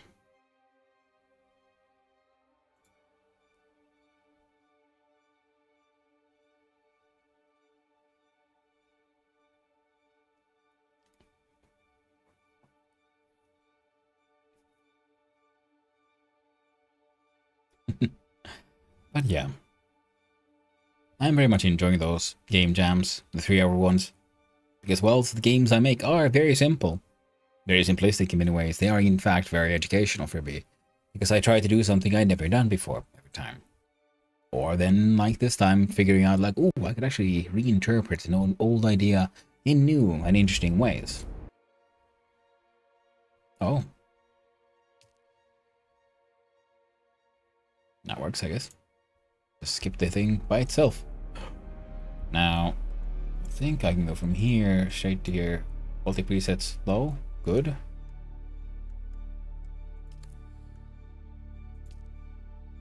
Click.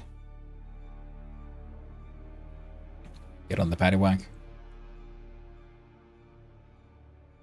And connecting to the hidden world on a hidden server.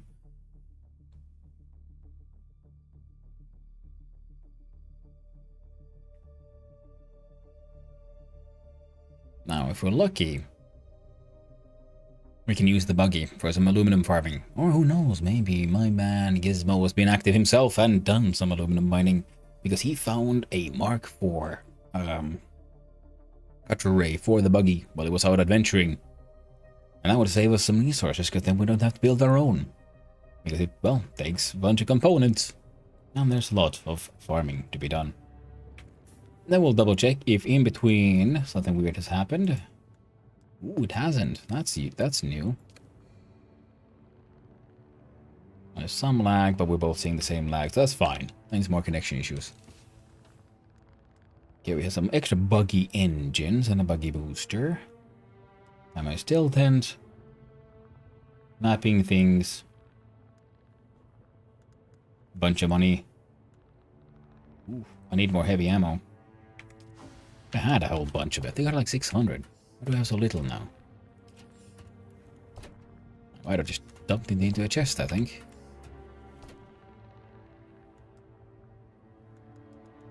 Blood bags are empty. Healing items are... I can grab those. Okay, well, the best way to get your hands on more of those heavy darts is to just go kill snipers, I guess, and steal their stuff. Ooh. All fancy and red. Nice. Now, does look like it might be slightly more robust. Manage vehicle.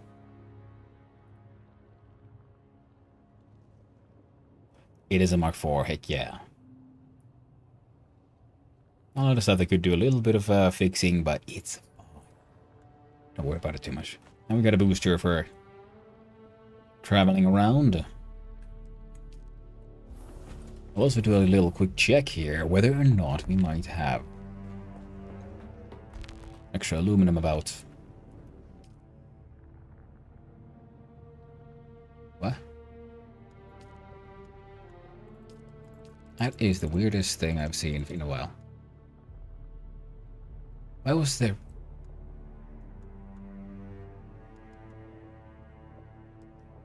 What? We like trying not to... It might have been trying to stop the thing. Well, 302. Not bad. Not bad at all. Why would you want to stop it? The water's already been claimed. Oh well, no biggie. Hey Gyro! Coming through, looks like you didn't change. Oh, thank you very much, Gyro. Thank you for saving me from my own embarrassment. Once more. Well, I just started, so it's not too bad. How are you doing, Gyro? Hope you're having a nice day so far. I got my train almost done. It took me over 3 hours. It's a dumb, crappy game, but I'm happy with it. I'm very happy with it because, like I said, I learned a lot and I discovered new ways to do things wrong. And that's also always important education because I thought I knew how the parallax object worked. And evidently, I don't. So, I'll have to learn more about that next time. Got some rest, check your train later. Ooh, thank you. Checking it out. And so, now we'll do... Oh, what's a... I don't know. Hitting the beach. So it's a bit dry. No?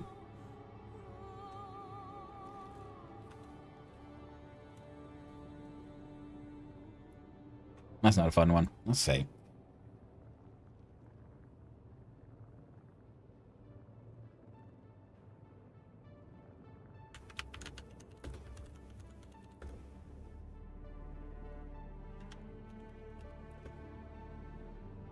Boomer Dune discovers...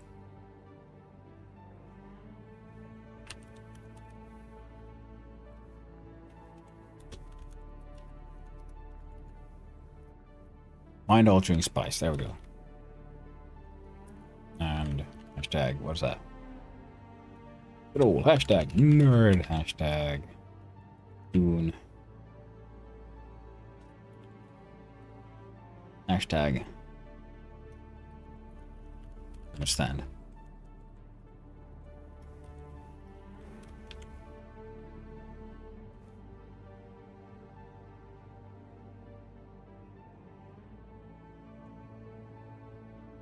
Click done here, but we'll do it twice because you can never trust OBS. But I guess you can, I guess you should, but I often don't. There we go. Alright, so we're doing okay. Oh, and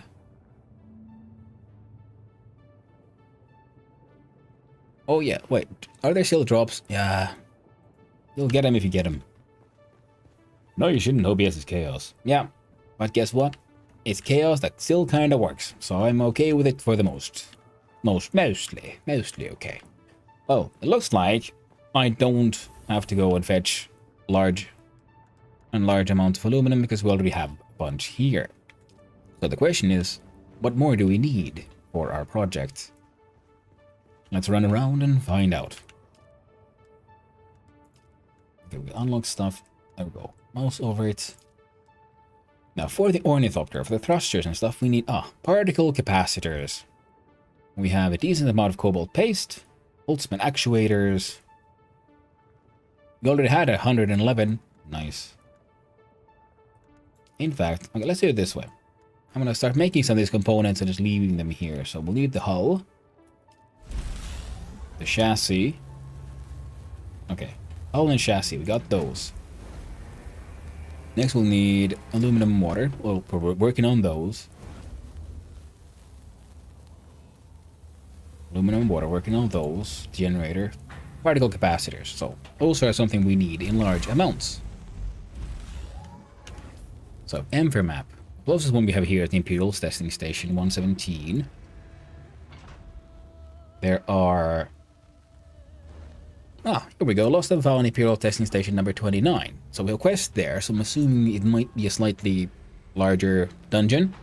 Should have more stuff. And also I need to check this place for a certain trainer.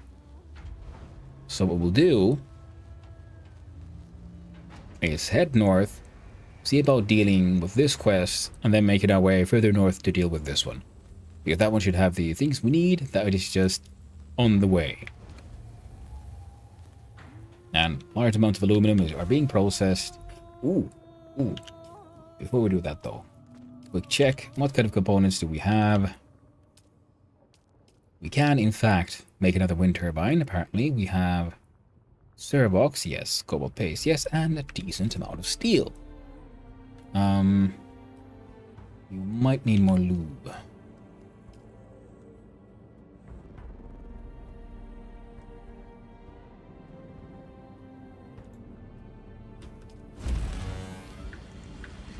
One, two, three, four, 5. Because hopefully we would then have enough power. I think this is like the tallest point we got. Ah, no, it's the... Ooh. Okay.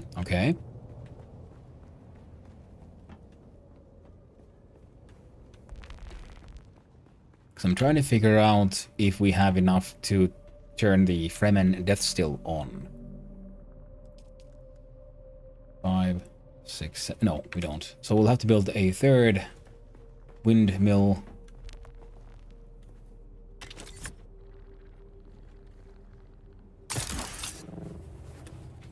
Yep, there we go. 7.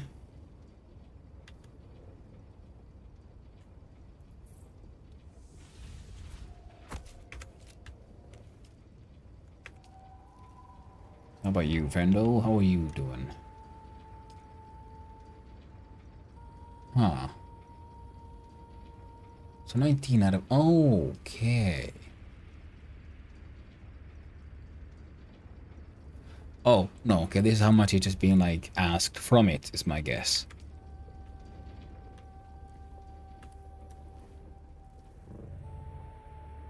Not entirely certain.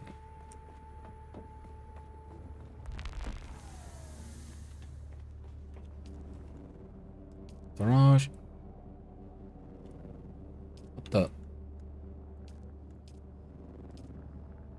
Oh.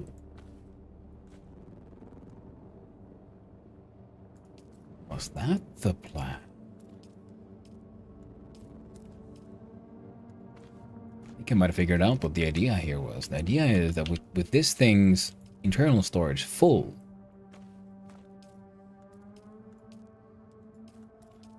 it puts the things into this one. I'm not sure why you would want that, but I think that's what's going to happen here.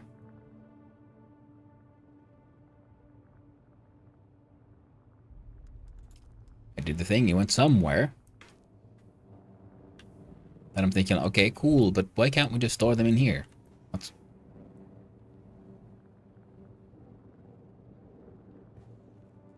It's a decent storage spot. Oh. We made a bunch of stuff. Thing is, we can also refuel all our generators from here. Can I see production? No. Power down in 4 days. Oof.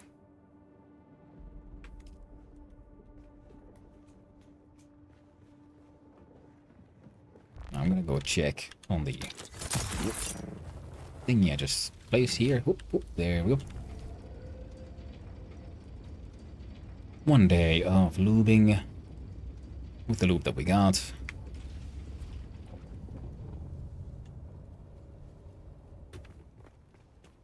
What all did we need to make more lubricant? Fuel cells. Ah, and I put a bunch of them inside the... Right. Where are the other fuel things? Oh well, no worries. Because now, I think... we can afford to put this thing on. Fantastic. Now I just gotta go find me a corpse. Thankfully, there's a lot of very eager locals willing to donate for their bodies for science. Well, moisture farming. It's a kind of science. Ah, did you look at that? We're almost here. Wait, what? 1036? That can't be right. Oh. Well, that makes sense. I was thinking, like, how can I have so little heavy darts? I've been collecting so much. They were both heavy darts. I, in fact, have ridiculous amounts of heavy darts, but that's fine, because I mostly use my sniper rifle anyway. Science. Hey, it is! Turning an entire body into drinkable water. Sounds like a science experiment for the ages. Hello, hello. Looking for donations for the cause. You there. Thank you. See, you can grab their stuff, and then you can press F. Hold down F to pick up the body. Backpack full. Where'd it go? Ah! I couldn't. I didn't have enough space. Where'd it go? God dang it, the body has disappeared. There it is. It's inside that case. Yeah, one. One too many. Drop a little bit of our ammo and shit, so... Can I grab it now? Give me.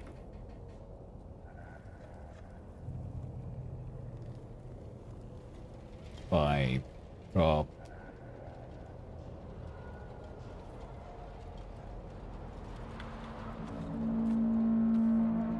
There we go.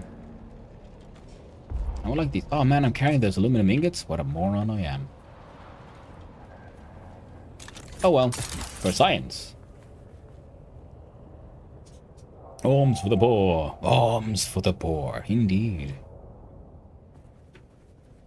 And finally, you know, they're donating their body for science, and you know, everyone else is usually very, very ready to do their cause and you know donate blood for the needy.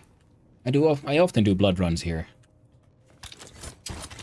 By the time I get the needle to them, they never say no. Not that they can really, but they don't. Now let's see, death still. Here we go. Finally. It looks all neat, has all these fun little arts on its corpse. How do I deposit corpse? Production time, 1 hour. Processing. Ah, see, now it's all like it's a bag.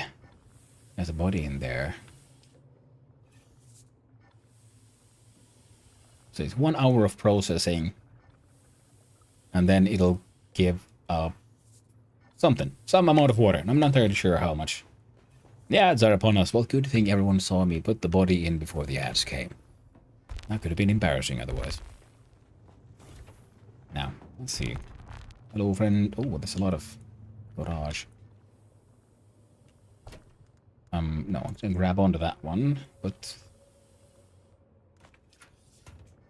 do you have them here? This one. Good enough for me. I have my still tent. I have my sandbag inventory.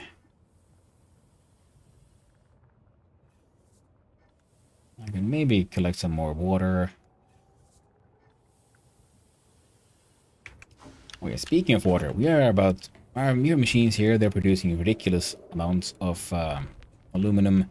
There's one thing I could try to make. No. I need insulated fabric to make the decaliter, John. Also, the large blood sac. So, and I do believe we get that one at the Irish part of town, I guess. But it's what it looks like when you look at map. Hello there, Had a Crocodile. How you doing? Hope you're having a wonderful day. If you go far enough here, because we have this area that's marked the O'Odham. That sounds like so Irish. Ah, it's the forbidden Irish area. Aye. You know, the Misataril, all these like Middle Eastern sounding names, the Hagarif, the Jabali, Frital Garba. And then you have the O'Odham. The O'Odham. I bet that's where they serve Guinness.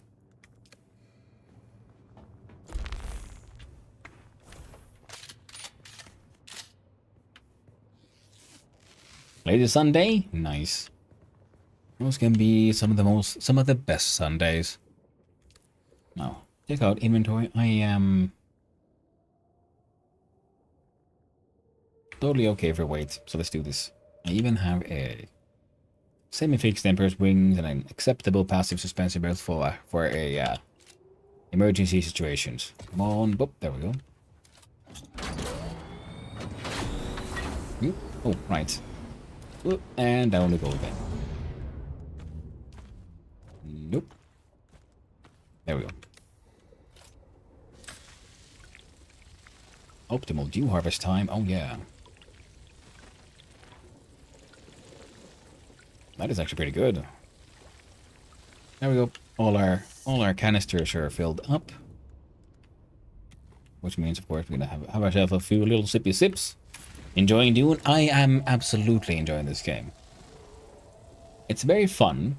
I enjoy the world. The design choices are fun. The base building works really well. It's really well optimized, even for lower end computers. What you're seeing now is the lowest end of the graphics. I could do more medium ones, but I don't have enough RAM for the machine to do that and stream it. I like the design choices because it's at its core it's still an MMO. So when you die, you just respawn at your respawn location. But if you're dead by the worm or the weekly mega Coriolis storm, then you lose everything. Or if you die in the deep desert. So there are good sources of very real risk in the game. And I think I've already mentioned that the base building is fun. And they made very nice choices in that. Even though it is an MMO, I'm enjoying it as if I was playing Valheim. It has an interesting map to explore. It hits a lot of those survival crafter triggers for me. In a way, it feels almost more like a single-player game than V Rising did. So I played a solo playthrough of V Rising. Now that is a game that is single-player or multiplayer with friends. This is an MMO. And yet this feels more like a single-player game where I occasionally meet other people, occasionally go adventuring with my friends, and I can visit other servers to play with other friends and so on. The other day, month dying to the worm, and he sounded very sad about it. Yeah, I died to the worm as well. It was tragic. Thankfully, I was mostly focused on not carrying that much stuff around, because I was bringing like building materials from point A to point B kind of the thing. But I still lost all my armor and stuff, which was tragic. But, well, I got over it. Keep on pushing the wrong button. Come on. And also, well, now I know. Don't take stupid risks when you're dealing with the worm. Worm is hungry. Worm will eat everything. Alright. So, beneath me, there is a quest. Let's do that one. Ooh, it's apparently the Arcturus Cavern. So we're gonna go take blood samples from deserters. We do it. There we go. Good way of negating your downward falling speed if you're using things like the Emperor's Wings, where you can still fall fast enough to start taking fall damage suddenly, is if you have the grappling hook. When you're really low, just grapple into the ground or something, because that negates your falling speed. Hey, Gizmo, see how the horror, bro? I did, man. That was amazing. I also noticed that you've filled your machines with singular light darts. They're darts, right? Yeah. And I'm guessing that the idea is to force the output into chests. Yeah. Shahulud hungers. Shahulud does hunger for your gear, all your unique stuff, everything you've like worked hard for and collected.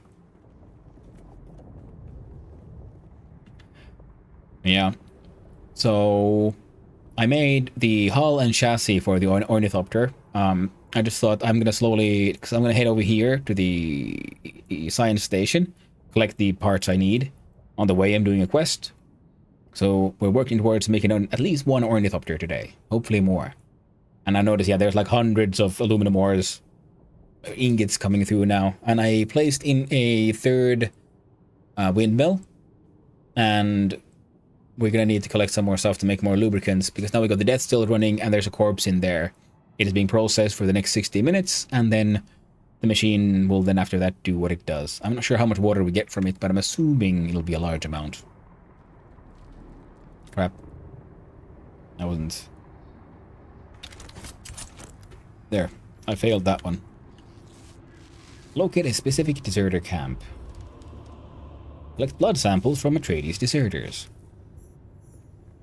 I'm on the third quest for the Mentat advanced trader.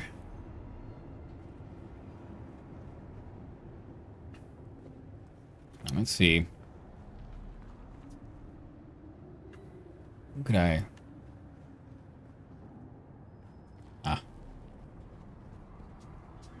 No one here to sort of clearly and easily assassinate. Oh well, tragic.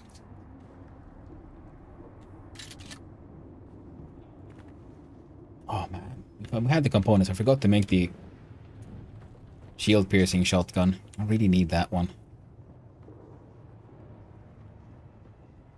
There we go.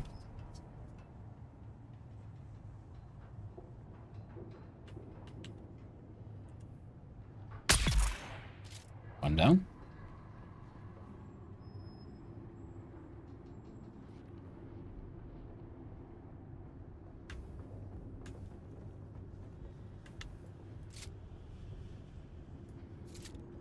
Oh well. I'll spawn out soon enough.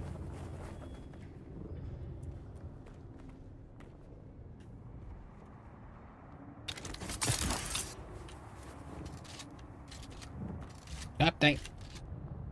There we go. Now you can get in there. I like that after I built the death seal, I now have the extra option to just pick up the body. But our task is to work on the blood run.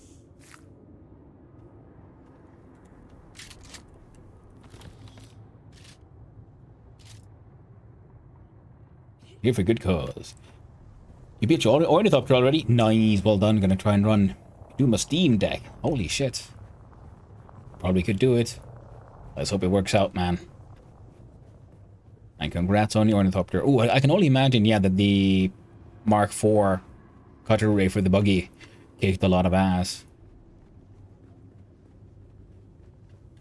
Because mining with the buggy is just... You give such massive, massive yields. Because your different tools give different amounts. And currently the Mark III one, for example, the basalt and aluminum, which you see there in the mining yields, being the furthest down, is 36. And for the basic Mark IV, with the buggy, it's 90. So it's already 3 times more efficient than this. So in other words, cutting down a single node gives the same amount as, or an equivalent of mining down 3 with my current tool. So yeah, it fills up fast. And the buggy has an inventory space. The Mark III buggy's inventory space at least can carry 1,500 units of volume. Which, or I'm assuming it's volume because it's a simple V and it's not like weight. Please let me stream know how that goes. I'd be interested. My brother only has Steam Deck and he's keen to get this. Yeah. There too. Gizmo, you let everyone know. They want to know. Can the Steam Deck handle it? Because so far the game has seemed super optimized. And the Steam Deck is quite powerful. I think someone's run this dungeon. Or then I approach it from a weird angle. Because I notice sometimes enemies don't spawn in correctly if you come in from a weird direction. Because it seems like there's no one here. So like, okay, enemy, maybe someone went through here just recently. But then also, the chests aren't opened. There we go. Someone saw me. Oh, yeah. Oh. There we go.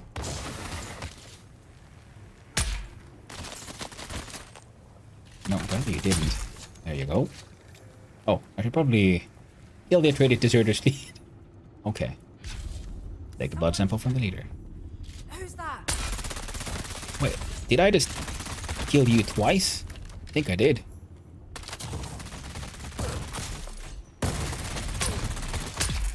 There we go. So yeah, when you come from a weird direction, things go odd. And of course it could be that someone has, like I said, just been here. And they just came here to kill people and buggered off and didn't bother with the chests. And that would explain why some of them are still look like they're... Okay, that guy just spawned in a third time. See? They're all the same guy.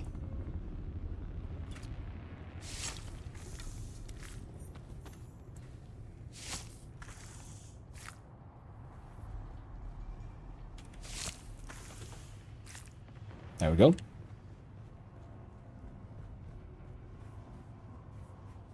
Maybe it's because I had the quest to take the blood sample, so things were just, you know, happening in an odd order.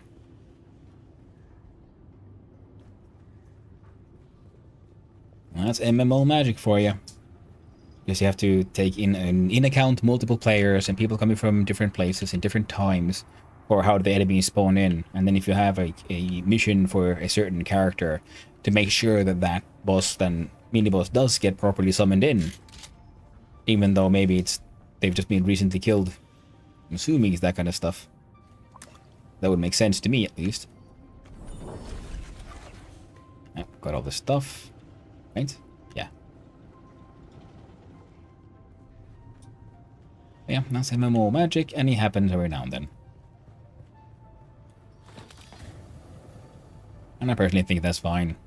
And of course, people are saying there's server errors and all kinds of issues with the game. But it's still the early days.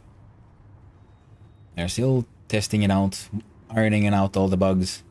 Many things can go wrong when you launch a game, especially one that is then constantly online. I think there's this sabotage option, and I'm pretty sure it has to do with some faction warfare stuff. Seeing as I'm not part of any faction, I just do it for fun. I just sabotage and I get nothing for it. There you go. Find the ID band. And I like that these little in-world dungeons, mini-dungeon things, are becoming more similar to, like, more, so to say, like, proper dungeons. So you can't just find this thing too easily. You actually have to... Oh, what is that one? The Assassin's Rifle. Well, now. Poison administered through the drink and chomas. Poison delivered through the food. This unique rifle toys with third concept. Poison delivered in a small explosive tart that explodes on contact with the shield, allowing it to waft through. Oh! Because right now they do poison, sort of damage over time. But if you have to hit the person, this is damage over time, even if they have a shield. Very good. Can't grab them all. How dare you? Ah, my slots are full. So I'm gonna drop something. Plant fiber. That's better. Here's a question. Do you want the Slaver Heavy Jerkin, the Artisan Gerda, or the Artisan Carp Pop? None of them are really that important. I got the important stuff already.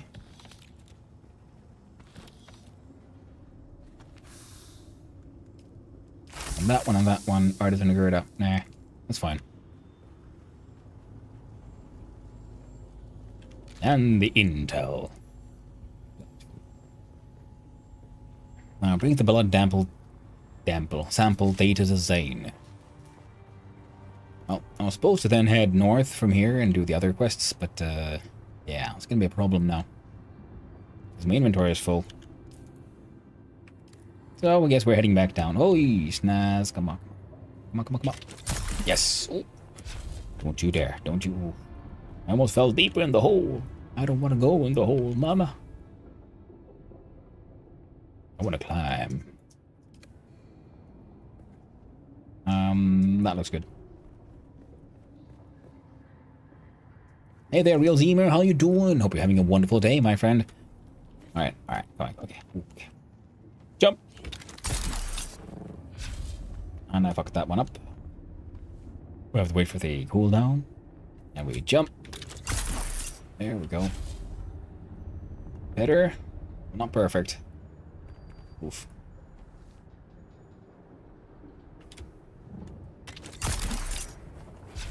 That did not go well. That did not go well at all.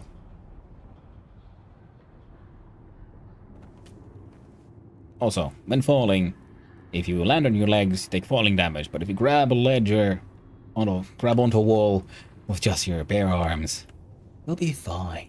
That's not that. You're more of an upper body person. You always skip the leg day. I think that could work. Ah. Problematic. Gotta wait for stamina to come back. Because you use that in all climbing, including using skills. Go and jump.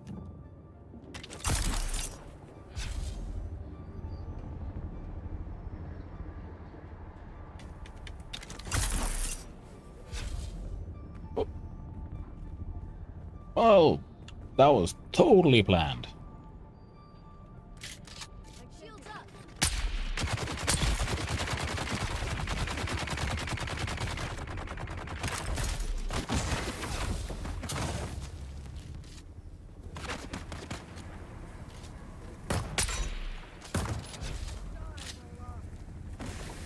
Come here, you little shits. Ooh, critically injured. Well done, turret. And recently, ouch. Should have paid attention. I would have noticed that there was, in fact, a grenade right next to me. Let's go grab the generous donations for the blood draw by the willing participants. If they didn't want to share their blood, well, they wouldn't have attacked me. Simple as that.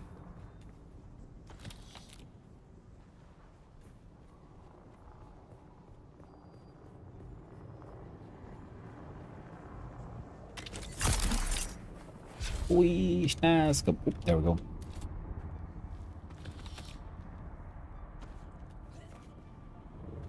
Any luck? Find a good spot to climb up. Wait a minute.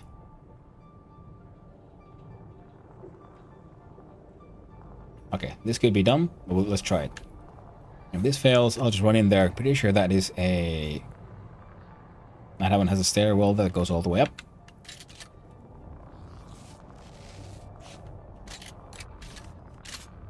Okay. So we do jump, jump.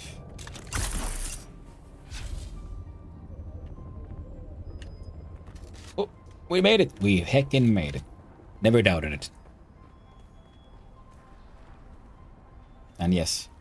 So there is a mini dungeon here as well, and it'll connect it all the way down. We're not going to deal with it right now.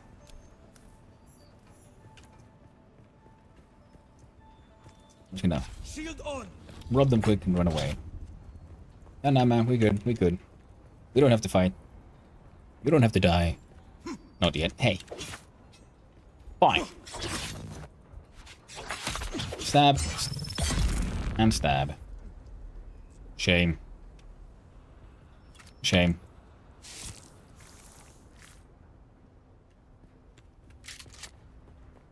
And... Right, I'll probably check the map. Yeah, heading the right way. Good, good. And then... Whoop, using the Emperor's wings. Do a little bit of a floaty float. Tried to reason with him. I did. Sadly, he was just determined. Like, no, you will take my blood. I want to help all the orphans back at your house to have nice, tasty juice. Please take my strawberry jam so you may turn it into nice, refreshing drinks.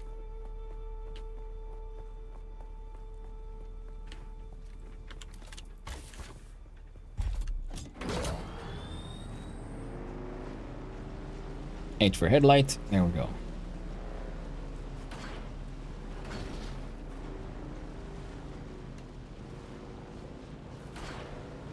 Ba-da-down, da-da-down.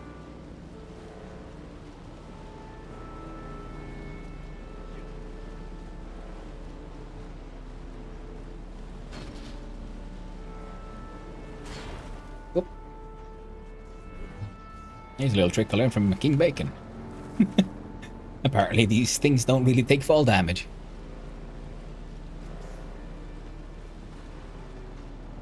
I mean, it should fix its wheels and the PSU is it's about to get busted. But it's good enough for now. This still runs.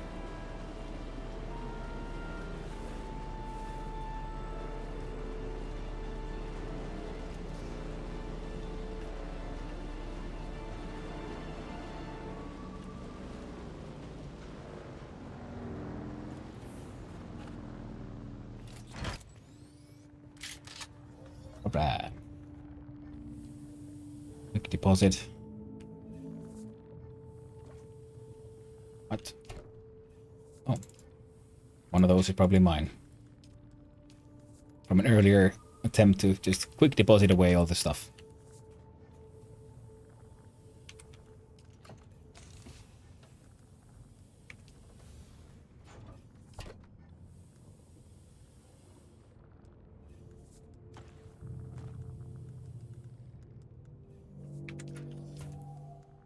Alright, I'm gonna need to make me one of these bad boys.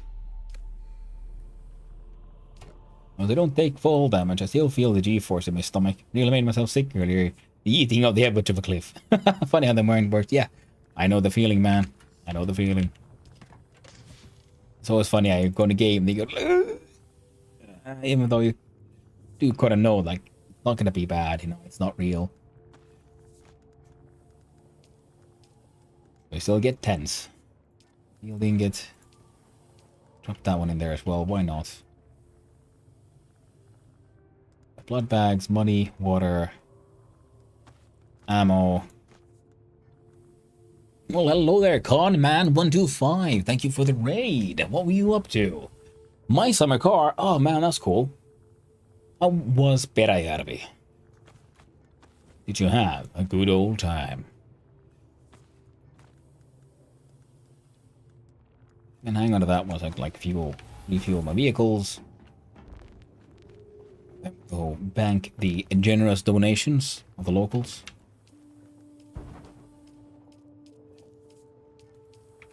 Knows all of that. How about you? What are you doing? Extraction time. Huh.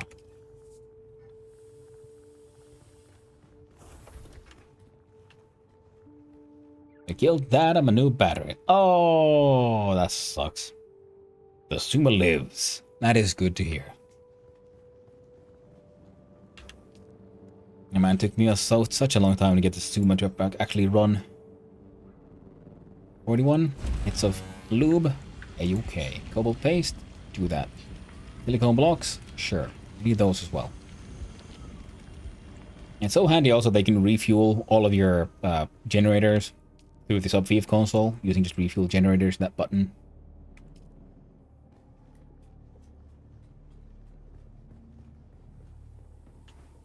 Repair station. That's the weapon one, right? Yeah. So, assassin's rifle. Oh, what? There's never enough mechanical parts.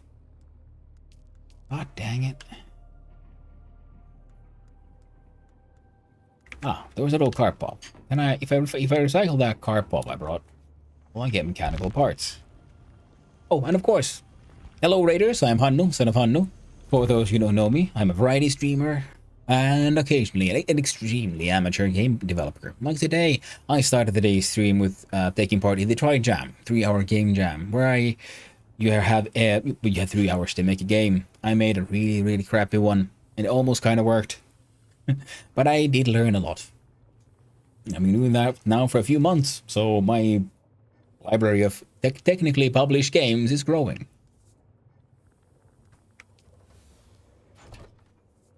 That's kind of neat. So then Arts and Carp Office can go there. I gotta use what? No. Yeah. Now if I recycle that carp of, was the recycler down here? Yeah, there's one.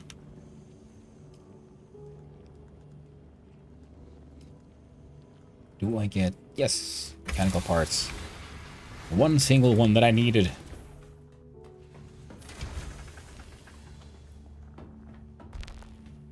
Peräjärvessä on hyvä olla. Yes, assassin's rifle. Yeah. Now the tapper seems also interesting. A unique battle rifle, modified with a mechanism that adds a touch of explosive powder to every dart. Range weapons are uncommon elsewhere in Imperium. Now this one could also be quite neat.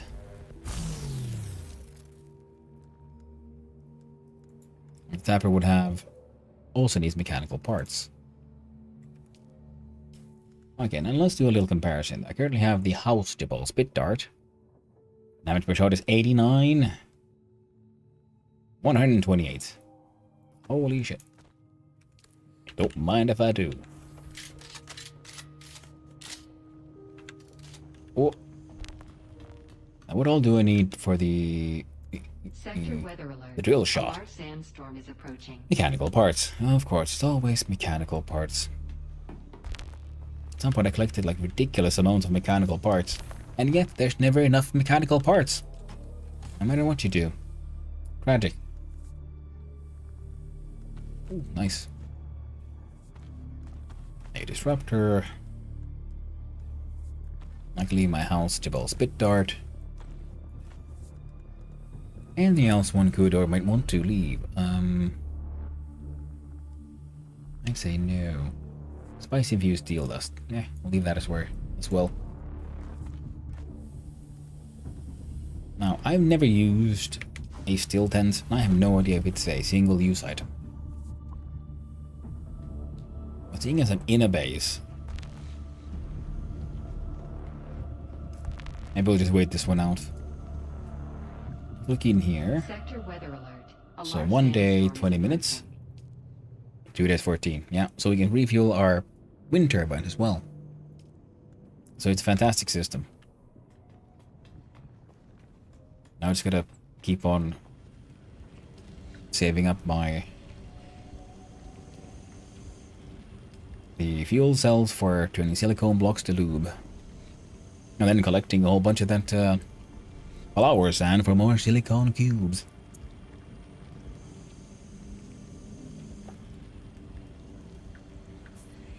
Okay.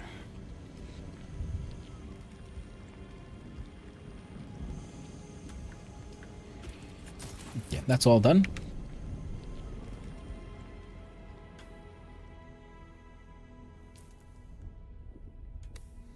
Now here's one.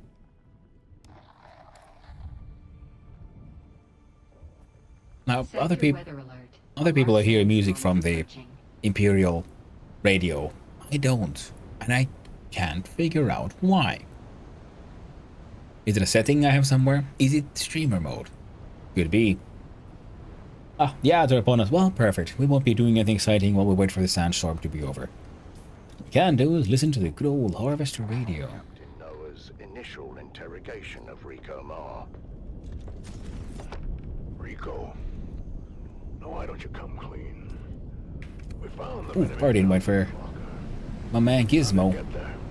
Wait, does that mean Gizmo? Did it work out? Did you?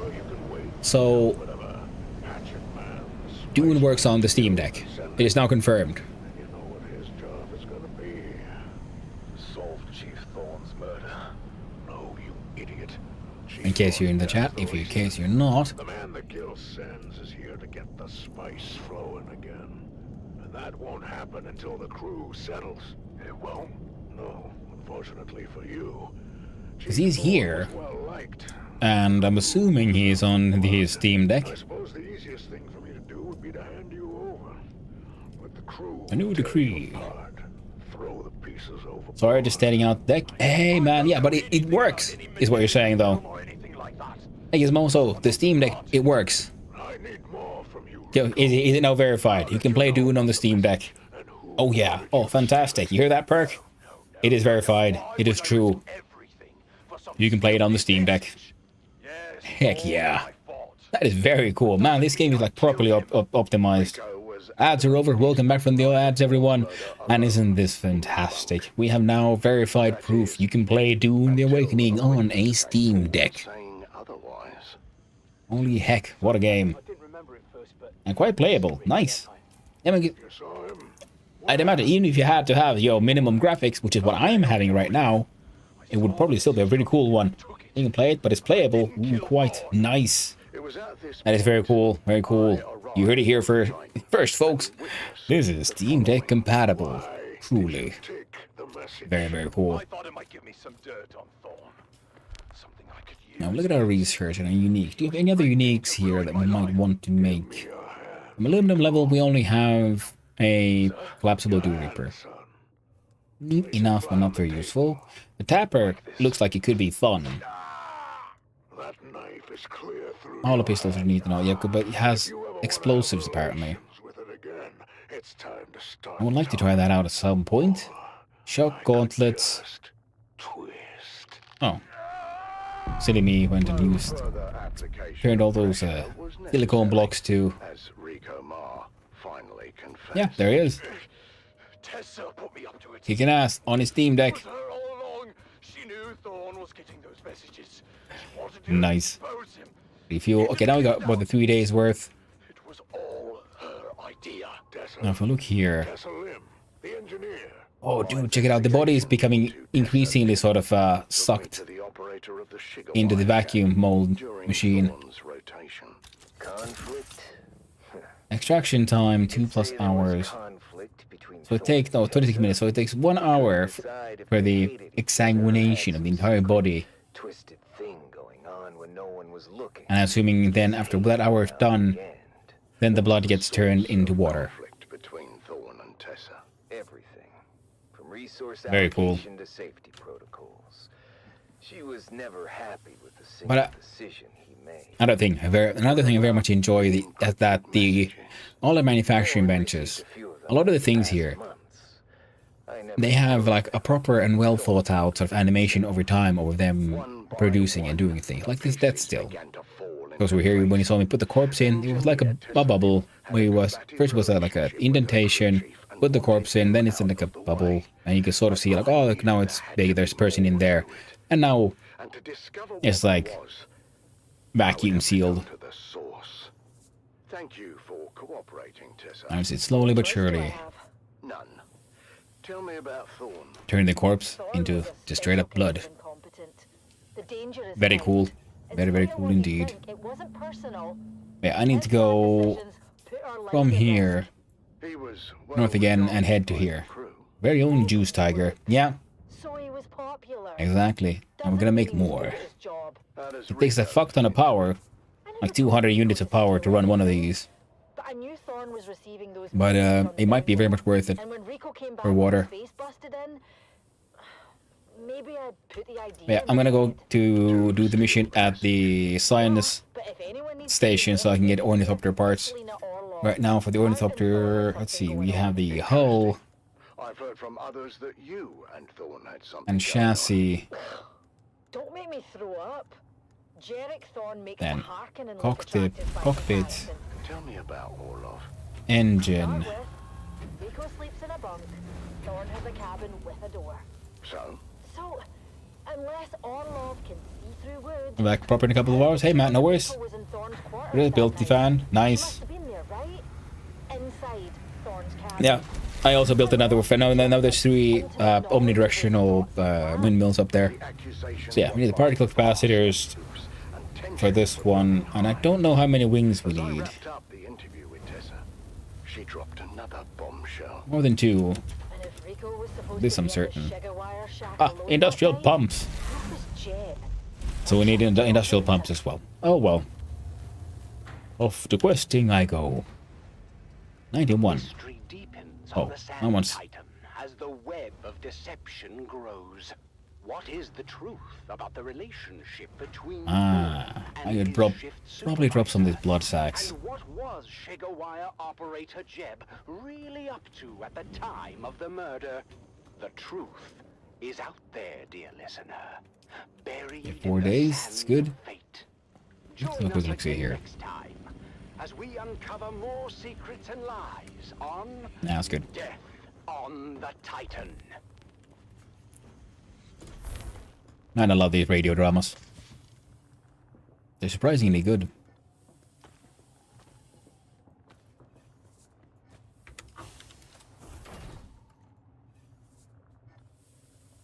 Stop lying to me. Totally possible.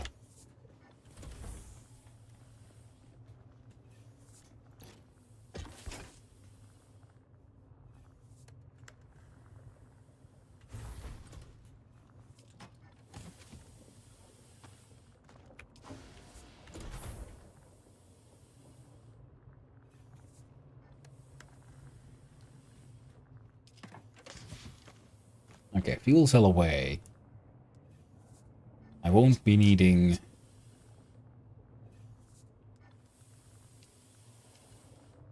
those 2 medium blood bags. I might as well hang on to the Scipios and one of these.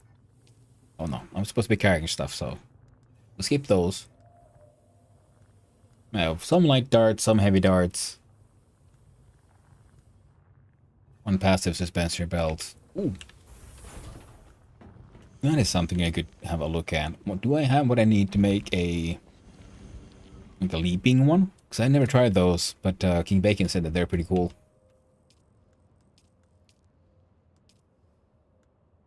Industrial Cutter Mark IV. Oh, that could be very nice. But it is not what I'm here for. I could make 1 more Scipio's blood bag. You know what? I will. But what I was looking for...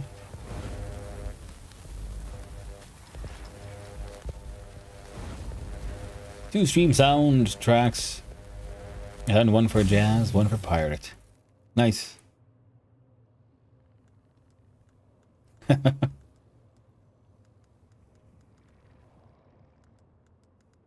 Where's that decorator job? Now, this one wanted the insulated fabrics. I could have sworn it was... oh, there it is. Planar, full... leap. This one also wants particles capacitors. How's it doing? I'm loving it, mate. See, I finally got enough power output. I've got a death still. Look at that. There's a dude in there. Donating his hard-won juices for the cause. Corpse being transformed slowly but surely into just a giant bag of blood. The exsanguination process is ongoing, and that will then eventually be turned into water. For the cause. Dude in the chest, yeah. But otherwise we have to just collect blood in the blood bags and put them in these big old machines. Our blood purifiers. Broadcasting from Hephaestus Depository at frequency 732.4 on your local Communinet style. Yeah, I really enjoy the talk radio. Got 3 Scipio's blood bags. Excessive amounts of ammo.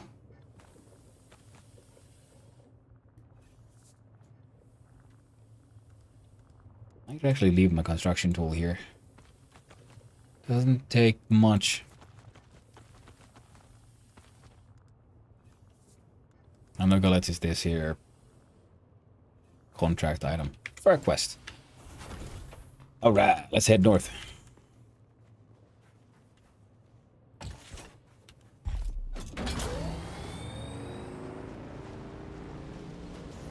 What does water do other than drinking? Current's like good. You use it for drinking. So I turn streamer mode on and yeah, classic radios don't work. Okay, good to know. I was wondering what that would be, but that could be for copyright infringement kind of thing, because it might depend on different countries who exactly has the publishing rights for various games.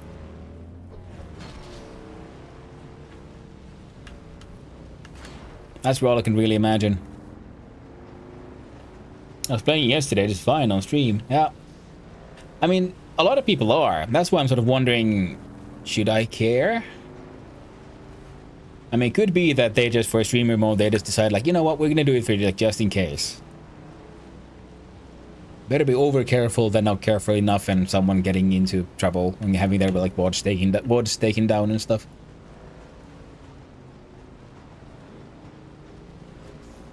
Copyright only matters for VODs. Yeah, exactly.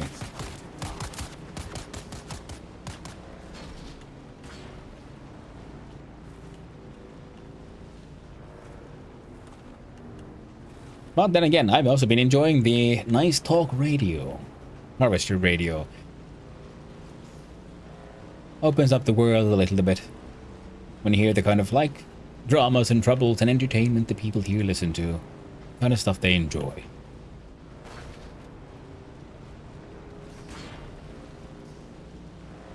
Let's see, YouTube flagged it up. Yeah, I mean, like, I've been... Okay, but I haven't had the thing on. I then, yeah, dual stream to YouTube as well. Not that anyone's there. Hello there, YouTube, in case someone's there. If you're there, please say something. Say hi. I promise I'll check. I'm looking at the chats. They're right next to each other. I'll try to remember to look this time.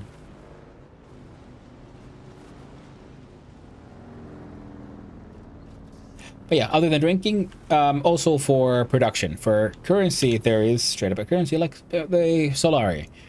You just need water for drinking because it's very important for survival. And also, water is a very important element in a lot of material processing and crafting. So it gets spent in many, many places.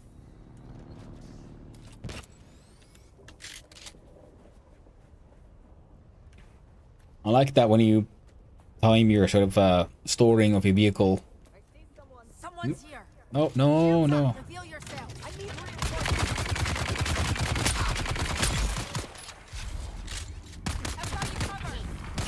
Hey, I'm trying to snipe people here. I've got your back.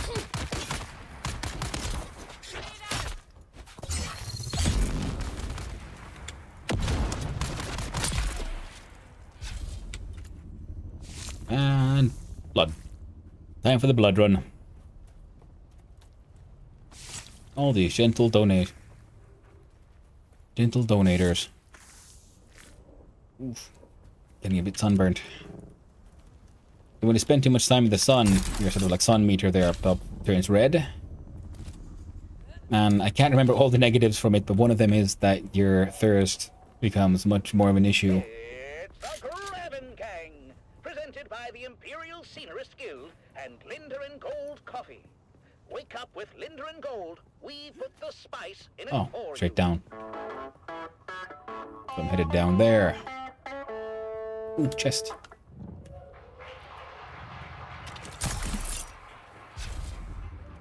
The Grabbin' Gang was recorded before a live studio audience.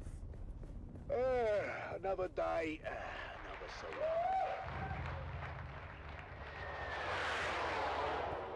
And there goes Frank flying by. Hello. Hey there, neighbor! How do you like my new thopter? Yeah, built it myself! Crap. Oi, you okay, Frank? Just a flesh wound. Yeah, not to worry, love. He missed our property. This hole goes deep. Still below us. Morning, sunshine. Grabbin' life isn't for the faint of heart, but Let's at see. least we keep it interesting. What? Now, if I can just get this old water recycling Random working. unique chest. I didn't know this. Nice. Deserter camp. Oh, there we go. Come on. Oh, fantastic. Oh, the screws are made out of Swiss cheese now. That's quality work here, boys. Yeah, lovely. Now, what did I even pick up? What was that? I want a sword. A shock sword. That thing's older than your jokes. Give it up. A small jolt of electrical energy at the palms when parrying an enemy, offering a small stamina boost. Who's Huh. Betty? That's kind of neat. War recycler, of course. Because when you do melee attacks, stamina actually goes down really fast. So melee combat can also become dangerous quite fast. Yeah, almost got it. So having a way to sort of quickly get stamina back in the middle of a melee battle can be quite useful. I'll be mostly wielding a knife. R.I.P. Betty. Gone, but not forgotten. Maybe you should get Frank to help. Do you remember the last time we got Frank to help? You were visiting your sister in Hurricane, and Depot 12 got popped with that surprise inspection, yeah? Oh, you don't remember? The maid said my hair was 3 centimeters of a Guild Rex. Oh, now I remember. You were kinda shaggy, Dove. I had no choice. I needed it cut. And I told you to wait until I got home. I don't know why you would ever. I looked like a bloody marking him for weeks, love.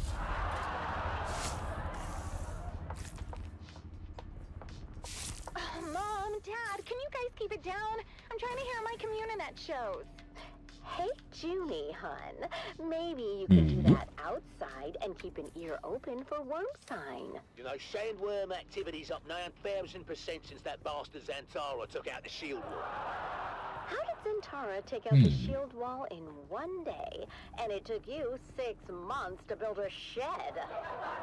Don't you compare me to that outlaw. No, trust me. I've seen his holo. You don't compare at all. Alright, that's what I'm headed. Seditious talk, that is. He's an enemy of the Imperium. Oh, that sounds like a good game for frisky time. Enemy of the Imperium. Ew, you two are gross. What? You're gross. Depths of the Rift. Journey complete. Have Oh, you seen okay. her bedroom? Neat. Or, and I dare you, have you smelled it? Speaking of which, where's your God dang mother? it. That's what I get for just rapidly clicking too much.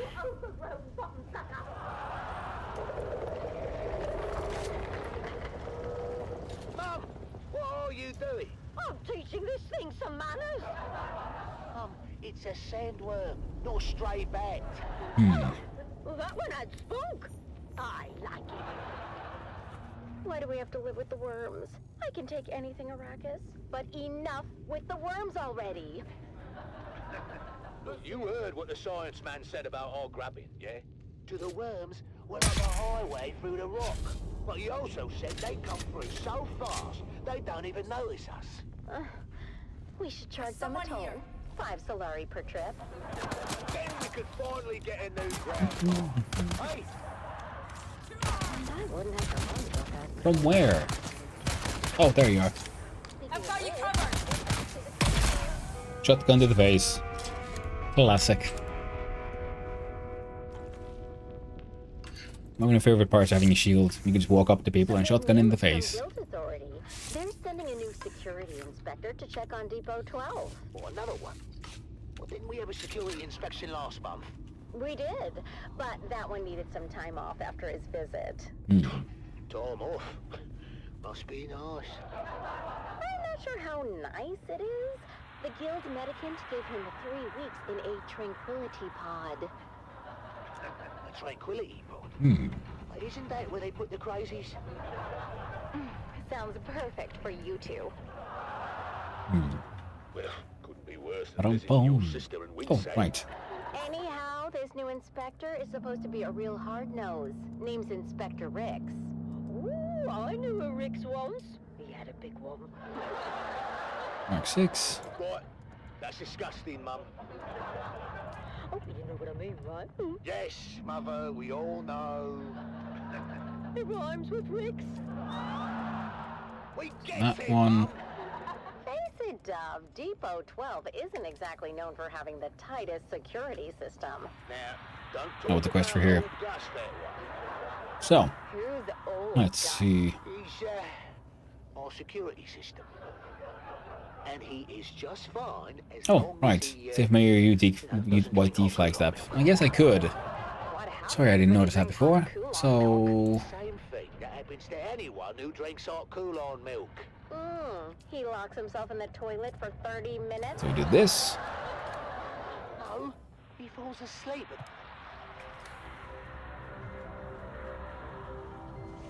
Welcome, That's nice. honored guest. Dr. Natalia Manis here, head of testing station number 29. My fellow station leads are constantly reminding me of what a plum assignment this station is, located as it is in this deep graben, rich in shade and sheltered from the weather. Two rarities here on Old Arrakis. I will admit, I do feel lucky. We've developed several shade-tolerant species that can survive on the floor of the graben. Naturally, this success has made station number 29 a must-see for our colleagues at the more challenging stations. If you are one of those visitors from above, please make yourself at home. I'm sure you'll find it a refreshing break from stinging sand and blistering sun.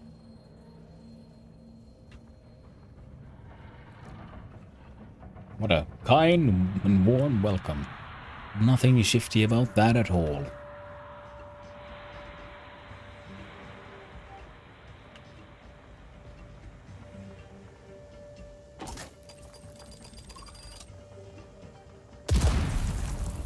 Oh, you'll mind. Nothing for me to worry about.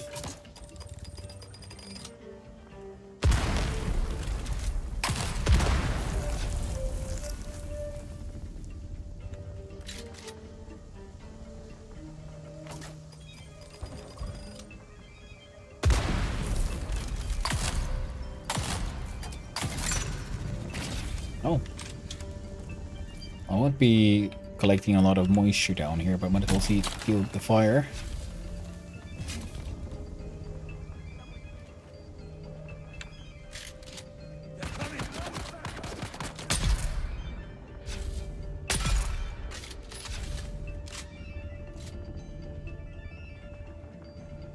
I saw you.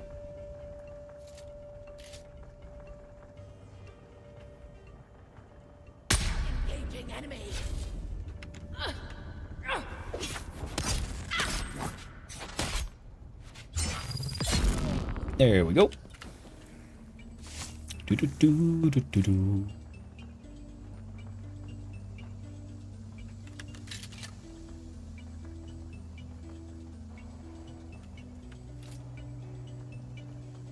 Gosh darn, I'm just suck the blood. Hold down E for take all.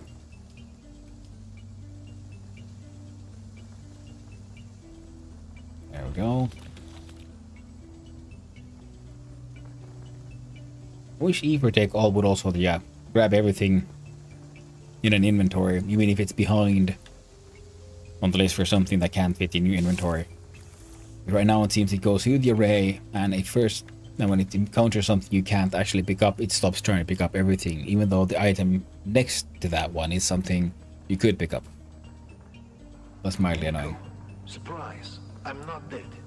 I just figured we'd all end up that way if we kept at this stupid war. That fat pig of a Baron doesn't give a crap about us. So I found a way out. Not just out, but out. As in off-world. So here's the thing. We've got room for one more. If you're ready to leave this worm-riddled sandpit, just start spending time at that dive tea house in Windsack. I'll find you there.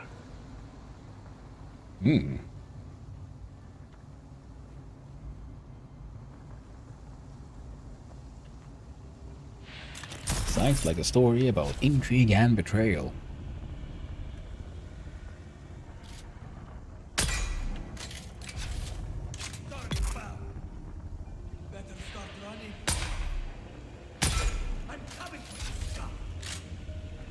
Huh.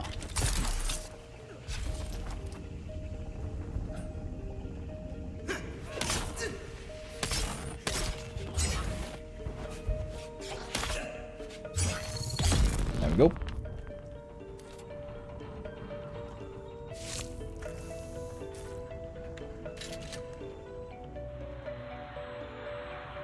Hmm.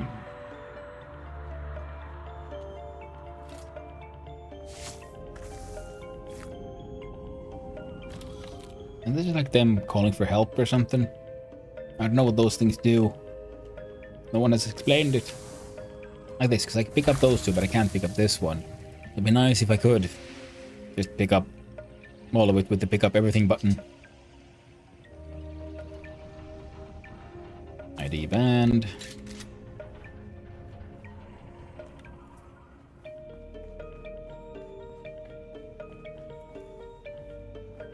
What?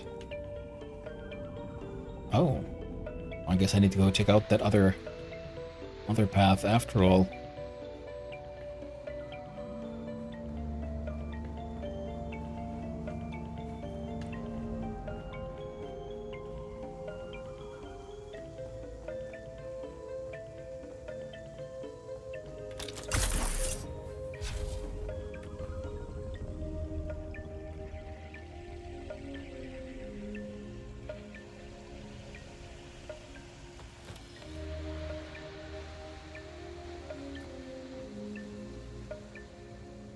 Ah, okay, someone did go there.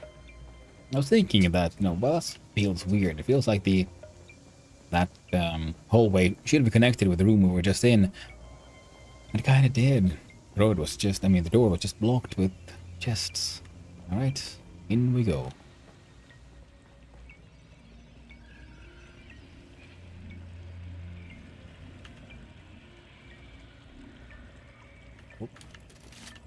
Someone's here. What? No, I'm not. No one here.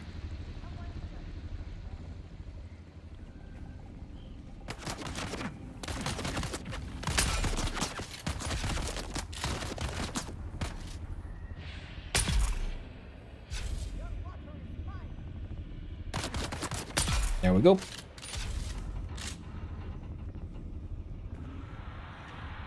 I do extra damage for headshots, but neat that they're not really necessary with this gun.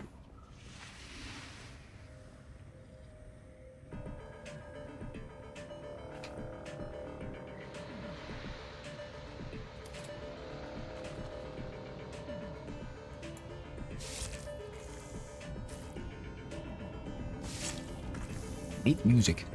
Do appreciate it.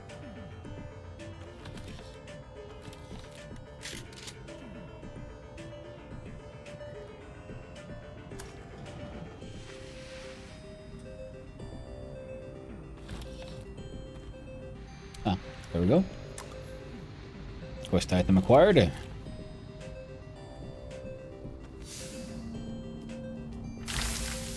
Mark III welding torch. I have one of those. It was also like this one, something I found. Still needed. Cosmetics to cover tattoos, all skin tones. Hardcore vendors have these. Civilian footwear. Iraqi vendors get everyone's sizes. Don't buy them from one place or all at the same time. Luggage. Aside from the bags, we'll need some civilian crap to fill them. They need to be convincing if searched by guild security. No military gear. No Harkonnen equipment. No mistakes.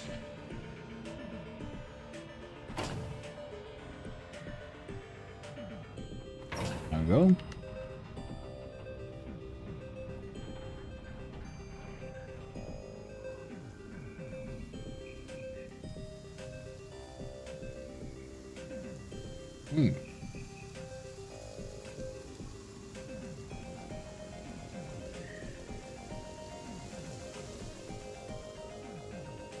There's someone here. There we go. Boss fight down.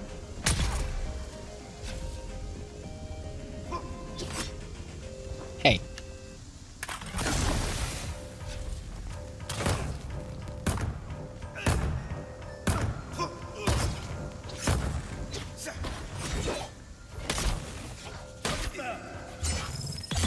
Alright.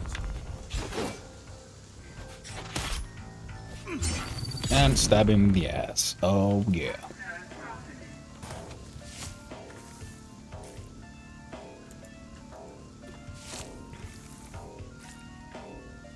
I mean, considering getting a better sword, because sword is good for fighting many enemies, but the knife does seem to be faster.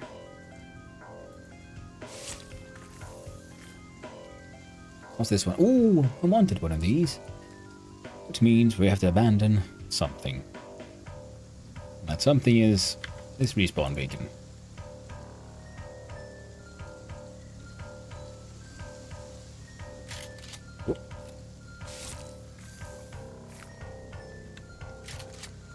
Oh, would you look at that? The blood containers are full. So, anything interesting in here? Anything with a quick glance? If we look up. I think so. Oh, what's up? Oh. There we go. I was worried. Oh no! Is there no way down? That would suck. That was a nice little hidden chest. Drink from the water machine.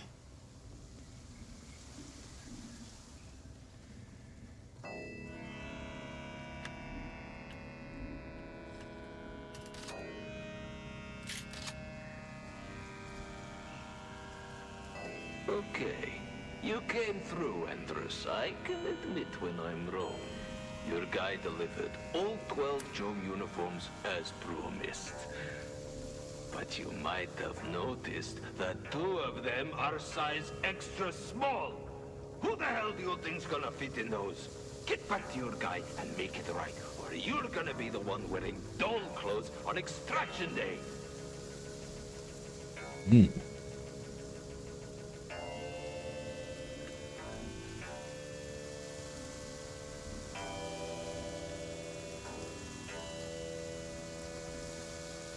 That looks like... I wonder if we might find a broken window up there. Oh, nice. Found a chest. Yeah, 31 particle capacitors, that's good. That's enough for like one of the components we need.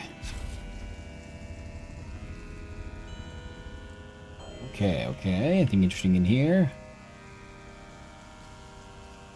No. What up there? Up here? Alas, 'twas not to be. Okay, then we must continue adventuring and looking.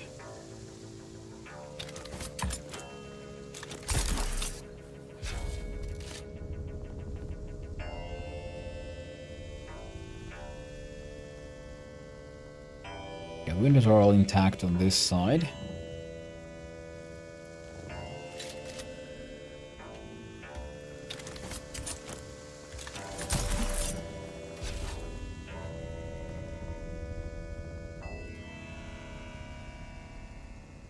All intact here as well.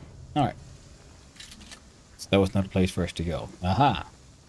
It is a place for us, but we just have to, you know, use the stairs.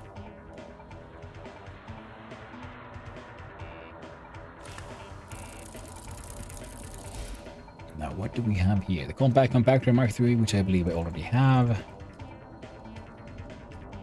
A bunch of those. Planar suspension belt. I think I want that one. I drop the ores.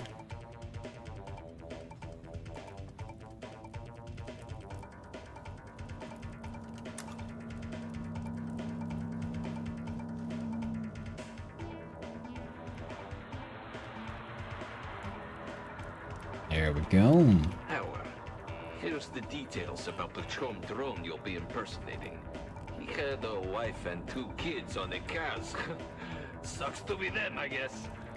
You'll find all the specifics in the dossier. Make sure you memorize it all so you can answer guild security questions without hesitation. I'll be testing your knowledge in a couple of days, so don't slack off.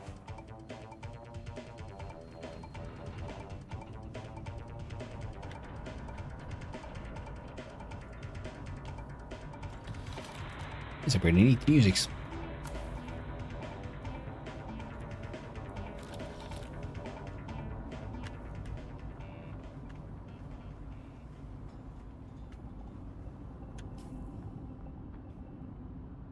Recover employee records. God dang it. 130 meters that way. Guessing I might have to go back. Yes.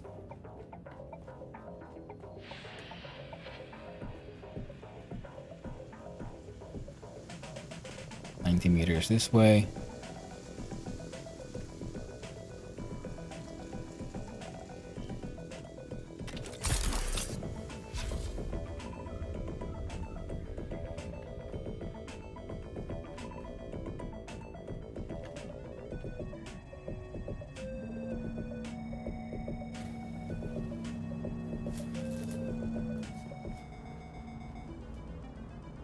$70 that way.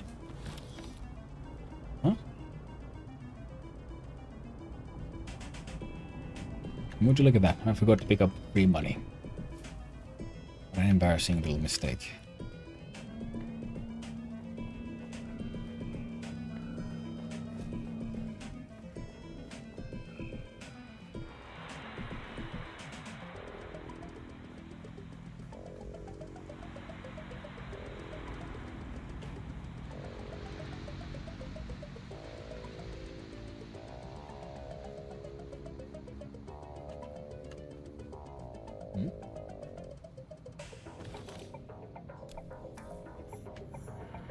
And I thought I picked it up already. My bad.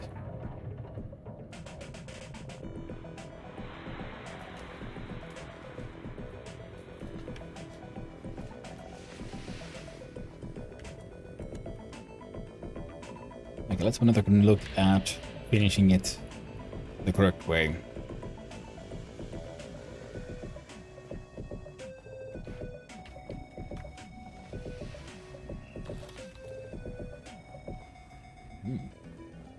Well, more ammo.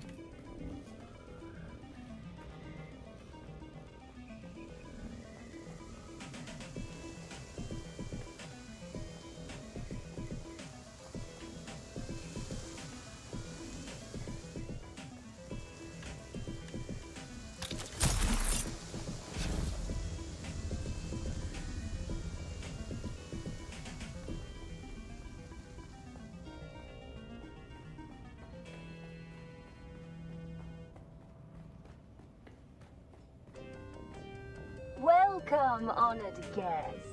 Dr. Natalia Manis here, head of testing station number 29. My fellow station leads are constantly... There's a wrecked ship right next to us. I might be able to grab some of those mechanical parts from there as well. That could be quite nice.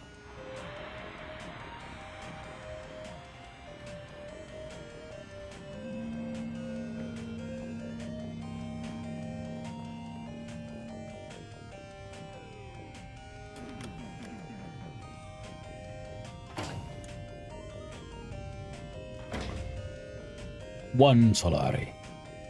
One single coin. Better than nothing, I suppose. Now, if we look at the leap... No, that's a planar suspensor. There's a leap suspensor. Let's try it out. So if I just jump...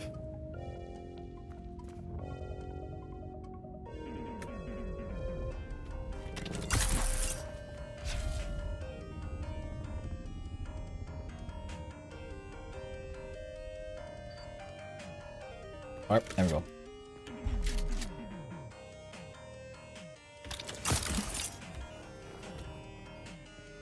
I see someone.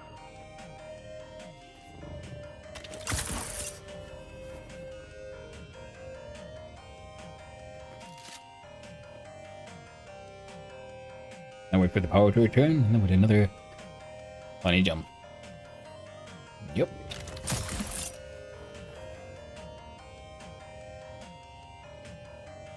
Leap suspensor is about to break. There we go. Get the stamina back, get that. Oh, we're back.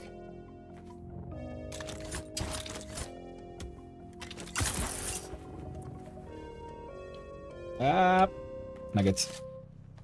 That did not go quite as planned. Some rubber banding. Hello there, military. Is the anti-grav hookshot maneuver something they do in the books?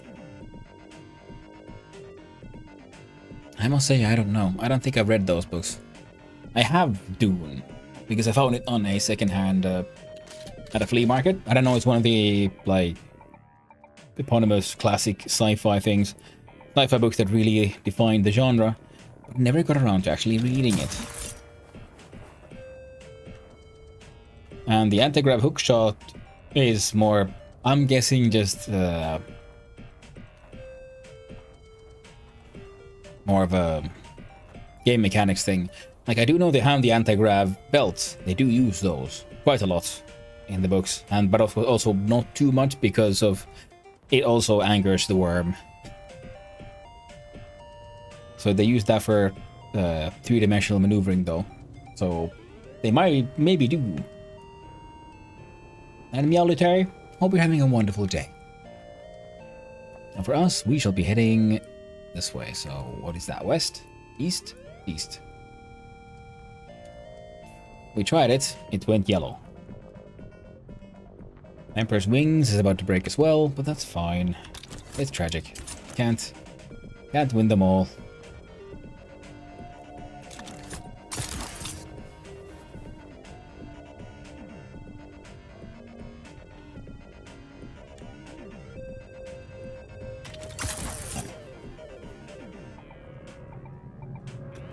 Now, not everyone likes the fact that your tools degrade and break down so easily in this game, but personally I kind of like it, because it does mean that, you know, I can't just make a certain high level tier tool and just be like, all right, I'm done now, I have the best gear, but I have to maintain it and then keep on fixing it, and every time I fix it, the maximum durability goes down. So eventually, even with fixing, everything will break. So you have to keep on like maintaining your stuff, getting new stuff. And it also fits into the story and explanation of how your how the things in the world are just like, it's so like difficult living in Arrakis because of the sand and everything. It keeps on breaking. Everything wears down. As an amateur game dev, I think the important thing is make it fun to replace the broken stuff. Yeah, and I like it because it has that. It very much tickles the survival crafter, survival crafter bone in me, and I very much enjoy it. I like collecting the things, and it's just one more motivator for why I should go deeper, why I should keep on collecting things and repairing my things and caring about my own equipment. In some games, you get a new gear, you're like, neat, number go up, and then you keep on going. But you don't really care that much about that piece of equipment beyond that. In this one, I do, and I can get a little attached to them. Like, I very much enjoy my Emperor's Wings Mark III, but the maximum durability keeps on going down, and eventually this one will have to be replaced. It feels like it's an actual tool I've been using, and now I have to replace a comfortable and familiar tool with something new off the shelf kind of thing.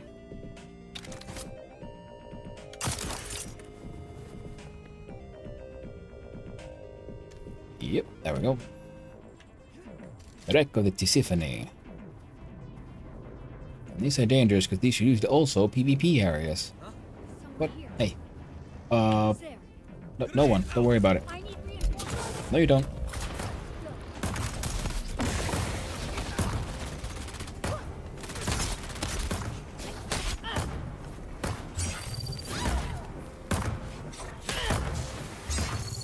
There we go. The slow blade penetrates the shield. Hey, yo.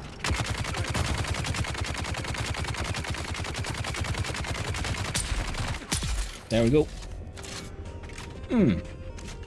God, I love a powerful weapon like that. Oh, shit.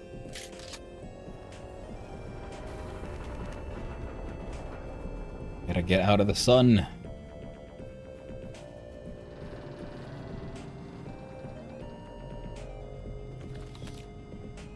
Okay, so now I'm gonna find the... There's multiple locked doors. So where is the intended point of entry? It might be there below. Where are my water? There's my water bottles. Drink a little bit. And and off we go. I was looking for that key. There we go. So that one remains locked. Wait, can I claim ownership? Free buggy. Nice. I mean, it'll be very, very busted. Broken down. I might be able to fix it a little bit, but the maximum durability... No, you don't. God dang it. Embarrassing mistake.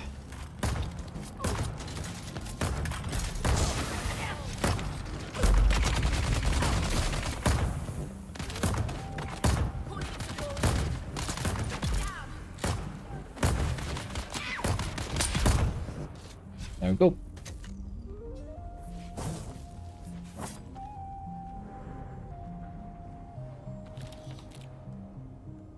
Okay, now I'm gonna drop some stuff because I want both of these. I don't think I need more arbor plating. Nor blade parts, to be honest. I've been collecting so many of those. But these two are the special components you get specifically from wrecked ships.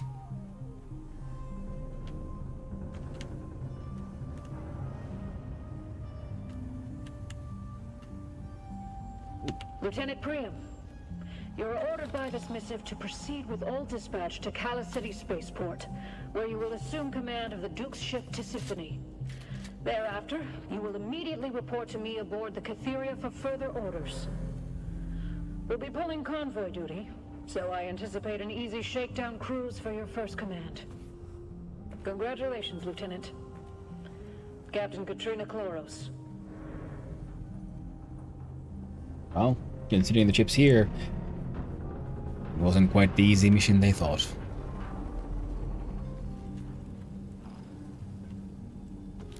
Perfect.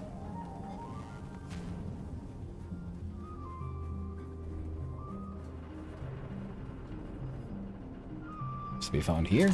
Ooh.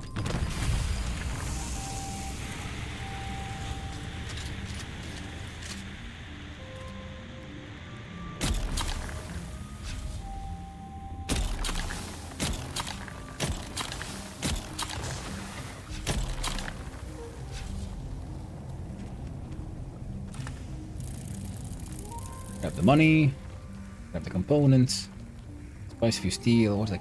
The Karak's gauntlets. Well, that one was fun, but we already broke it, so...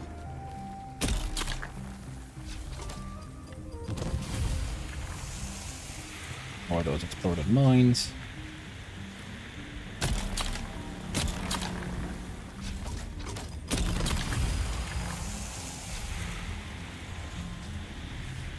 Fix the poisoning with a good old band-aid.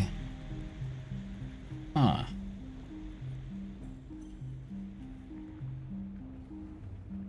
So there's another room here that's locked up. Oh, okay. That looks like the way to go.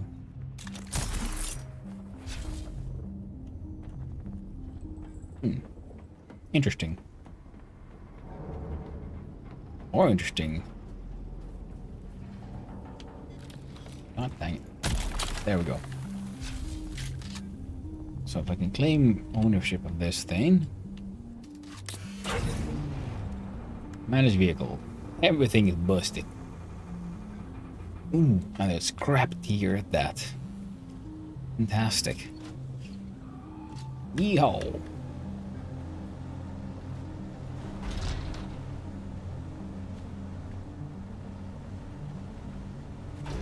Not everyone has a cool little smoking buggy.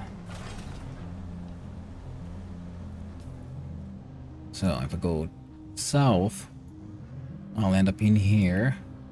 Yeah, that's actually a perfect plan. South, over that bridge, through this tunnel, down to that there authorized base. Fantastic. Low fuel as well.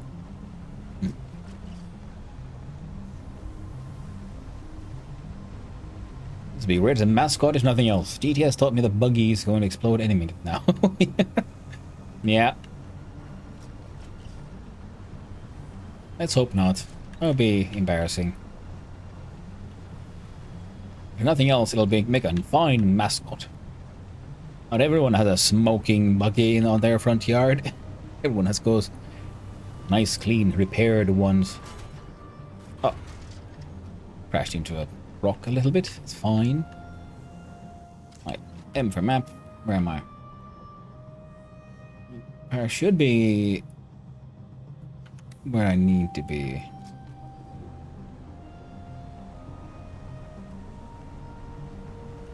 I think there should be a way out.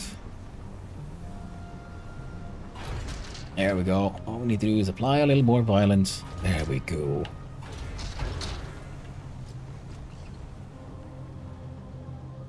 Fantastic.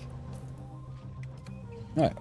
In front of us is a large amount of quicksand. Let's try not to get there. The locomotion module is about to break.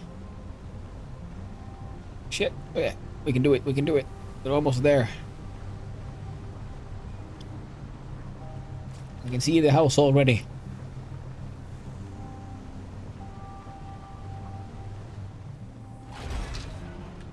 There we go.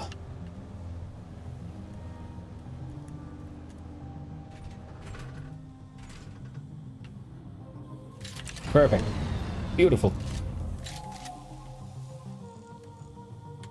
Manage vehicle. Owners.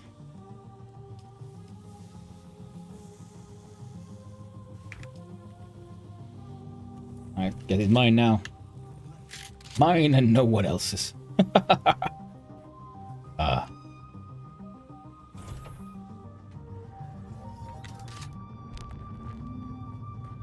Okay. And with all these pieces combined, first we'll dump the blood.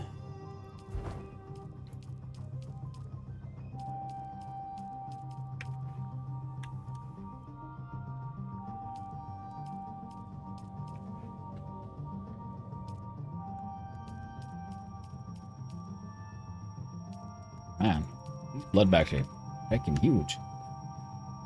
The body has disappeared. The death still has processed all the blood as well. Well, seems they made a heck ton of blood. I mean, and people. Very nice. I'm assuming. Sector weather alert. No valid corpses ready. Ooh. Sandstorm as well.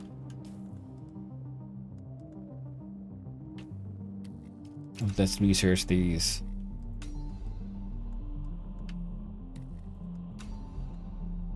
Things. I have some fuel cells as well. So use them for low-grade lubricant.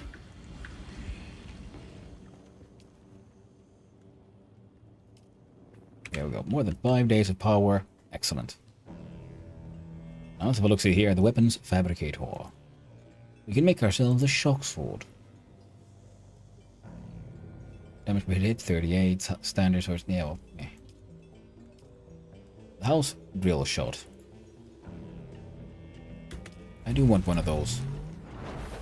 The tapper could be fun, but I only have a unique rifle. I have a unique shotgun, but it's running low a little bit on its usefulness. And a sort of piercing shotgun does seem like it could be very good. This one has the damage per shot is 124. So less that, but it does go through shields, so that's neat. And go through shields eventually, to be honest, to be exact.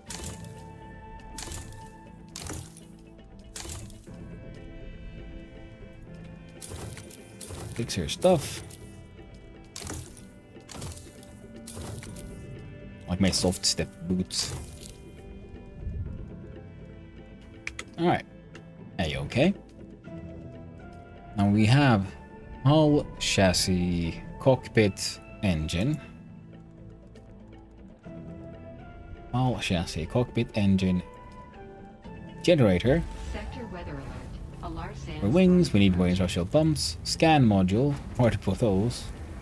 Storage. Storage is what I want. Oh, so we need industrial pumps. We have almost an entire ornithopter. Heck yeah.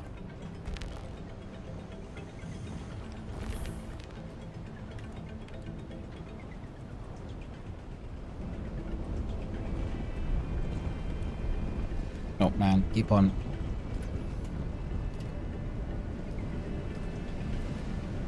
Putting those away, but I'm not supposed to.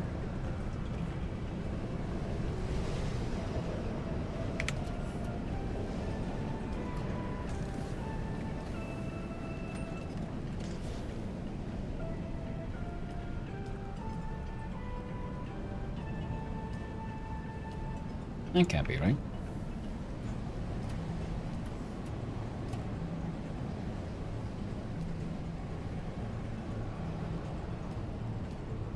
Those are quest items.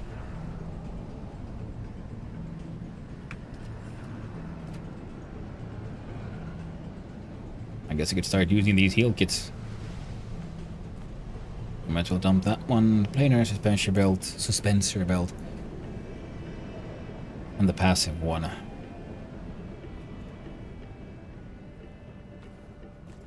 Grab the planar. It's better for getting down from places. Passive is good for getting up. That is a shotgun I'm no longer using.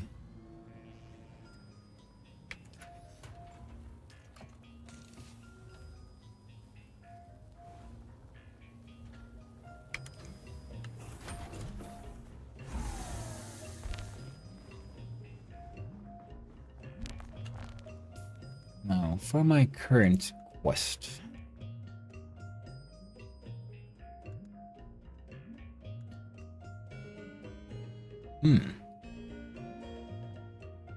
I need to go to a trading station for that one. I need to go to Arakeen for this one. Find that somewhere. Do slaver jobs. Ah, okay. Well, equipment. Okay, so that's a lot of that is at the traders.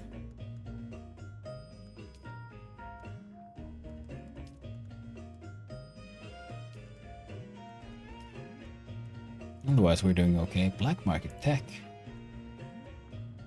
I reached out, let me know that they should be struggling to find an Ixian decryption device. Black market trader in Harko village. Well, I haven't been there yet, so I should. Fabricate Ornithopter. So 4 wings. Where do I find those industrial pumps?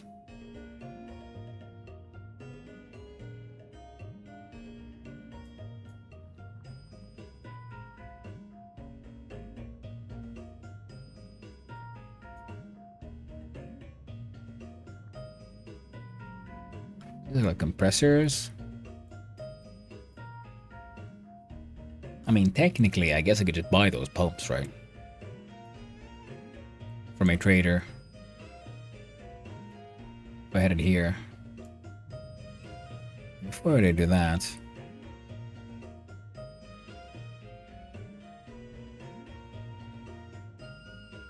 Oh, terribly sorry about that. I should head here for the test of ruthlessness as well. And here for the Devil's Eye Cavern quest.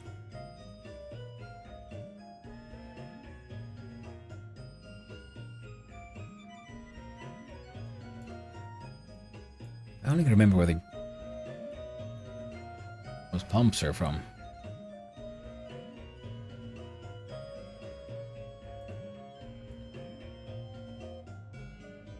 I'm like, is it good? Is it okay to go here, or should I go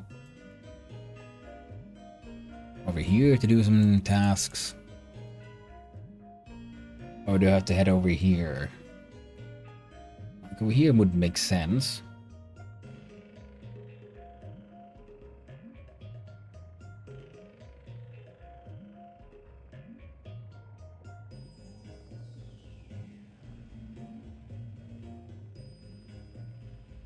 Alright then.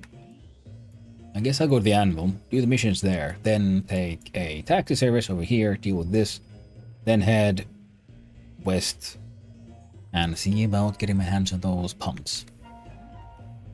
There we go. We have a plan. Let's go.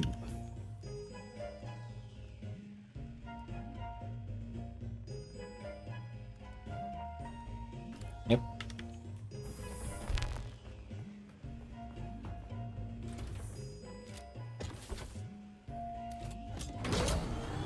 Oh yeah. Adventure time. Boys and gals, it's adventure time.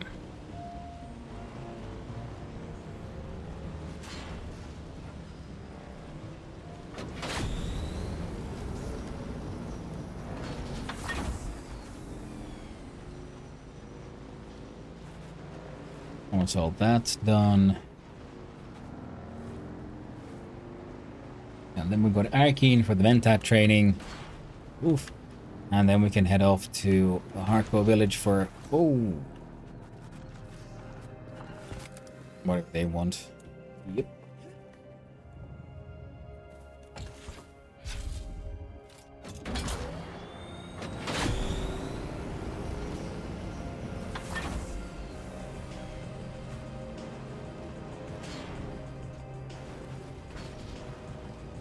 Whoop. There we go.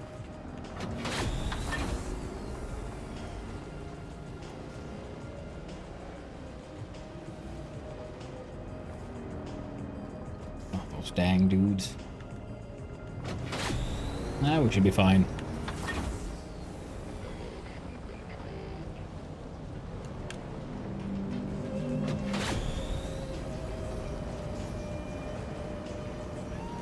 Let's go here and they shouldn't find us. Oh, I'm excited. Oh, right.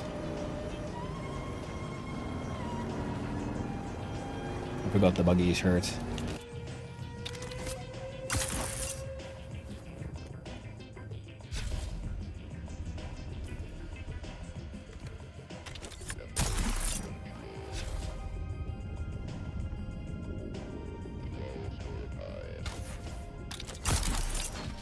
What the?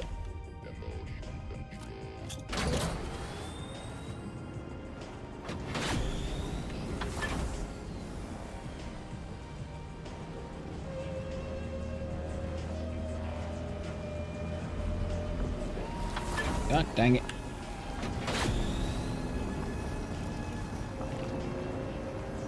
Don't anger that worm too much, so we gotta get a little bit further away. And then we'll try again.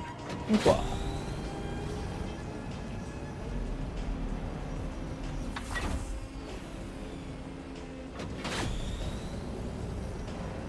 That booster what we need to. Overheat it. I had not realized scanning would also overheat the machine. In hindsight, makes sense. It does eat a lot of power as well.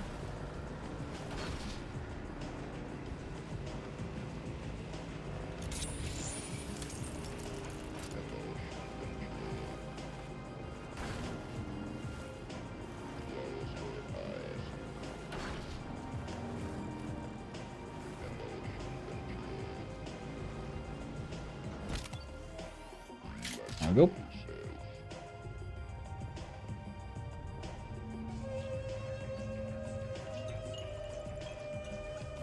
Also looks at these missions. Offload equipment. Foreman wants to make a quick slaughter by peddling some stuff with confiscated from the marks. Fringe benefit of the job, right? We're supposed to deliver those. Some of the armor those deserters were wearing to the animal trade post in Williams Gap. I want you to gather it up and take it over there. And don't dawdle. We'll have the bosses on our tails. Hey, you're not the guy I gave the job to. Nah, who cares? As long as it got done, right? And since you're so helpful, I got something else you can do. The big boss, Dragomir Halil, wants us pitching in with the equipment now. This operation has us running low on supplies, especially weapons and ammo. So Halil wants us to fabricate some of the stuff ourselves. Got a level with you though. I lied when I told them I knew how to run a fabricator. No, don't worry. Halil won't care who did the work if we deliver the good product. Might even score some points with the bows. That can't hurt, right? Just whip up what's listed here and deliver to the contract board at Anvil. What do you want? One standard gird of 44. Yeah, that's easy enough. Well, hello there, Kaloni Boni. What are you doing? Mitä kuuluu? Mulla kuuluu oikein hyvää kuuluu. Oikein hyvää. Katsotaan sitten mikä meininki täällä. Alright, yeah.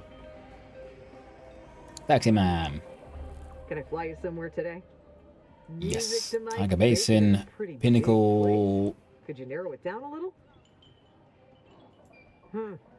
Most folks, let's try 700. to avoid any pot shop. Oh, the Pinnacle Station. Oh, but yeah. Kuuluu oikein hyvää. Colony Boni. I'm almost to an ornithopter. So close. So close. We'll get there.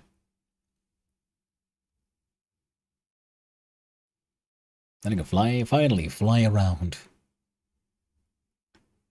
You know the guy at the... Okay. Picture went.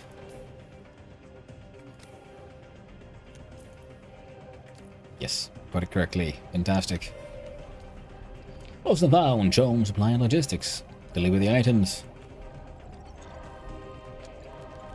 And the employee records.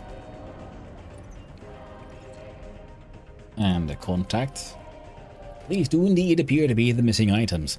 While I can understand why someone might steal a community transceiver, I cannot fathom why anyone would go to such great lengths to steal personnel files. What possible use could these be to the undesirables lurking in the Hagar Rift? Curious. All these employees are scheduled to transfer off planet soon. Well, I'm sure they'll be happy to know their departure won't be delayed by missing records. Joan thanks you for your efforts. No contracts. We got to check what I even get. I guess I got just money. Nothing interesting I see here, at least. I'm supposed to interrogate someone. This guy. Ah, finally a respectable client. You'd not believe the ragged dogs we get in here. Although you would benefit from a cleaning. I don't know if you got much to say. You're here for some training, are you? Oh. Anything about the Fremen? I know what is said of the matter. There were once Fremen, and now there are none. After what the Sardaukar did, no one expects to see Fremen anymore.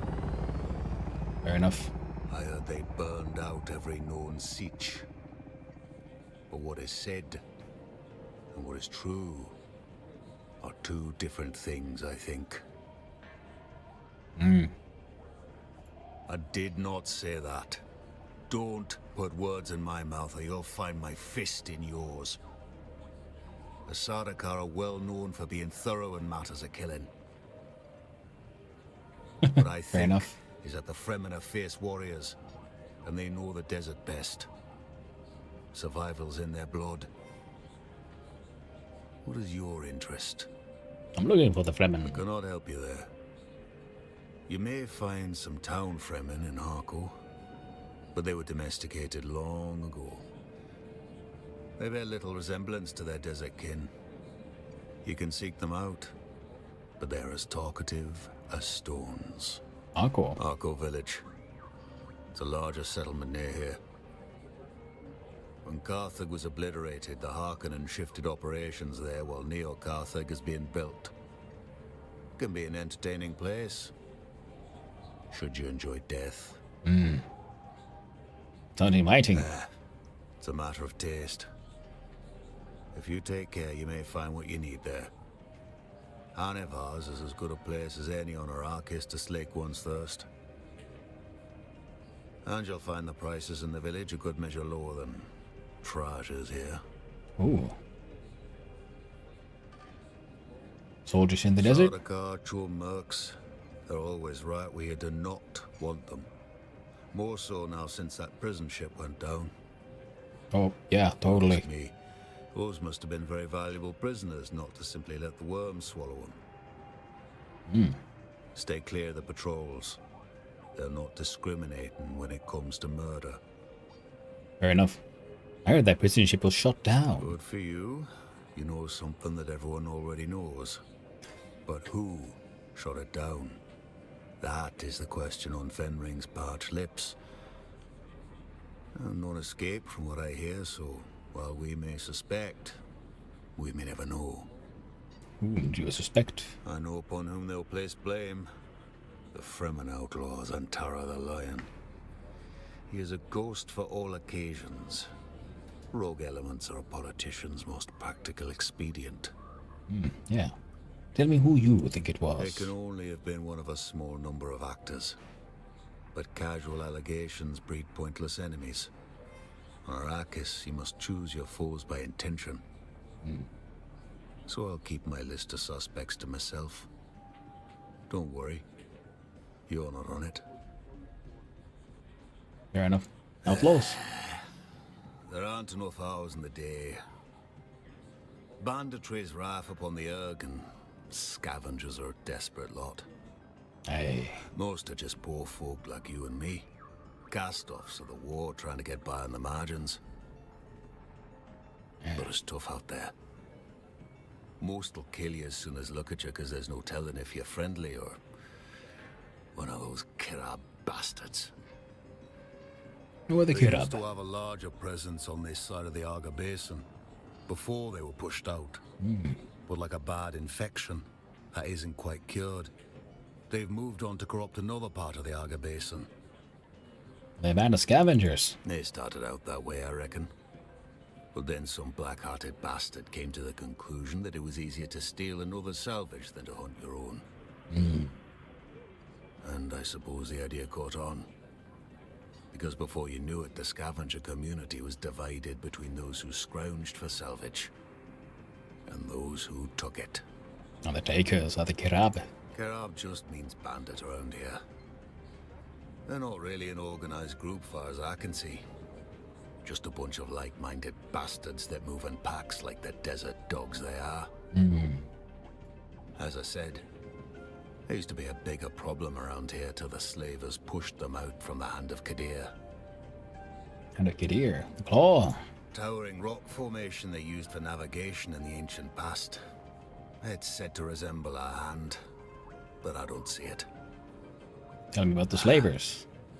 In a contest for black-hearted bastards, the slavers of the Kirab beat with ease. The Kirab only take your last find. The slavers take your soul and sell it to some puffed-up noble too lazy to wipe his own arse.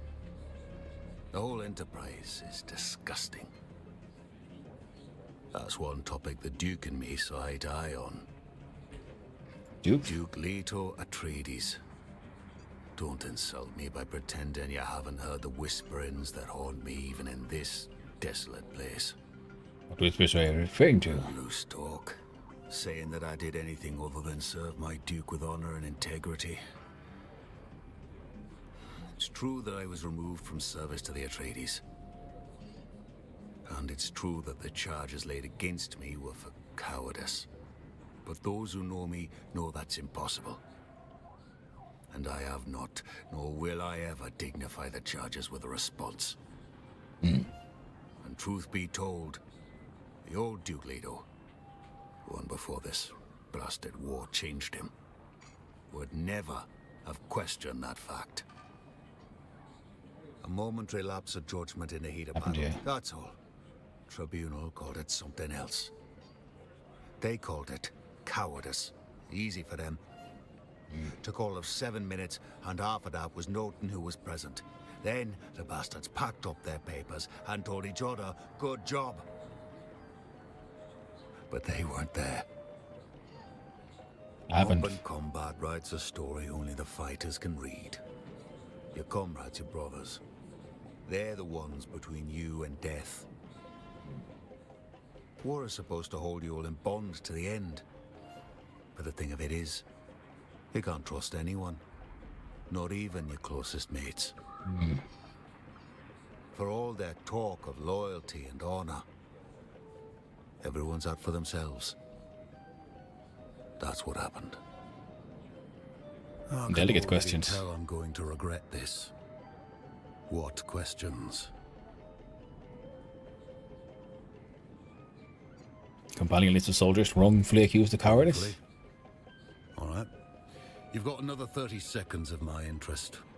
You want names, I take it. To what end? I'm looking to gather evidence to clear those Don't know names. if I buy that, but let's take a chance. I guess you know my story. You want other names.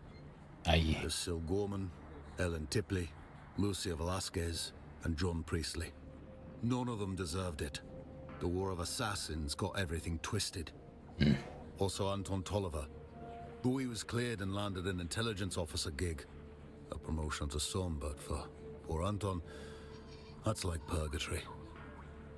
Thank you for the intel. Wait, was it Anton who sent you? No. Yeah, I am regretting this. Well, I said what I said for whatever good it'll do. That's what I know. I think we're done here. Goodbye. You learned something interesting. Aha. Hello there, Taj. Still alive, are you?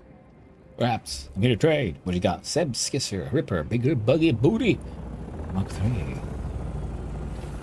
You wouldn't have to sell industrial pumps, would you? That would save me a lot of time. Nah, of course not. It would be too easy. Tragic.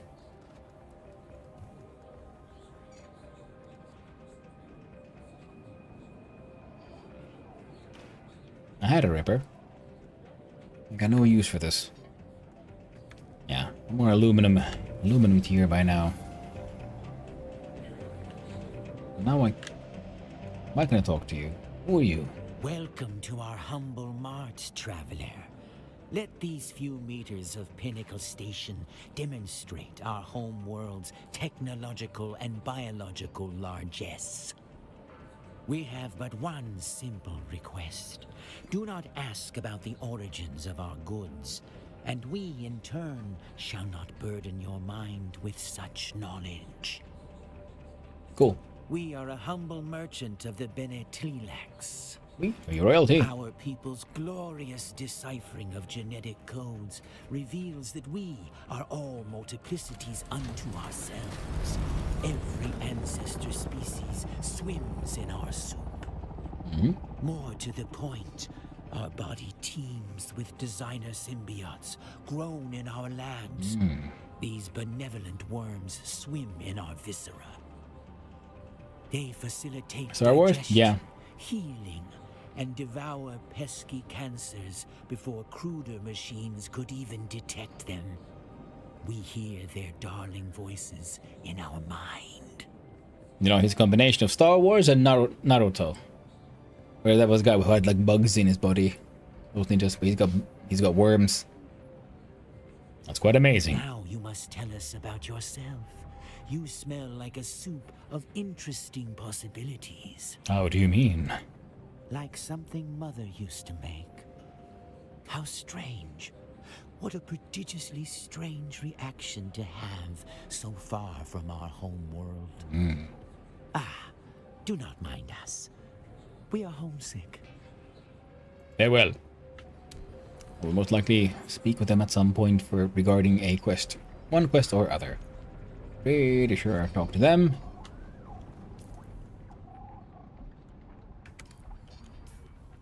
If we head east, we could probably get our hands on some of those pumps. We could also travel here.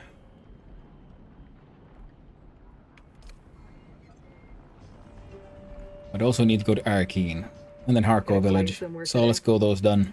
Music tonight, Atreides and their But war it's levies. expensive and I have a whole bunch of coin. So let's make use of that. First to Arkeen because I meant that Mintat training. I want to unlock the Hunter Killer. Because it seems like a cool task. It's a cool weapon to have.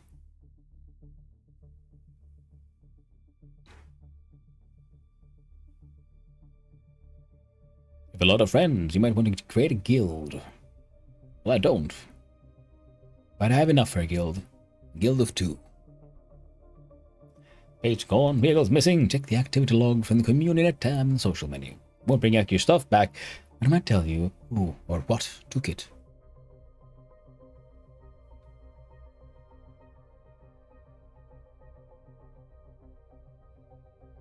I'm tempted to go for a more Harkonnen route. Just because they seem fun, they seem weird, seem interesting. But I do know my guildmate, he would prefer being the good guy, the Atreides. So Atreides it will be.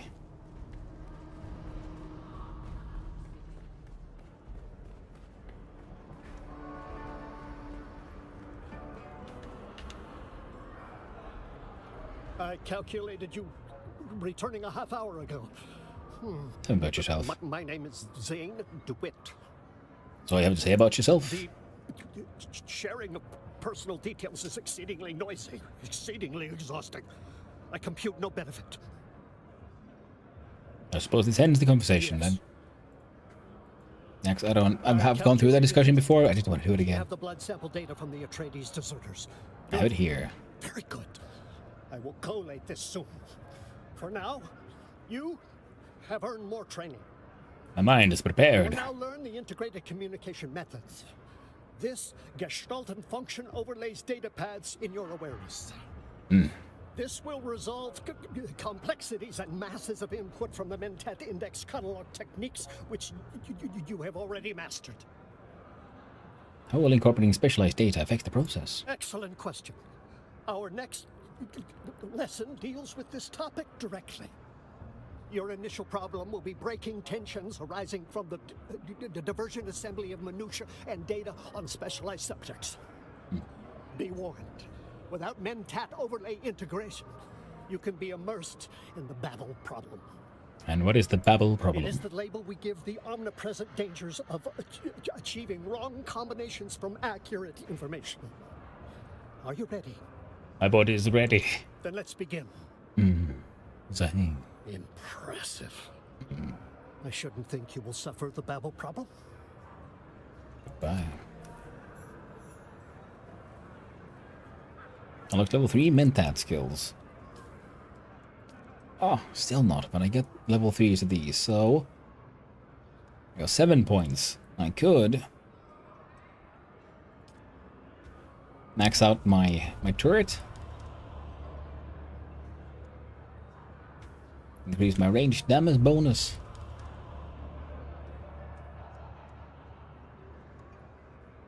Oh, alas. 'Twas all my skill points. I calculated you. Before we progress further, tell me, why do you wish to be a Mentat? I desire power. I am master of Mentat abilities, clear path to it. Better understand the universe. We should better understand excellence. Understanding. Receiving more layers of reality is a worthwhile goal. However, the more strands we pull, the greater the gulf of our ignorance becomes apparent. Realization can drive even keen minds mad. Only the dim and ignorant suffer the delusion of understanding reality. I see. So what's our next step? I have recorded the blood data from the Atreides deserters as well as my conclusions on this mimic film. See that Thufir Hawat receives this. And make sure it gets him safely. He will see my... I like that guy's like so like stuttering and just desperate. But he is a very tragic character. He desperately needs to be back in the service of a great house. Because that is all he sees himself as, what he has been made to be, a tool. And currently, he is a tool with no one to wield him. He was cast out, and he is just desperate to make his world make sense again. And for that, he needs a superior. Does the recent Dune TV series? No. Of the new Dune content, I'm pretty much only seeing the first movie of the two.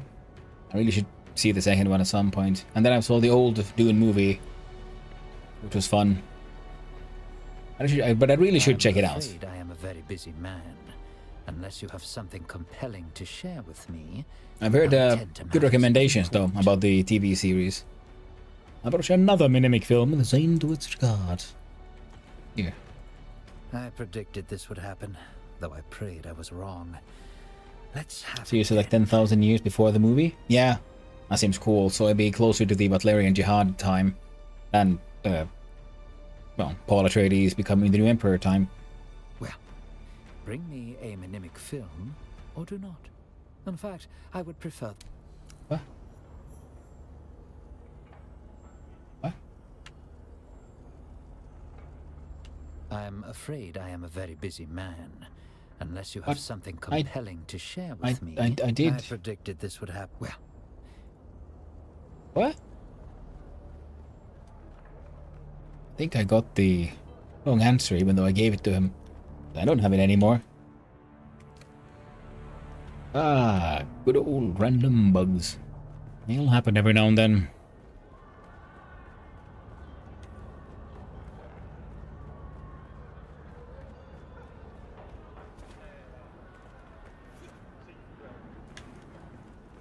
But had a crocodile. Tell me, did you enjoy the series?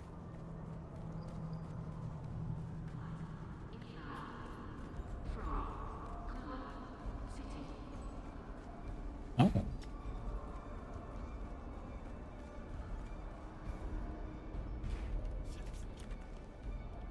Pop.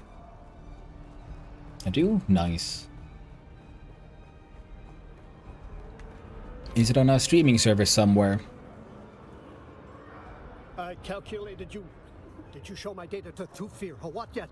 Yes, he was impressed, but he will not work with the Twisted Mentat. That does not calculate. I did everything right. My data was impeccable, useful, vital. If you're Max, nice. Taint his logic. I've been getting some of that lately. I mean, soonish. Emotion corrupt their logic. I do not understand their slavish surrender to the illogical. It defies all reason. You alright? Yes, of course. I am not pinioned by emotion. I must consider a more extreme stratagem. Above all, the Mentat must be a generalist, not a specialist. Specialists are paralyzed by nitpicking and quibbles over commas. The Mentat generalist brings to decision-making a healthy common sense. They must embrace the broad sweep of what is happening in his universe. Say, there's no mystery about this at the moment. This is what we want now. But it may prove wrong later. But we'll correct that when we come to it. I understand. Let us begin. You continue to be an anomaly of rapid learning. Goodbye. Unlocks a Mentat capstone skill.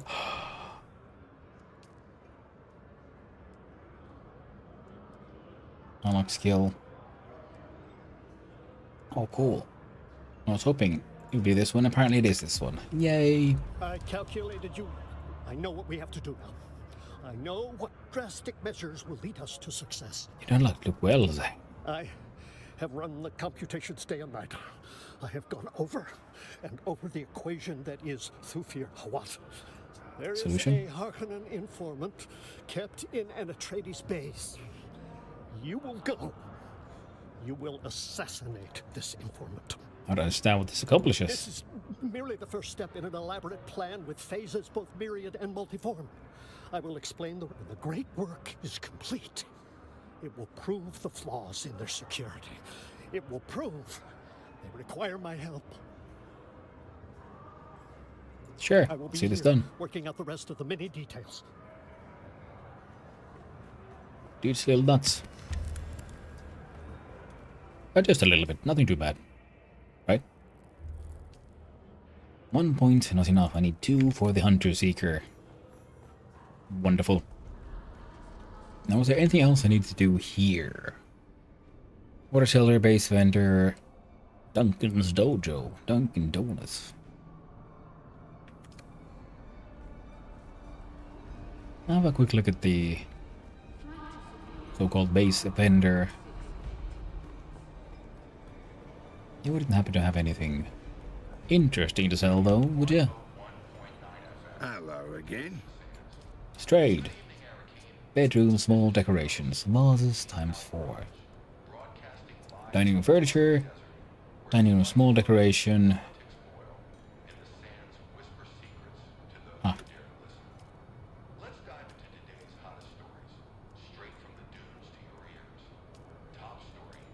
I'll knock these then.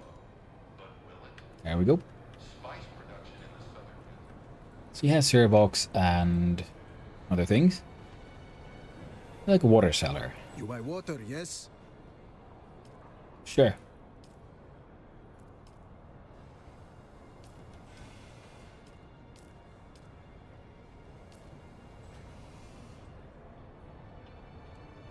18 cups. You buy water, yes? Well, hello there, Claiborne, my friend. How are you doing? Now go to Dune Ventures. Well, they're very Duney. Very Duney indeed. I need to find myself some industrial pumps, and then I can finally get my hands on my ornithopter. Been working so hard. Would you like to deposit? How much Stellaris would you like to deposit? 27,000. There we go. I need some of it for cash so I can pay for public transport because I don't have my own ornithopter just yet. Not just yet. But hey, Claiborne, how you doing? I started my day with doing the good old game Trijam game jam again. Made a very dumb game about trying to keep a steam engine going. It was fun. Let's go to Harco Village. Love the Duniness of it all. I'm okay. Glad to hear you're almost at your goal. Yeah, almost. I have all the other components except for 3. I need 3 more wings, which means I need those pumps. On Jam 2. It is. I like it. It's every weekend that I get to make a new project and try to make it just something that'll work within 3 hours. It is a fun challenge. I quite enjoy it. And the fact that I get to learn something new every week. So, first visit to Harco Village. Harco Narco. Good times, fun times. Home of the Bark Onan.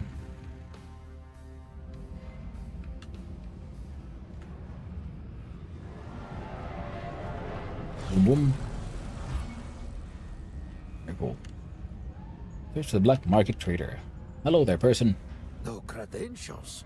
Then beat it. I'll screw you, man. Info map.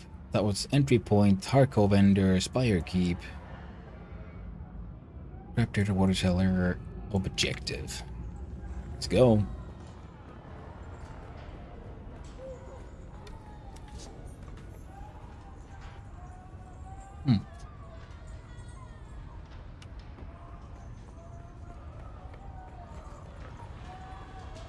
I see they weren't going for subtle. I do enjoy it though. Fun. Yes, I see you. State your business. This is not a den of leisure and luxury. It Nice appears. bad guy. Yeah. I am busy. What do you want? But you got sync charts.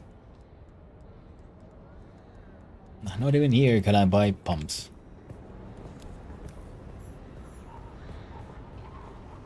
How about you? What you got for me? I'm going to stop you right there and say straight off that for any repair, construction, or renovation job, so Cool. don't even ask. Best I can do is Cool. war's great for repair work. Cool. But the supply chain's as gone as Alright. the Fremen. Not all those. You can get Swordmaster training here if you don't already have it.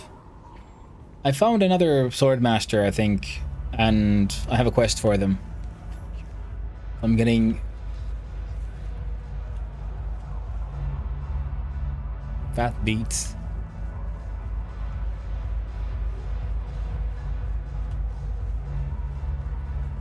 Oh, these. Oh. Advanced training here after. Yeah, nice. Yeah, because I'm doing the advanced Mentat training, but I'm also just running around here looking at what there is to find. A vehicle vendor. What? What do you got for me, vehicle vendor man?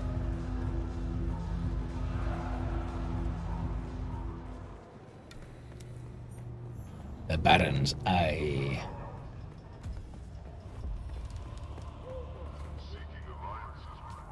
And I got 2 skill points, and I can finally unlock the Hunter Seeker.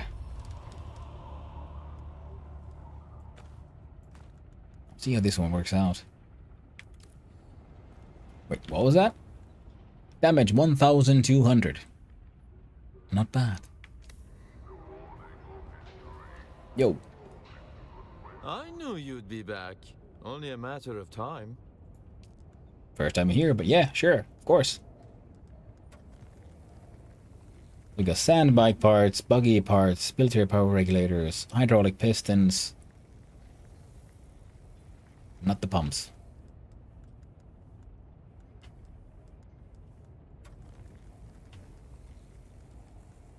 The Albatross wing module, named for the Bertram Terra who could cross it with a single wing. Because these unique Thopter wings are designed for speed, and they limit maneuverability. Steady assault boost.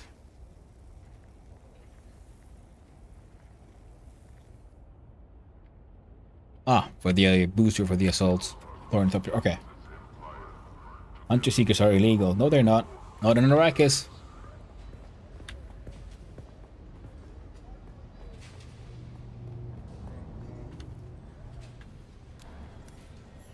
The Chome exchange.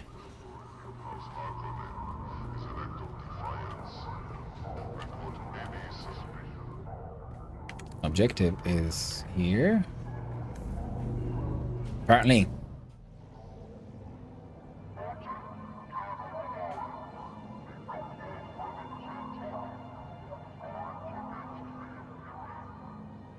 Oh, that guy. I was wondering, like, okay, there was the one Harkonnen dude we saw in the, like, art. So, I met Ari, who will be the Atreides representative. And we'll find...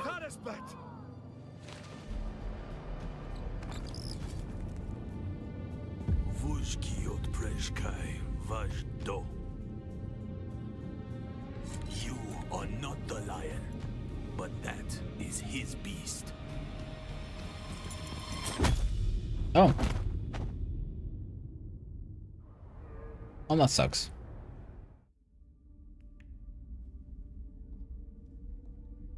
This looks like I got arrested.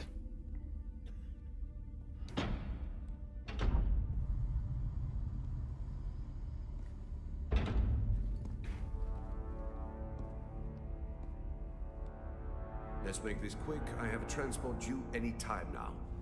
Demo, Azat, and whoever you are, get out.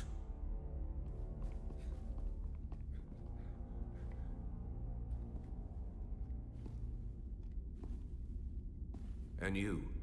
I don't know you. And that's a problem because it's my job to know everyone around here.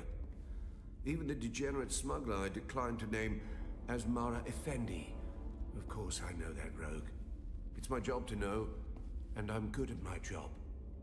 But then you come along to make me look bad in front of my superior. You were sighted fleeing the scene of a terrible crash. A prison transport, as I understand it, carrying work crews bound for Neo-Carthag. But here's the strange thing. We recovered the crew and passenger manifests. And what do you think we found? All hands were accounted for. 87 names, 87 bodies. Which brings us back to our central mystery.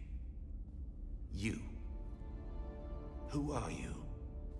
How did you come to be on that shuttle? But most importantly, how are you known to the Fremen outlaw Zantara? Avdo Prejtkiva. The Sardaukar say he helped you, and only you. Spado Haas.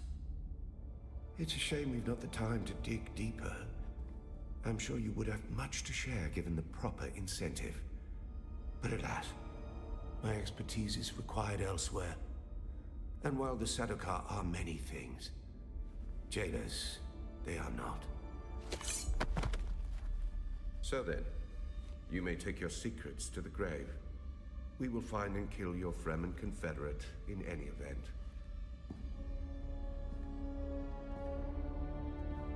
No slight to you, Tors. I just thought that this interrogation might benefit from my visage.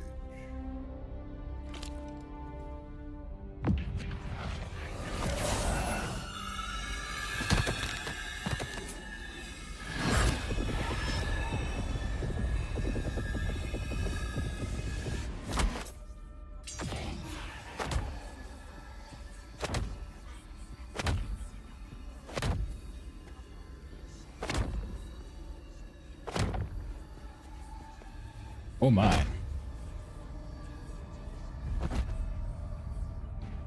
Stop hating yourself. Stop hating yourself. Yeah.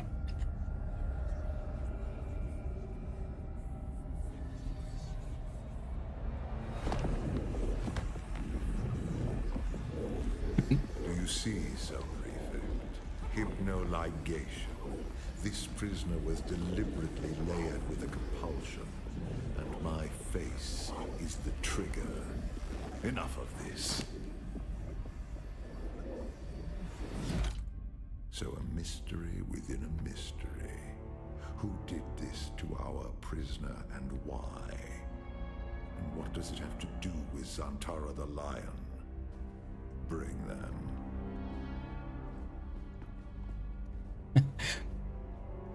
Like this, most likely thanks to my like low graphics and stuff. Your compulsion is designed to react only to the sight of my real face. This projection allows us to talk face to face, so to speak. I am Count Hazimir Fenring. I serve the Emperor as observer and confidant, and I keep his Sardaukar from getting too far off the leash.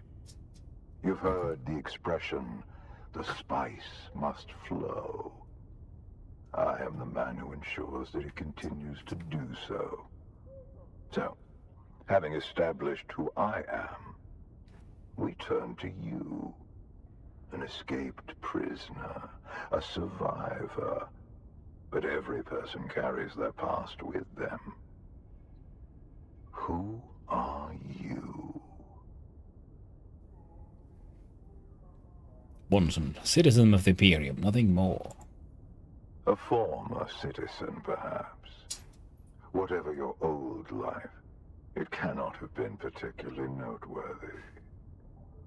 What is noteworthy is this sequence of events. A crashed prison transport, an escaped prisoner rescued by the outlaws Antara. Finally, an insidious form of compulsion that forces the subject to kill themselves rather than be subject to my presence. It's almost flattering. Do you remember who gave you this compulsion? Do you know how it came to be? Say nothing. As you will, then. And then Zantara rescues you from the wreckage of the ship. Why you? What is your association with him? Truth be told, I am less interested in the outlaw. The Sardaukar want his head, but my interests rarely align with those of the Imperial Legion. No, I am mostly interested in whoever did this to you, and whether there is a way we can help each other. I can use someone like you. Someone who can survive in difficult situations. And in return, I promise you answers. What do you want me to do? For now, do nothing. Enjoy your freedom. But when you are ready, make your way to Hanevar's bar in Harko village. Find my contact. I recognize the contact.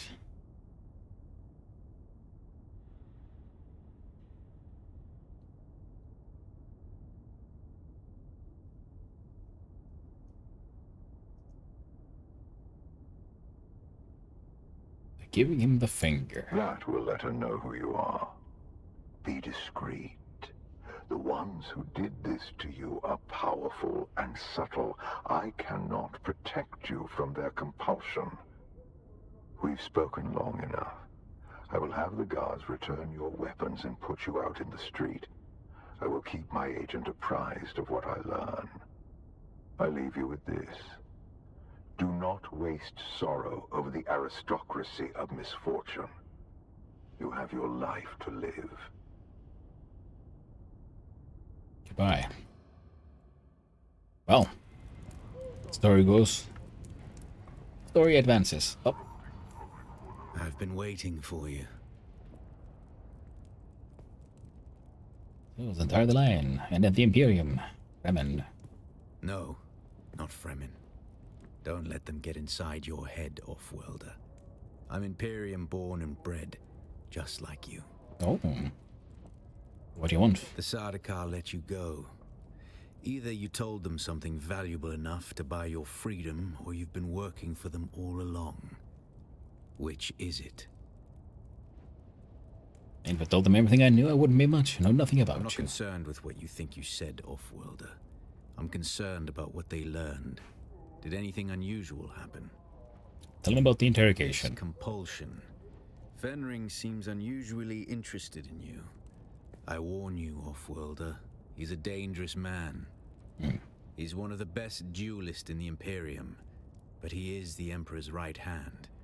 A man who works from the shadows. Whoever gave you this compulsion must not want their secrets or knowledge of your mission to fall into his hands. Well, what should I do? Do nothing, Off-worlder. Carry on exactly as Fenring has asked. He's almost certainly watching you. Your best hope is to do as he bids. Meet his contact. Carry out their assignments. Pay attention. Anything Fenring asks you to do will serve a double purpose. Plans within plans. And what would you do? I'll do what I always do, Off-worlder. Make sure you don't get killed. I can handle myself now. It's like, hey, totally. Not there are notes before disappearing into the crowd. So many people. Goodbye. Covered beasts end. Why can't I zoom? Scroll it up. There's an exit here as well, apparently. There's that objective.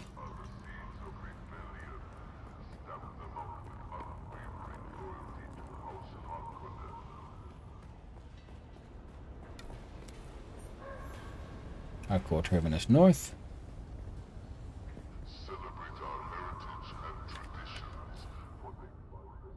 Weapons merchant. Let's see what kind of stuff they would sell. Yo. I've not seen you before. Pray, what can you want from me? What a trade.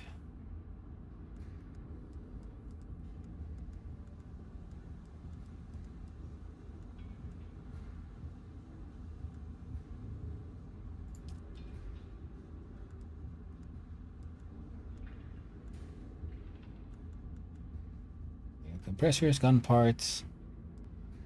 No industrial pumps. Carbide scraps. I'll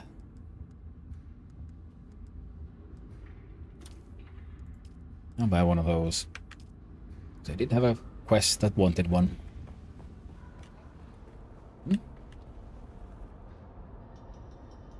And what are you supposed to be? I was to train in Bene Gesserit ways. Fine. I'll have to do the starter missions first.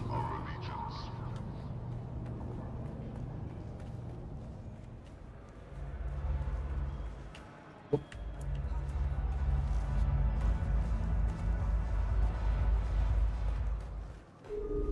Yo. Ah, a kitten wanders in from the dark, lost and afraid.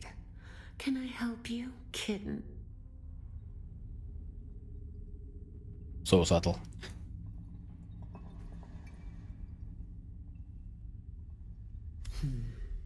I like to think that Fenring has good taste in his acquisitions. But you look like a problem to me. I mean, to solve problems. That's my Solve job. problems? That's one way to look at it. We all do the dirty work of Count Fenring. Even my father bends his thick neck when Fenring calls. Got it. Discretion's my middle name. I don't tolerate failure as mine. The smugglers. Who are these smugglers you speak of? I've heard the name before, but I don't know of any organization that refers to itself as such. Smuggler is a noun, meaning someone who takes goods or people off-world illegally.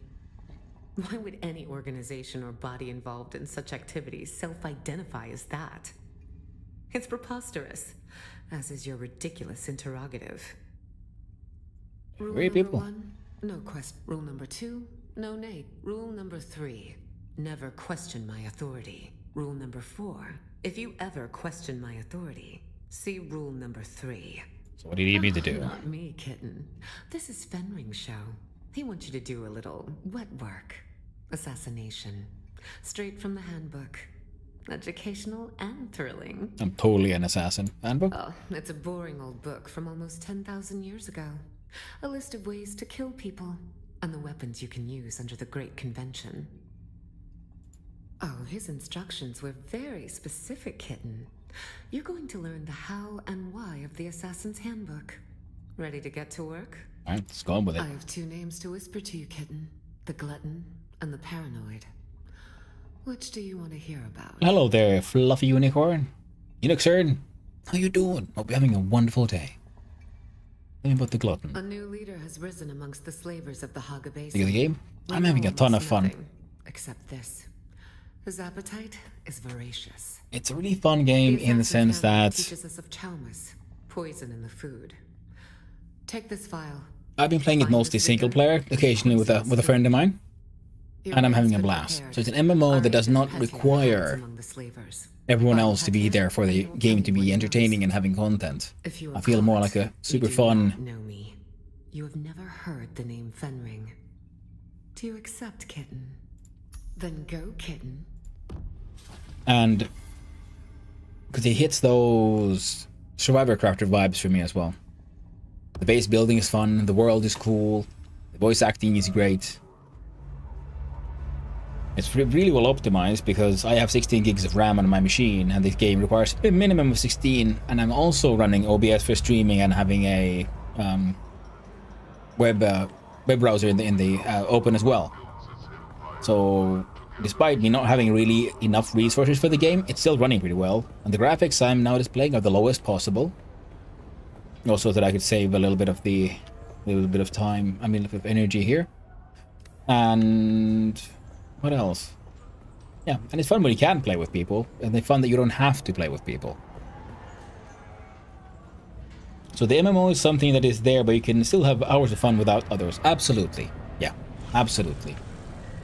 This is a great game for as a single player game, but it also has an MMO, and it has a more MMO focused end game if you want to take part of it. The base game is PvE with some certain areas that turn into PvP. In a sort of way that makes sense for the game because you're competing with other salvagers for some very limited amount of stuff. The basin is a pretty big place. But could you narrow it down a little? Mostly. Try to avoid any hot shots. Sorry, there we go. Oh, there we go. But mostly it's all PvE. And you can build your own bases. You can eventually build your own vehicles, and you can have from ground vehicles to even flying vehicles of your own. And so it's mostly PvP, occasional PvP areas, and then there's the whole map that is pure endgame guild on guild violence, you know, for the real PvP enthusiasts. The game has something for everyone, but the main map has in the main world and the creatures in it, people in it. And it's a completely good single player experience, a really good one actually. For the single player alone, I would recommend it. Having a chance to play with your friends, even better. In fact, I recently played through Re-Rising. Now that one has it's a single player game that also allows for multiplayer.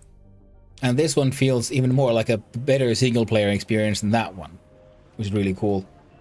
I'm a vehicle. Not a crocodile. I guess you might be. Looks really good too. Yeah, and these are the lowest graphics that I'm showing off here. So it can be really cool, really out there, amazing art, amazing graphics, but it can also look, we could say, decent enough, if you will. And now I need to head east, and I would need to collect some of those pumps. Yeah, I can do a little bit. West, not east.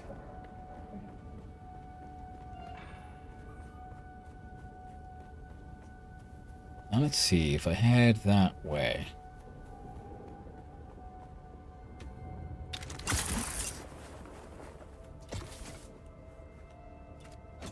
There you go.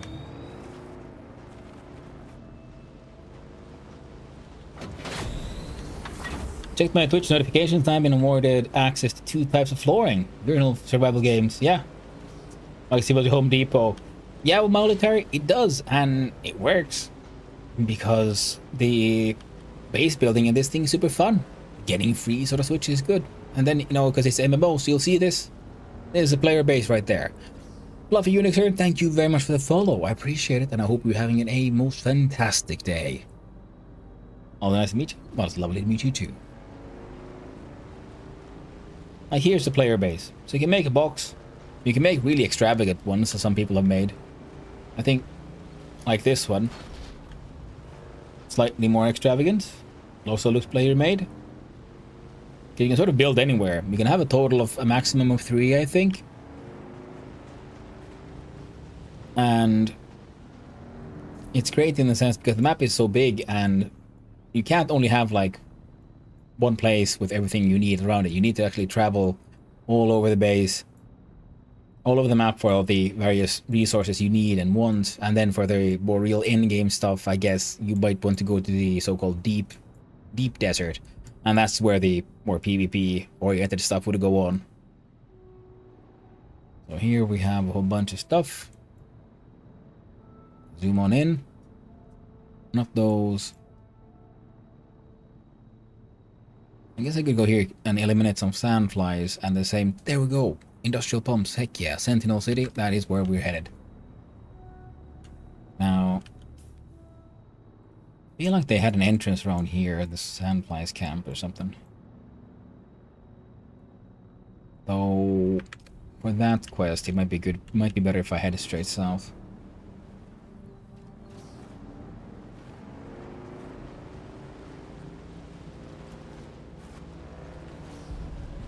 Whoop.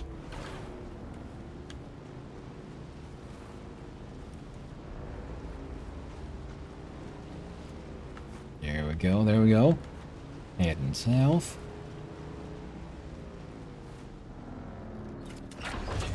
Okay. A little bit of a drink.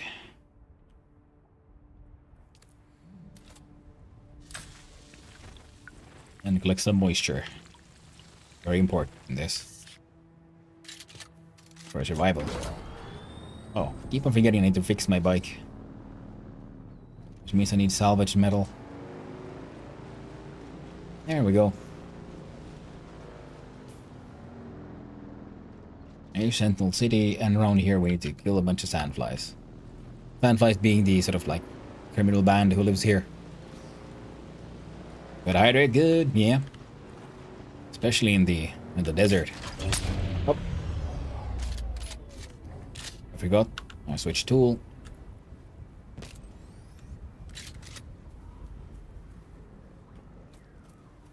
Okay.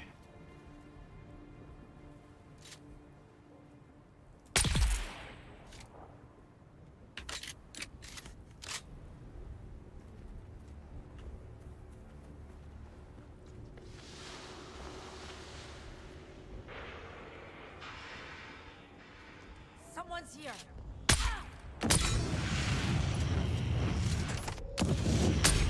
There we go. Got him.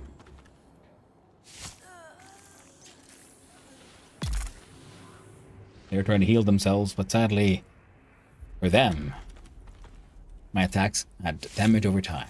Dune Man Heavy Mask. That seems neat.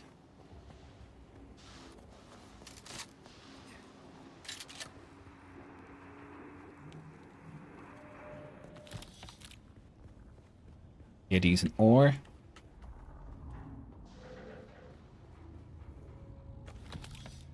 More guys around the stuff. Let's see how far we have to go.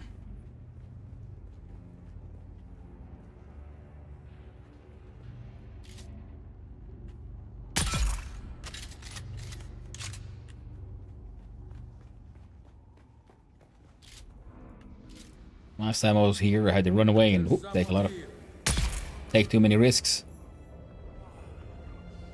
So I did not have the correct gear for this place. Each enemy has been completed. Call sub for much community nets.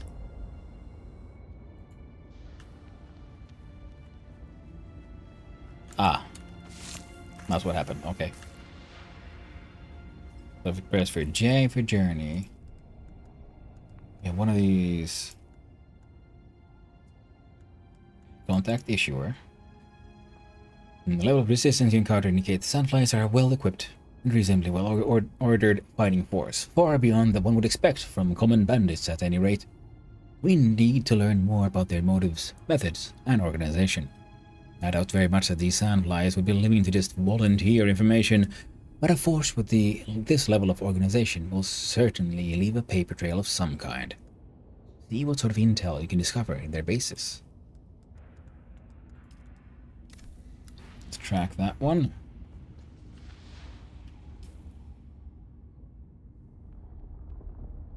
Ah, okay. We'll find more stuff. Now,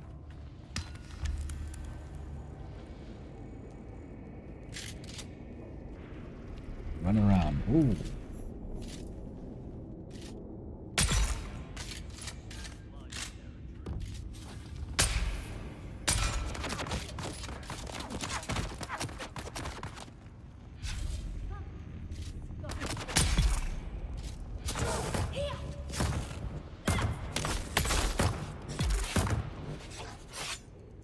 Damn, that thing like just busted through their shield. Nice.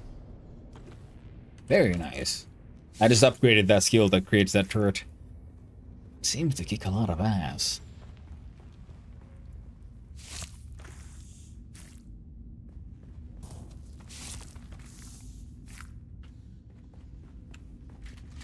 Where am I likely to find those pumps?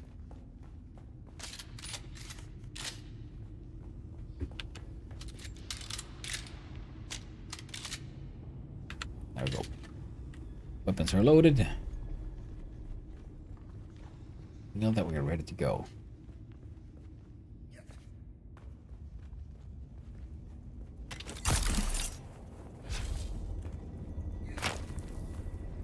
Ooh.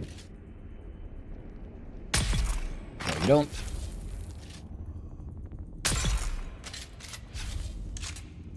Oh, those silly snipers. Underestimated the power of a counter sniper. I think I can sort of hide here, and we'll see how this works. I'll now press X. Ooh.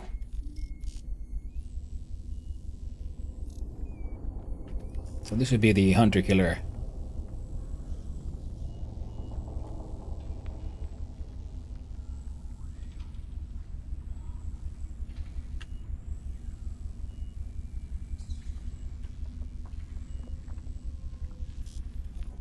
Nearing max range. Very cool.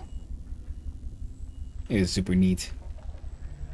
Crazy little assassination drone.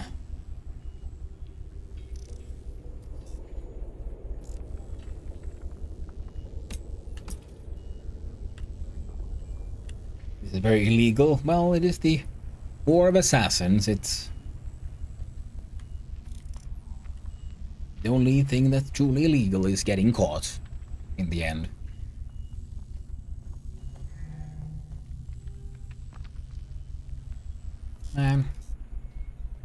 Unfortunate.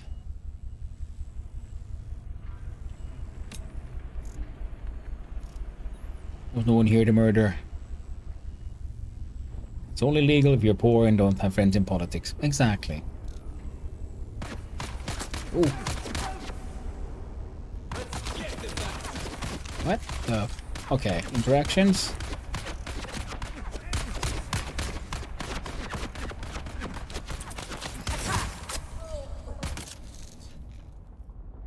Huh, neat.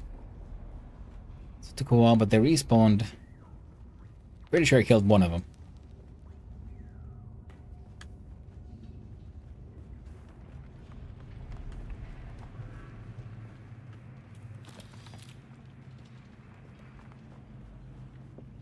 And there's like 1 minute in between. And see, it's very handy for dealing with actual assassinations, because the damage apparently was 1,200. So if you hit a player play with that thing, I'm pretty sure it'll let them have a very bad time.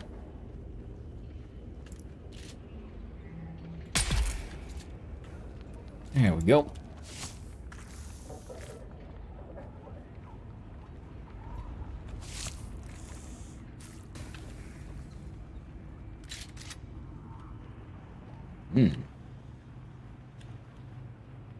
Finally, some pumps. I need more. I need like 20 or 15.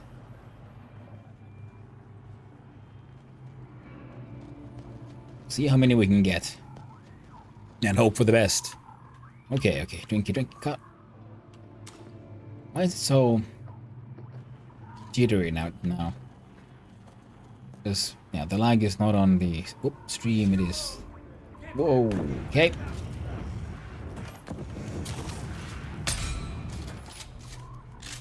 Come here, you goober. Okay. Hey. Okay, we're having a bad time.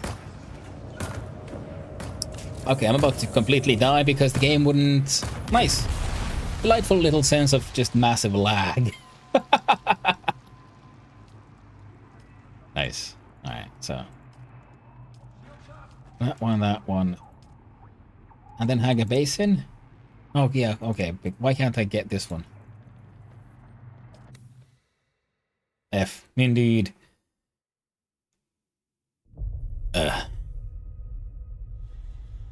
Oh. Not as bad as I thought. That's good. Why is my shield not on? There we go. One guy down.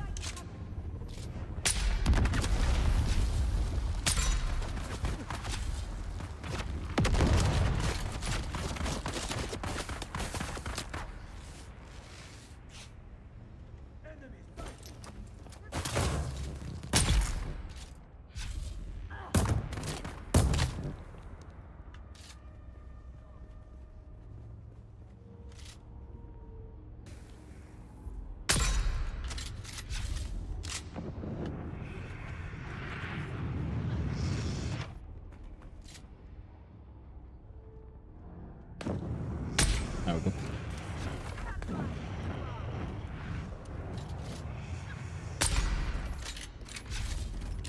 Pretty sure you're supposed to be dead by now.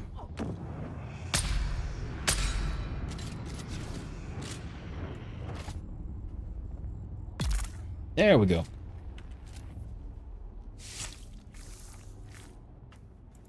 Had much of the lag? Yeah, suddenly it just got all kind of crazy. But the game is still, you know, relatively fresh out the gate, so there are some server instability issues, which is it's, you know, part and parcel with MMO games, that kind of stuff. The always online.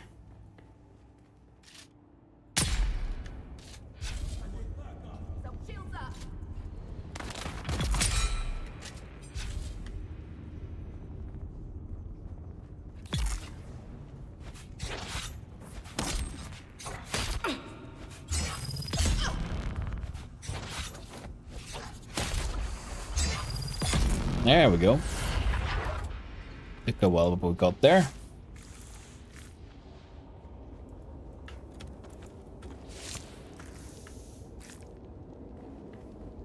Have a new rig before I try 1080, 1060, and 5060. Nice. Yeah, I'm running on a 1080. I think much of the lag for me is just my straight up RAM though, because I only have 16 gigs. I bought extra RAM sticks, but sadly, they don't really want to work. But apart from that, game is running just fine. And the thing is, of course, I get some lag as well because of the, you know, OBS and the web browser also eating up a lot of it. My limited resources. So if you're not streaming, you'll have a smoother time as well with just 16 gigs, because when I play just offline for my own pleasure, and it's much smoother as well. Yay! I got my stuff back. Now.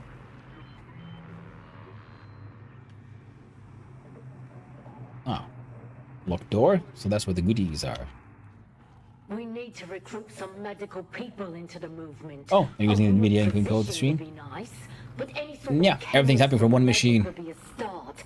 We've had several folks taken ill, and there's not a lot we can do for them out here. The whole crew that flew off with rates on that salvage recovery job have come down sick. Some of them are in a real bad way. People are blaming that bad spice that's supposed to be going around. No one wants to go near them now. Poor souls.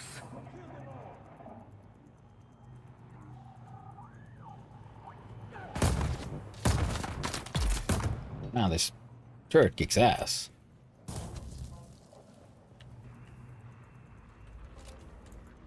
I'd have to switch the encoder to the CPU, then yeah, not the RAM rated, yeah. I'm pretty sure because I've had in other games as well, you know, some of the, just, I'm not chugging as much as the game is, but sometimes it is very much the RAM issue for me. And of course, sometimes it's internet related, sometimes it's whatever's going on with the server, and so on.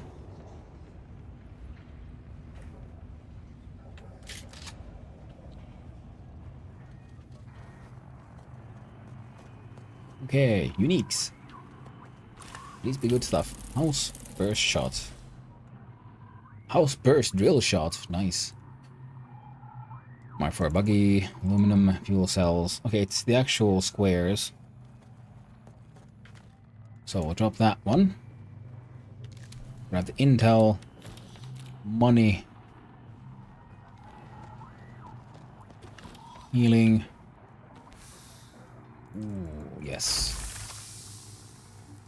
Buggy turret Mark 4.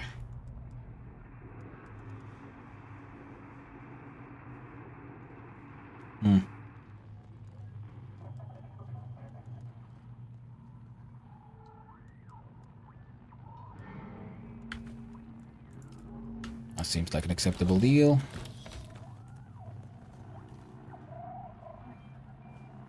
Alright, well I came for the pumps. Now 24, that should be more than enough. Okay, this area seems to be very heavy. Because as you've seen previously, it's been very smooth so far, but this area seems to be very heavy on the lag.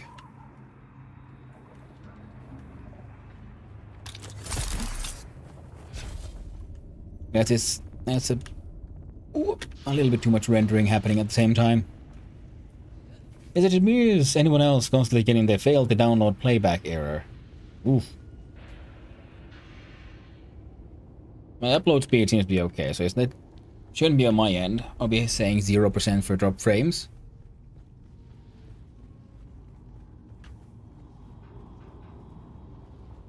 So hopefully that's not on my end. But of course, of course. I don't know. I am no tech wizard. My training is blacksmith, even though I tried to do some coding. Must be me, seen in every stream I've been in. Yeah, and I get that every now and then with Twitch, so it's most likely on Twitch side. I don't know, they keep on like testing out new stuff. Most likely some of that will be A/B testing, and sometimes, well, you're just gonna be on the bad side of testing. It happens. Now we need to get back to this base. And I think we can take the bike. That's a couple of massive looking bases. This guy's also got some extra fancy skins for his walls. Very cool. Ooh, so much buggy. Only got some stutter, but that's the game, seems, yeah. Other cash. Yeah, that could help as well. Yeah, there's some stutter that I've been having today as well here on this one.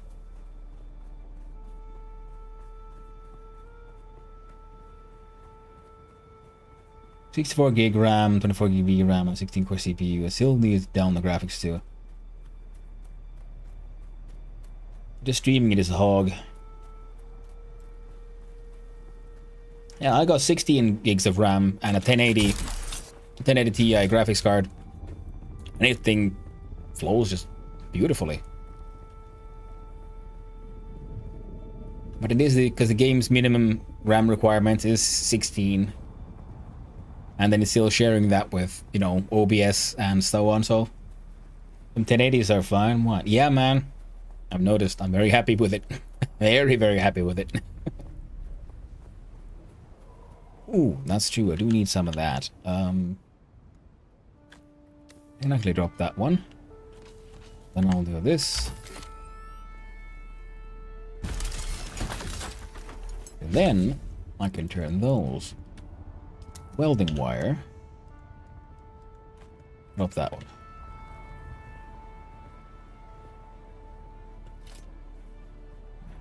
Then 6 gigabytes that lasts me for almost 10 years. Yeah. This is my friend's old rig that he sold me for a very good deal, and it's been feeling sort of weird when some people are complaining about their graphics cards, and I've got like the old 1080 Ti and it keeps on kicking ass. And I keep on pushing the goddamn wrong button. For some reason I press X when I'm supposed to press C. So I'm a dumbass.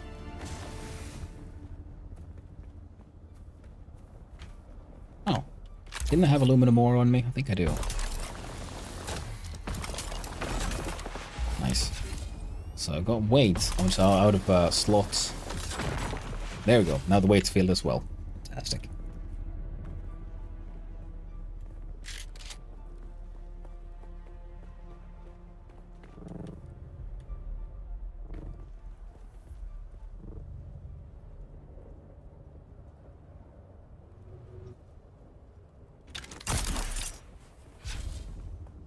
And you would do this game being a hack job. If you prefer to think it's a simple solution they can affect. Yeah, that is true as well. And like, oh man, my graphics card can't do the thing. And like, well, what are you trying to achieve, first of all? Huh? There you go, resume. Like, I want photorealism in my Minecraft or something. Like, you do know that's not how it's made. Doesn't matter how much power you pump into the game, if the graphics are what they are. And then some games are just like very poorly optimized. Or they're optimized for some other performance other than just graphics.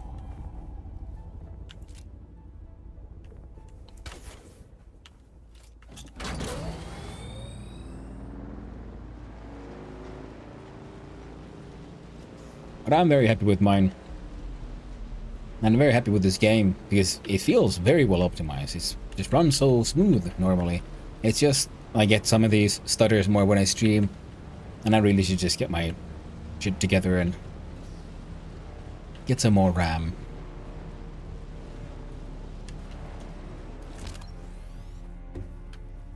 Okay, so from here, if I go straight south, yeah.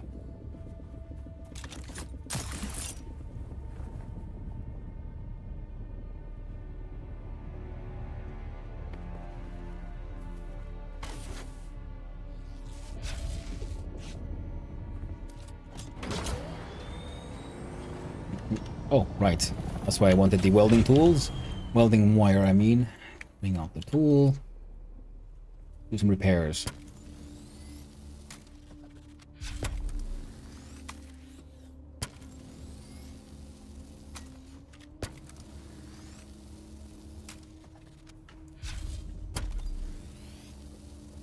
Don't want this thing blowing up on me.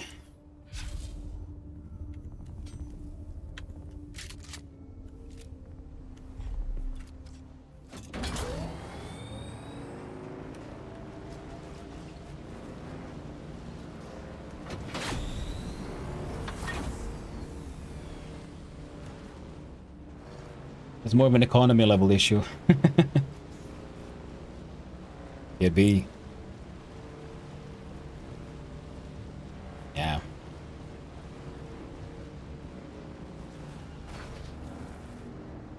For me, very much is. I have the best I can afford. With that, it is actually pretty good. I got lucky. With the 1080. Hey there, Gizmo. Nice. I should have the pumps now, so I should finally be able to build my ornithopter. But I also have to go walk my dog soon, so... But at least get that ornithopter up in the air. We worked hard for many days. We've earned this. Whoop. There we go. God dang. Oh no. I'm fine. Totally intentional. I call it the Squidward. The creepy crawly trick. Totally intentional. It's when you try to take your sand bike and hide under a rock. Getting close.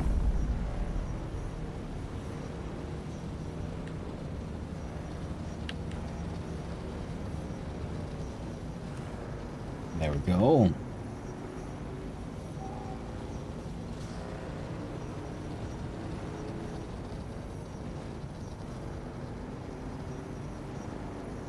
Been fully released now? Yes. Yes, it is. A wonderful friend got me a copy, so I got to play during the 5 days of pre-release, pretty much. And it should be now open to everyone. I think it came out this...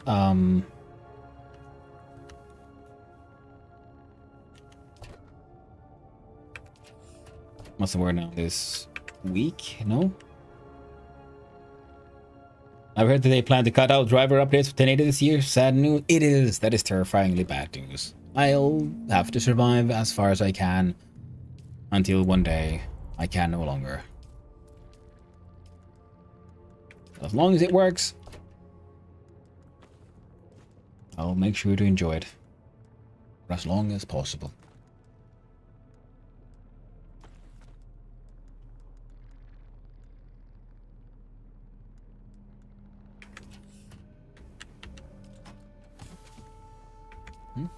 Make a new buggy? Oh, no.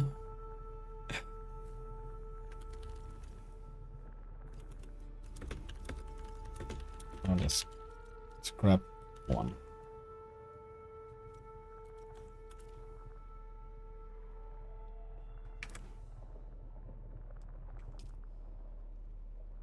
Okay, it's usually 1080 and it's such a great card. Yeah, I'm very happy with mine. 2034 this year's card in the shop. They've stopped avoiding them now that people will buy anything. Alright. Burst drill shot. Could be very good. This is very nice and acceptable. You can hear the stream? Oh. Yeah. I found a scrap buggy and I thought that's hilarious and I wanted it. So I brought it home. Okay, we're going to store it. We have one set of wings. So, 2, 3, 4. Good enough. I need more aluminum, though.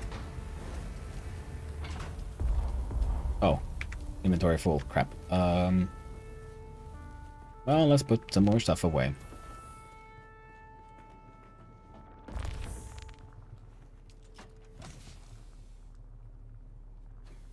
Oh, it is the weight that is the issue.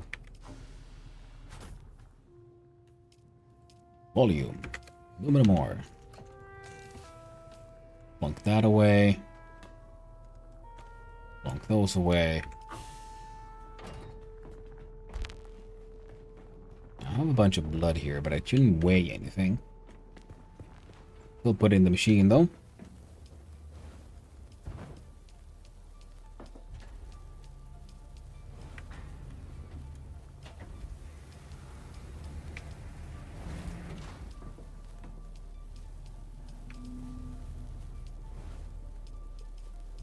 There we go. A whole bunch of blood.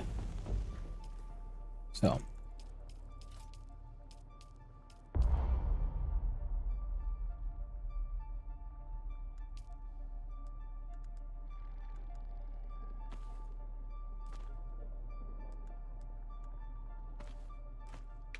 Alright.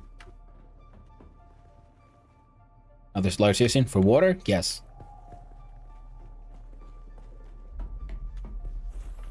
Okay, I believe there should be an even bigger one, like the aluminum one.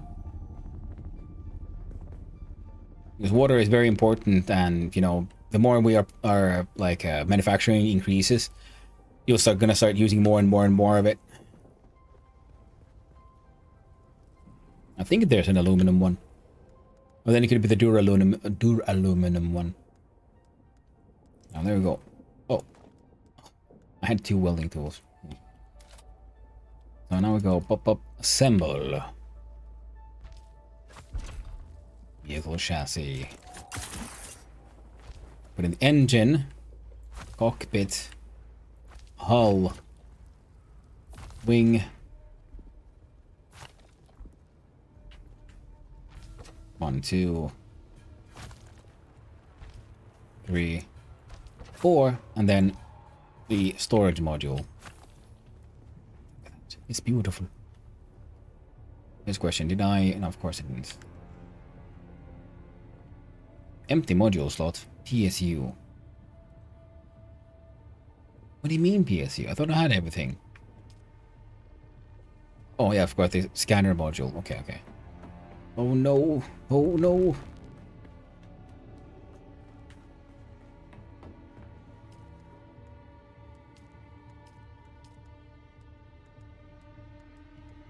What did I just pick up? This one. It is the PSU, good. I was afraid I hadn't built everything.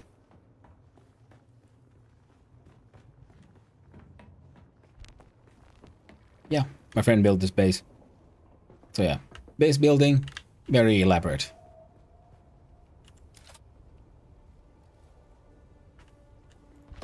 There you go. Airborne.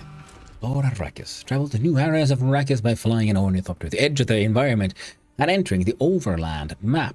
Traveling will require fuel and water. Oh, there's a world map? Holy heck. Need to also make decalitry, John? Absolutely. So if I now go here, refuel. 66% with a small vehicle fuel cell. Now, I believe there was at least one medium here. Because I know there's at least one because I brought one. Where did I put it though? Medium-sized vehicle fuel cell.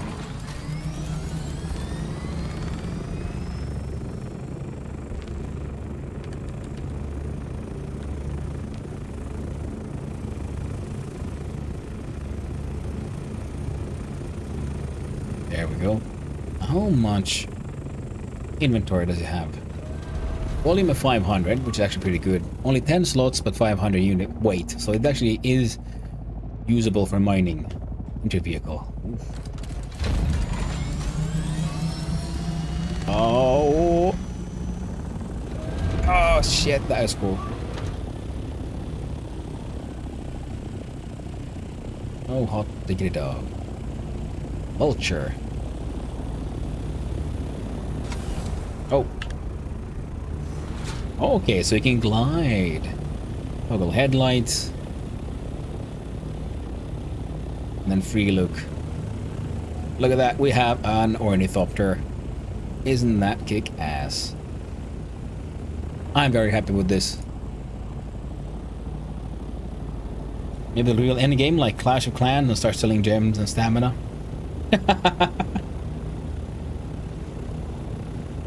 I must say that would surprise me greatly, and that'd make me laugh because I wouldn't care. By that time, I've already had so many hours of gameplay that I've enjoyed in this game that it's, you know, $1 per hour of having fun gameplay. It's already delivered.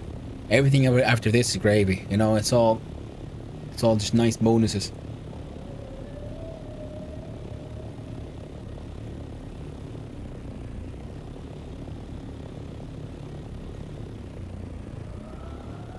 I like they can also then add a boost module to this one as well. Oh, of course, and then when you have flying vehicles, then you're even more or less limited by what's a sensible place for a base. Like there. Right on top of that pillar. Big old giant. Nice big nice big house there. Freaking gorgeous. Of course, if you fly too close to the sand, you can still piss off the worm. So you want to be careful. Where'd I even go? So I'm here. Where am I even headed? I don't know. Oh, hey, whoa. Was not the plan. Sorry. Okay, so if I... How do I land this?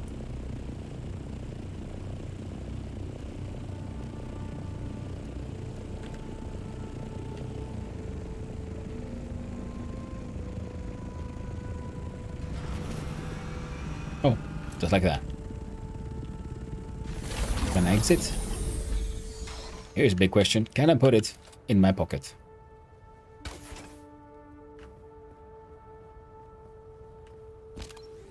I can. Jesus Christ.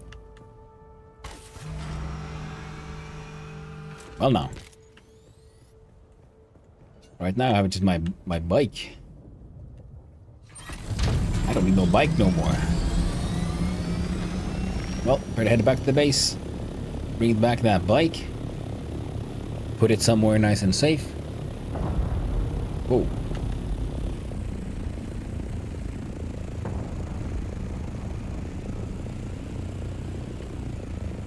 Ah, there's a spaceship and it's about to crash down.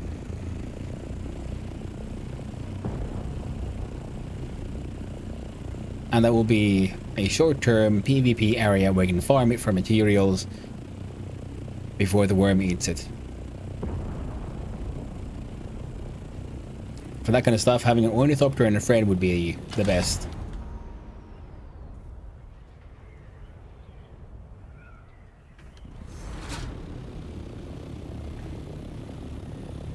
I like the vulture mode where you can just turn you glide.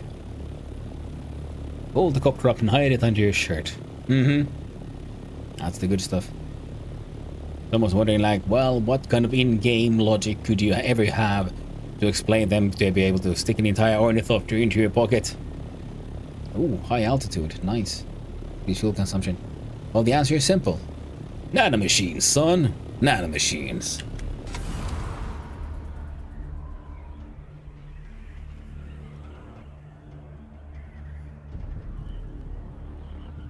Oh, that's the base.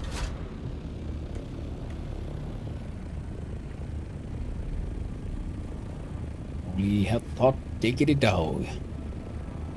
Well, tomorrow we'll be doing some more quests. We'll be most definitely having a lot of fun with the ornithopter. There's a lot of mining to be done.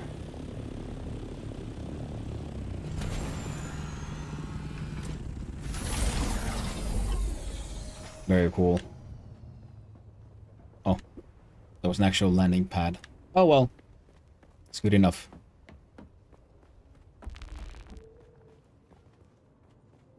And wait, where would one... Which manufacturer would it be? Probably this one.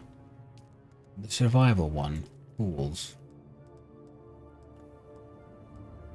Wait, no, of course not. Vehicle fabricator. I don't know if this is a general fabricator. This is the vehicle one.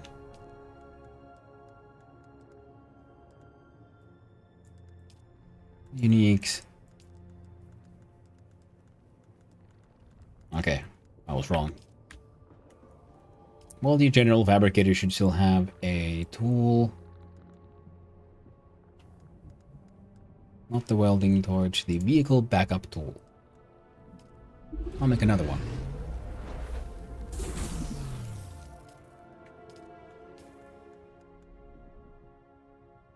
Sandbag or scout ornithopter. I want to know, will it be stored in the tool or the dude?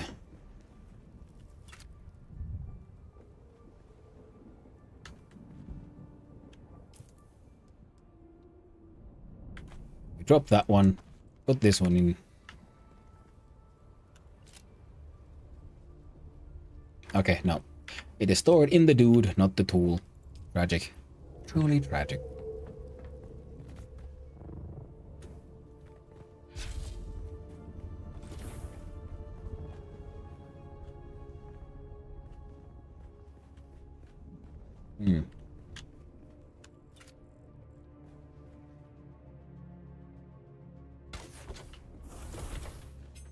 I'll put that one there for now. This one. Now I'm going to hang on to those. Don't need that many of these.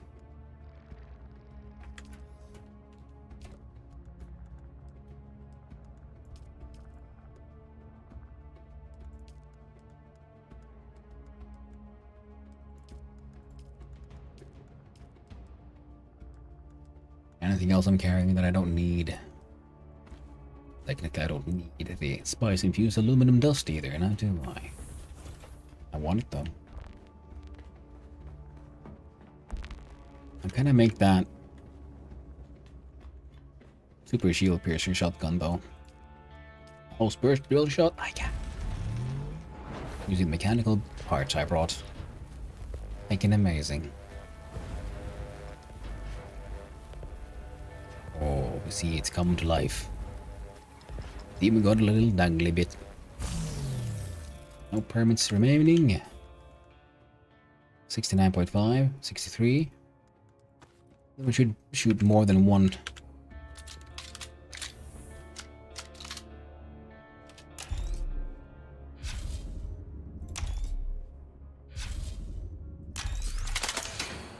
Oh, cool.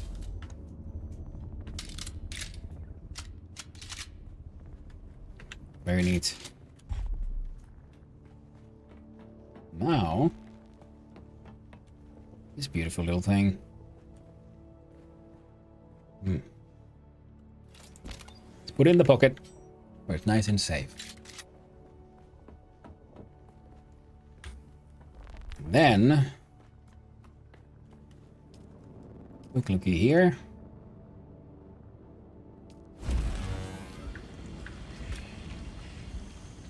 Make more lube.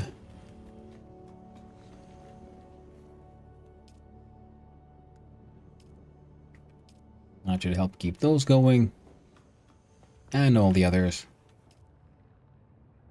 In fact, yeah, of course, it makes more sense to then replace all your battery power generators with the wind turbines, because to make the lube for the wind turbine, which they use as fuel, you have to have the batteries as an ingredient.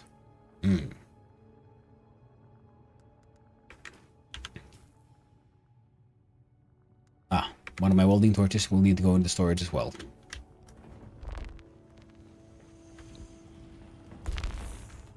For a long time, I kept on like just pretty much recycling all the old tools and I kept on finding. Now I want to make sure I have at least one copy of everything or anything I might need somewhere, just in case.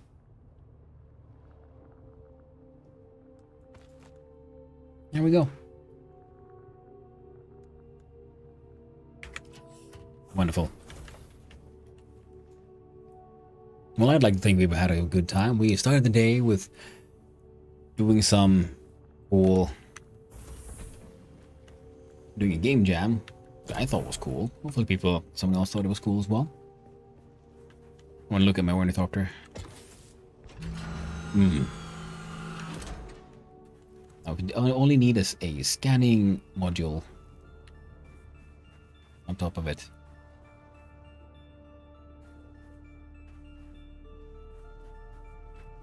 Making amazing. Haggard amazing. Now, this has been a goal for many days of finally getting the ornithopter. Now we have it. Personal goal reached. But also, I really need to go walk those doggos. They have needs, and I do not want to be that cruel. And as such, I'm gonna have to raid you all out. Store the vehicle. Go here, so I'm technically in the base. It's time for me to quit the game. And switch over to this thing. As soon as the game would allow me to. And we'll jump over to the next scene. And I would like to thank you all for hanging out. It's been super fun. I hope you had a good time. I had a good time. I'll be back tomorrow. There'll be some more Dune now they finally have that ornithopter. And now we'll see who else is on and who we might be able to raid.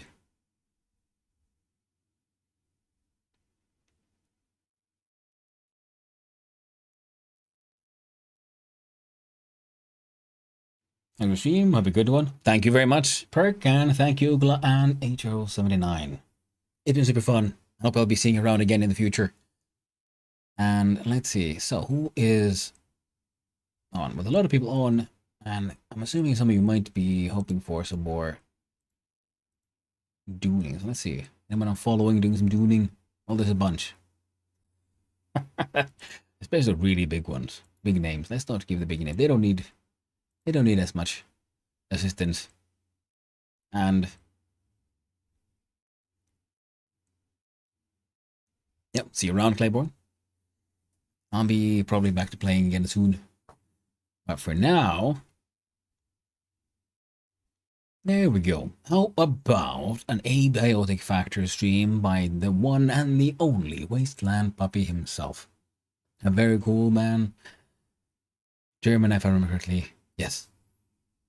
And Wasteland by an abiotic factor is another one of those games that I've been wanting to try out for a long time. It seems like a really fun survival crafter, and also one of those that has a single player mode but also offers multiplayer experience.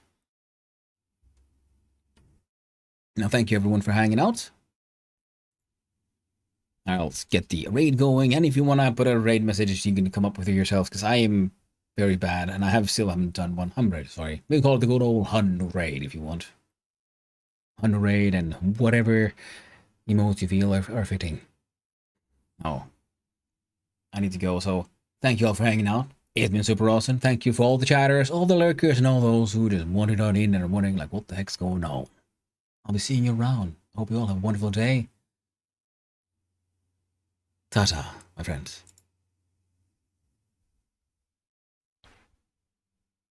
Bye.